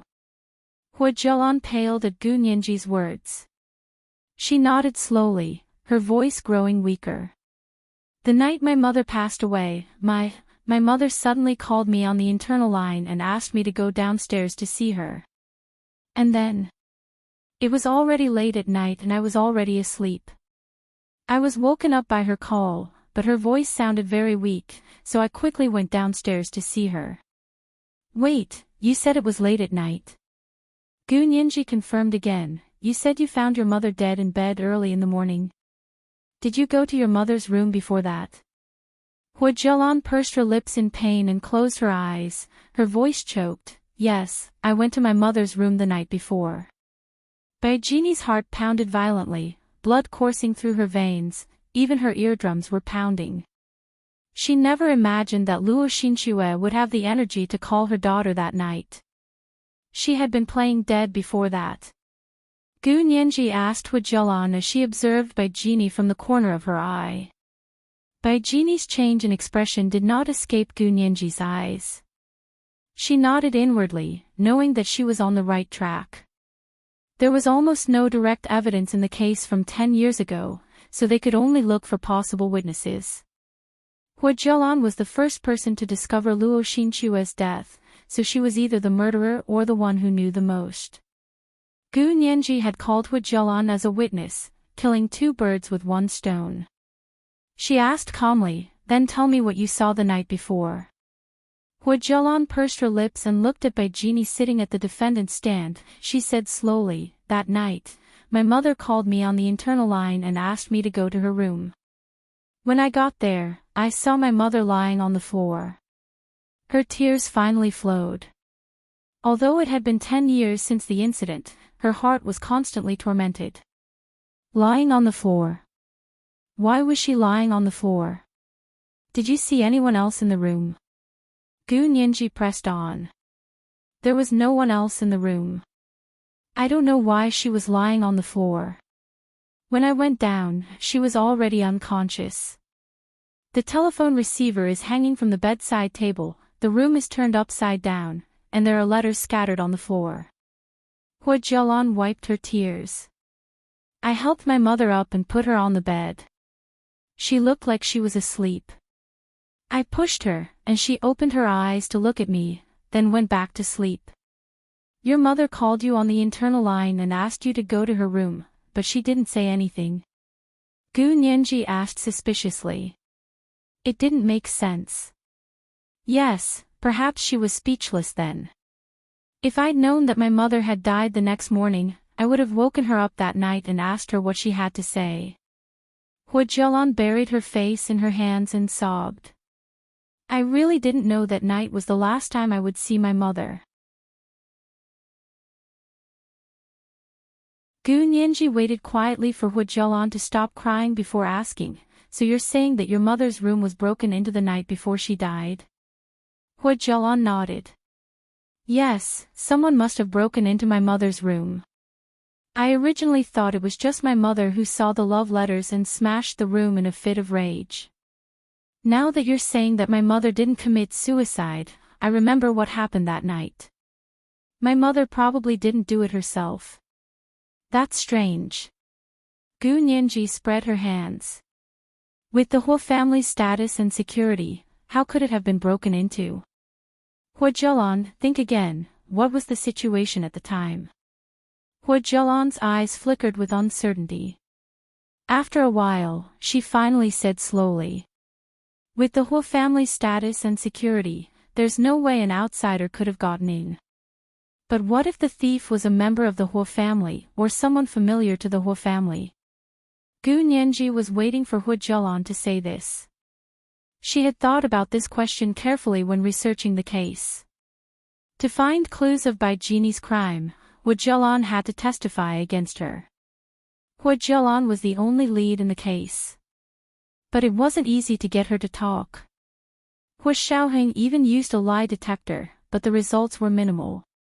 Gu Nianji, with the help of the evidence expert, Director Wang, had located a birth certificate among Luo Xinchue's belongings. From this birth certificate, Hua Jialan had no choice but to expose Bai Jini in order to clear her name. Gu Nianji followed up on Hua Jialan's words. From what you're saying, you seem to know something about this person. Do you know who it is? Hua Jialan hesitated. Lawyer Jean immediately shouted, "Objection. The plaintiff's lawyer is deliberately inducing a confession." Objection sustained. The judge banged his gavel. The plaintiff's lawyer is not allowed to induce a confession. Gu Nianji immediately changed her tune. Hua Jialan, there's no such thief. You made everything up. The real culprit who killed your mother is actually you. It wasn't me. Hua Jialan screamed in panic. She pointed at Bai Jini in the dock. It was her. It was her. I saw her just leaving my mother's room when I went downstairs to look for her. There was a deathly silence in the courtroom. Then there was a splash, like a drop of water falling into a pan of boiling oil. Sparks flew everywhere. She really saw it. How is that possible? The 15 lawyers from the Bai family looked at each other in dismay. They questioned each other, afraid that they had heard wrong. Bai Jini's entire body was trembling. Her face was ashen, but she quickly sat up straight and closed her eyes. She sneered. Lies and slander. Hua Jialan, you're making up a ridiculous story to get yourself off the hook. Don't you know that giving false testimony in court is a felony? Is that so? Gu Nianji walked over to Bai Jini's dock. She clasped her hands behind her back and looked her up and down carefully. But Hu Zhelan's words are very logical, and fit the situation perfectly. Bai Jini, do you want to explain what you did in Luo Xinchua's room that night 10 years ago? She was almost unconscious at the time. Did you feed her sleeping pills? Bai Jini, don't forget, you're a psychiatrist too. You can prescribe sleeping pills too, right? Bai Jini refused to open her eyes to look at Gu Nianji. Her voice was calm and sharp. So I went to Luo Xinchua's room just because she said I did. Would you believe me if I said she killed her mother? Besides, I'm a psychiatrist. Of course I can prescribe sleeping pills. Are you saying that every psychiatrist who prescribes sleeping pills is a murder suspect? Of course not every psychiatrist who prescribes sleeping pills is a murder suspect. Gu Nianji wagged a finger at Bai Jini. But you were the only psychiatrist who was related to Luo Xinchua and had free access to the Hu family. Physicist Bai. Or should I call you psychiatrist Bai? Bai Jini wanted to retort, but Lawyer Jean had already pressed her hand down and shook his head at her. He stood up and said to the judge, Your Honor, in light of the new testimony from the plaintiff, we request a certain amount of time to investigate this new witness. The judge nodded. Agreed. Court resumes in 3 days. The gavel fell, and the second round of the trial was over. Bai Jini was taken back to the detention center by the bailiff. Her situation was special, and bail was not allowed for the time being. Hu Zhelan was emotionally unstable and also suspected. Hu Xiaoheng's men escorted her back to the Hu family home. Of course, she was also heavily guarded. It was even tighter than the detention center. This was the first watch. Just a reminder for monthly votes and recommendation votes. It was 2:00 in the afternoon. P.S. Thank you, Guanghan Palace Master, for the gift from the president yesterday.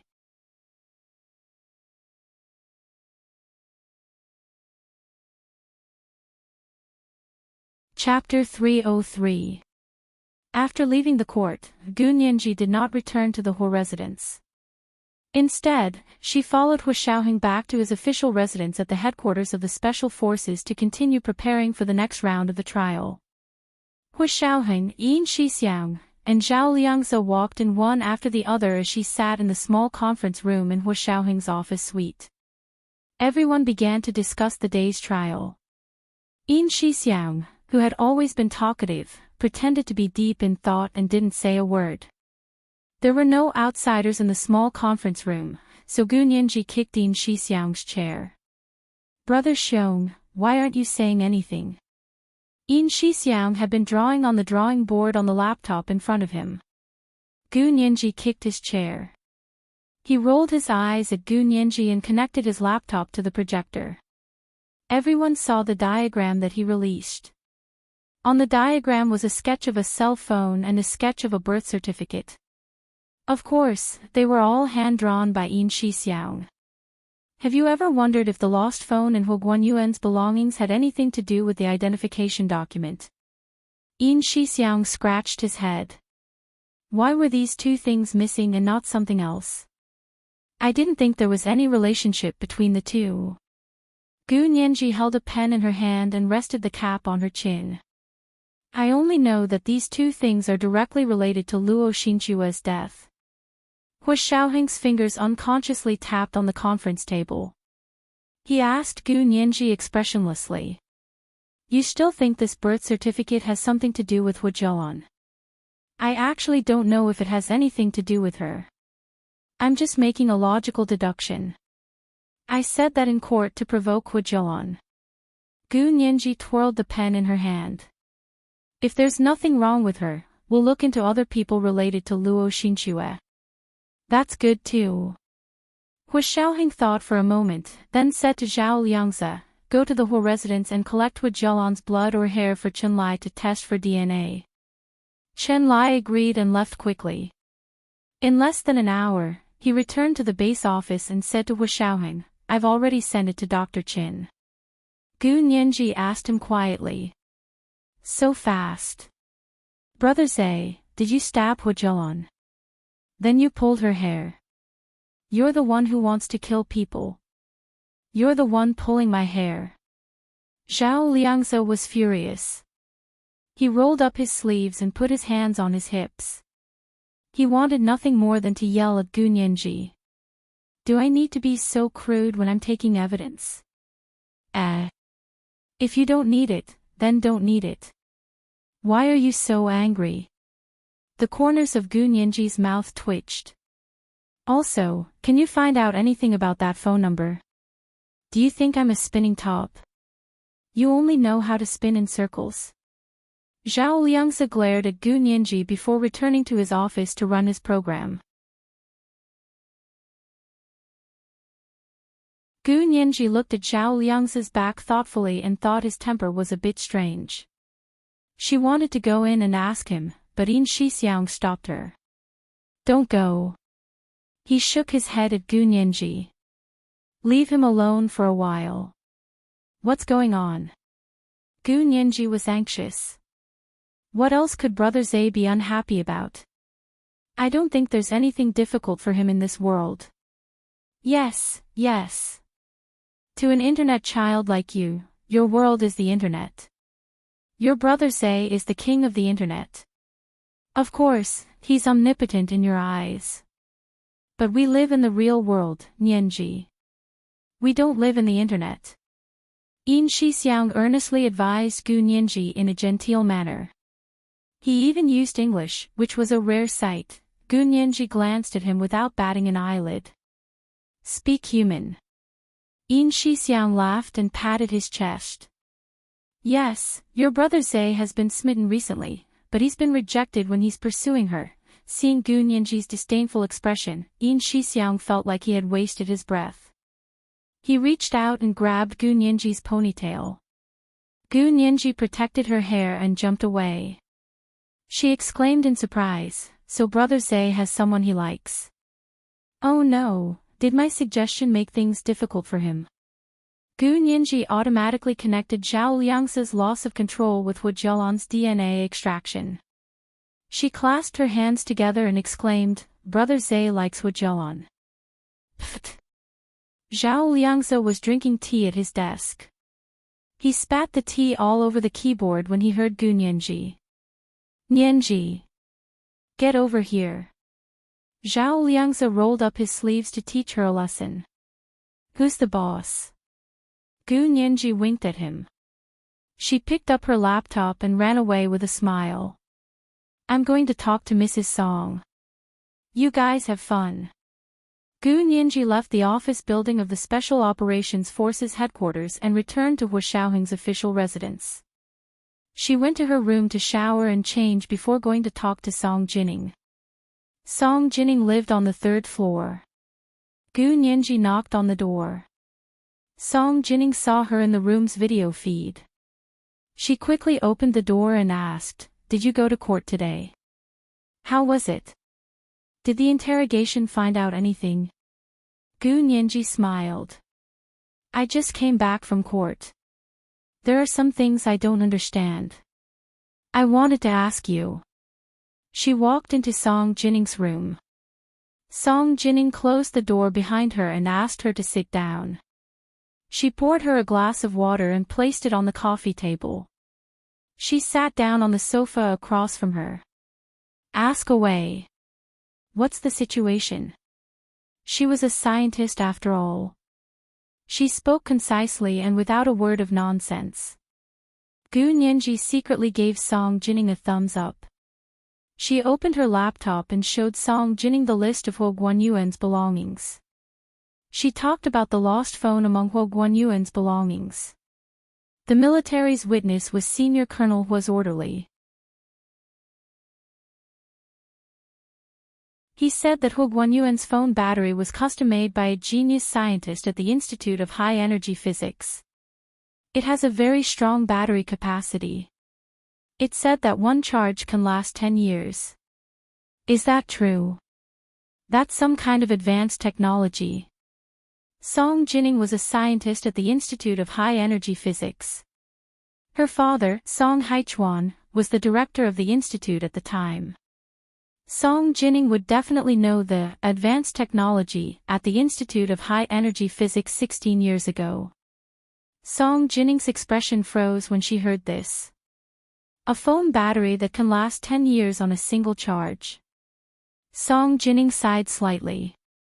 It's a little thing I made for Senior Colonel Hua. Gu Nianji. It was just as she had expected. She was a genius scientist in every sense of the word. The little thing she made was decades ahead of the world. As far as Gu Nianji knew, there was no such powerful rechargeable battery in the world yet. Normally, it would take 10 days to charge it once. 10 years. That was something that only appeared in novels. Gu Nianji sat on the sofa next to Song Jining and held her hand tightly. Goddess, make me a little thing like this. I can pay for it. This was such a money-making invention. Song Jining shook her head with a wry smile. You're such a naive child. If it was that easy to make, our Institute of High Energy Physics would have patented it a long time ago and made a fortune on the market. Gu Nianji, she didn't understand. Physics was indeed a very profound subject. Song Jining brought her to her computer desk and pulled up some information for her. The main material for that battery is graphene.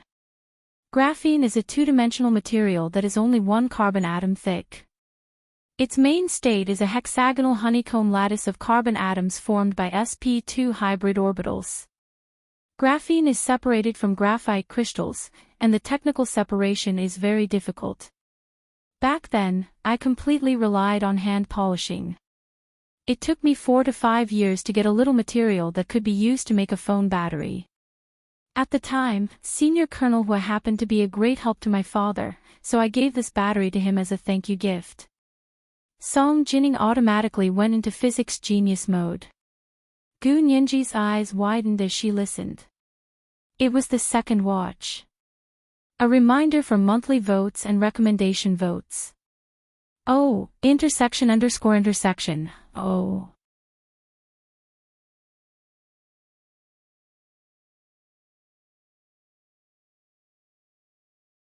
Chapter 304.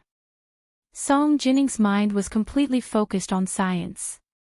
She pointed to a web page on the computer screen. I just checked, there hasn't been a breakthrough in graphene extraction technology, so this kind of cell phone battery can't be mass-produced. Gu Nianji immediately gave up when she heard that it would take years of manual polishing to obtain a little graphene material. Forget it, it's so troublesome. Yeah. Song Jining nodded. It was also a coincidence that He Guanyuan obtained a graphite ore with a special structure when he was on a mission. It was relatively easy to separate the monolayer of graphene from it. He gave the ore to my father as a gift, and my father later gave it to me. I polished it by hand when I was free to extract high-quality monolayer graphene chips. Gu Nianji listened in confusion, and her eyes became even more confused. She maintained a smile on her face as she listened to Song Jining's words with great difficulty. In the end, she came to 2 conclusions. 1. He Guanyuan obtained the graphite ore with a special structure. 2. Song Jining used the material He Guanyuan found to make a cell phone battery, and gave it to He Guanyuan. It could be considered returning the item to its rightful owner. So the person who was interested in the cell phone was actually interested in the battery inside, right? Gu Nianji sat next to Song Jining, looking very interested in the graphene molecular formula Song Jining showed her, but in fact, her mind had already flown away. There hadn't been any major breakthroughs in graphene extraction technology in the past decade, which meant that the person who stole the cell phone couldn't replicate Song Jining's success. It also meant that the person might not know the key to Song Jining's success was the graphite ore with a special structure. Auntie Song, do you think it's possible for someone to commit murder just because of this cell phone battery? Gu Nianji tilted her head and looked at the mathematical formulas and molecular formulas on Song Jinning's computer screen like she was reading a book from heaven. Song Jinning thought about it. If there really is a breakthrough in graphene stripping technology, capital will do anything for profit. But remember, there hasn't been any breakthroughs in this technology, so I don't think it's necessary to kill. But others don't know. Gu Nianji began to figure out the murderer's psychological state. Maybe she thought you had a major breakthrough, and finally took the risk to steal the cell phone, but found nothing. Song Jinning shook her head with a smile. If the person you're talking about was Bai Genie, I don't think she would do that. She is also an expert. When I was making batteries, she also knew that if I wanted to steal the technology, she would have done so long ago. They wouldn't wait until 6 years after the incident to rob them and kill them for their goods. Ah. She knows you made this battery. In other words, she also knows that you are using a special graphite ore. Yes. Gu Nianji tilted her head and leaned against Song Jinning's shoulder, unable to speak. Well, that seemed to be a dead end. Could it be that Bai Genie wasn't the murderer? Or perhaps the murderer was indeed Bai Genie, but she had another motive for taking Huo Guanyuan's personal phone. Gu Nianji's fingers tapped on Song Jinning's computer desk. What was it that made Bai Genie so desperate to kill someone and rob them 6 years later? After leaving Song Jinning's room, Gu Nianji didn't return to her own room. Instead, she brought her laptop to Huo Xiaoheng's office. It was already dark, but the office building was still brightly lit. The staff in this office building worked in 3 shifts, 24 hours a day, 365 days a year, and there were people there every day. It was common for Huo Xiaoheng and the others to not sleep for days on end. Nianji is here again. Are you looking for a beating? Zhao Liangzi rolled up his sleeves and walked over with a sinister grin. Gu Nianji pretended to be scared and slipped into Huo Xiaoheng's office. She locked the door and waved her fist at Zhao Liangzi, who was standing outside. Zhao Liangzi gestured at Huo Xiaoheng's office door twice, then gave up. He was just teasing Gu Nianji. Gu Nianji turned around and saw Huo Xiaoheng sitting behind his desk. The bright overhead light poured down and cast shadows on his face, making his facial features look as handsome and deep as a statue. Huo Xiaoheng's eyes were glued to the computer screen, his hands flying across the keyboard. He wore a shielded headset and appeared to be on the phone with someone. You're here. Huo Xiaoheng greeted her without looking up. Sit. Gu Nianji sat on the circular sofa in the middle of Huo Xiaoheng's office. She put the laptop on the coffee table and winked at the transparent wall of the office. But the people outside couldn't see inside at all. It was one way, just like the wall in the interrogation room. Gu Nianji noticed it from outside, so she brazenly made faces at the one-way transparent wall when she came in. Huo Xiaoheng finally ended the call and closed the computer program. He looked up to see Gu Nianji raising a pair of pale hands and using the light from the other side of the room to make the shapes of various small animals. She projected them onto the opposite wall. A duckling that could run, a proud giraffe, and a barking puppy. She was enjoying herself. Huo Xiaoheng got up from behind his desk and sat next to her. He asked, "You talked to my mother?" Gu Nianji nodded and rubbed her hands. She opened the graphene page for Huo Xiaoheng to see. I learned about that amazing battery. Huo Xiaoheng quickly finished the page and shook his head. I don't think it was for the battery. But what did the murderer want the phone for? Gu Nianji couldn't figure it out. If the phone was lost when Luo Xinchua passed away, then it would have been 6 years since Huo Guanyuan and Auntie Song died. Yeah, there's another possibility. Maybe the phone was lost long before Luo Xinchua passed away, but we just discovered it now. Huo Xiaoheng pointed out another possibility. So let's not waste time. We don't need to know what the murderer wanted the phone for. We just need to prove that the murderer stole the phone from Luo Xinxue. Gu Nianji immediately understood. I understand. I was thinking too much. It was much easier to find the right direction by focusing on where the phone was. The next day, the mobile company sent them the records of Huo Guanyuan's private phone number. Under normal circumstances, the mobile company wouldn't give you records from so long ago because it involved too much time and effort. But with the court subpoena and pressure from the military, they had no choice but to do it. The mobile company printed the records of Huo Guanyuan's private phone for them. It had been in use for more than 20 years. Unfortunately, the phone's frequency of use was too low. Gu Nianji discovered that the phone number had been with Huo Guanyuan for 4 to 5 years, but the phone's call history was no more than 10 pages and a few insignificant text messages. All the records stopped abruptly 16 years ago. That was also the day of the lab accident. From that day on, the owner of the phone never appeared again. It looked like after the military handed Huo Guanyuan's belongings to his wife, Luo Xinxue, she hadn't used it either. What kind of charm did a phone that had been silent for 6 years have that made someone so desperate to kill and steal it? Gu Nianji couldn't eat or sleep, but still couldn't solve the puzzle.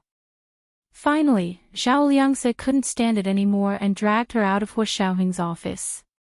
He shoved her into the computer chair next to his desk. Run the program for me. There's only one more day until the trial. If we haven't found anything by then, it's very likely that the opposing lawyer has found a loophole in Huo Jialan's story and Bai Jini will be exonerated. Gu Nianji laughed coldly. She wants to be exonerated for Luo Xinxue's case. Did she ask me? Also, there's still Auntie Song's case. This was the first night watch. Let me remind you about the monthly votes and recommendation votes. The second night watch was still 1 p.m. I had planned to update at 2 p.m. yesterday, but it was already past 1 p.m. when I uploaded it. In my days, I mistook publish now for publish on time. Oh, __. Oh. You're tuning into the LoveLore Library YouTube channel. We're so grateful for your support and don't forget to subscribe to join us on this incredible journey through captivating stories. Your generosity through donations truly makes a world of difference, as it's the primary source of revenue that allows me to expand and enhance this channel for you. Thank you from the bottom of my heart for being a part of this adventure.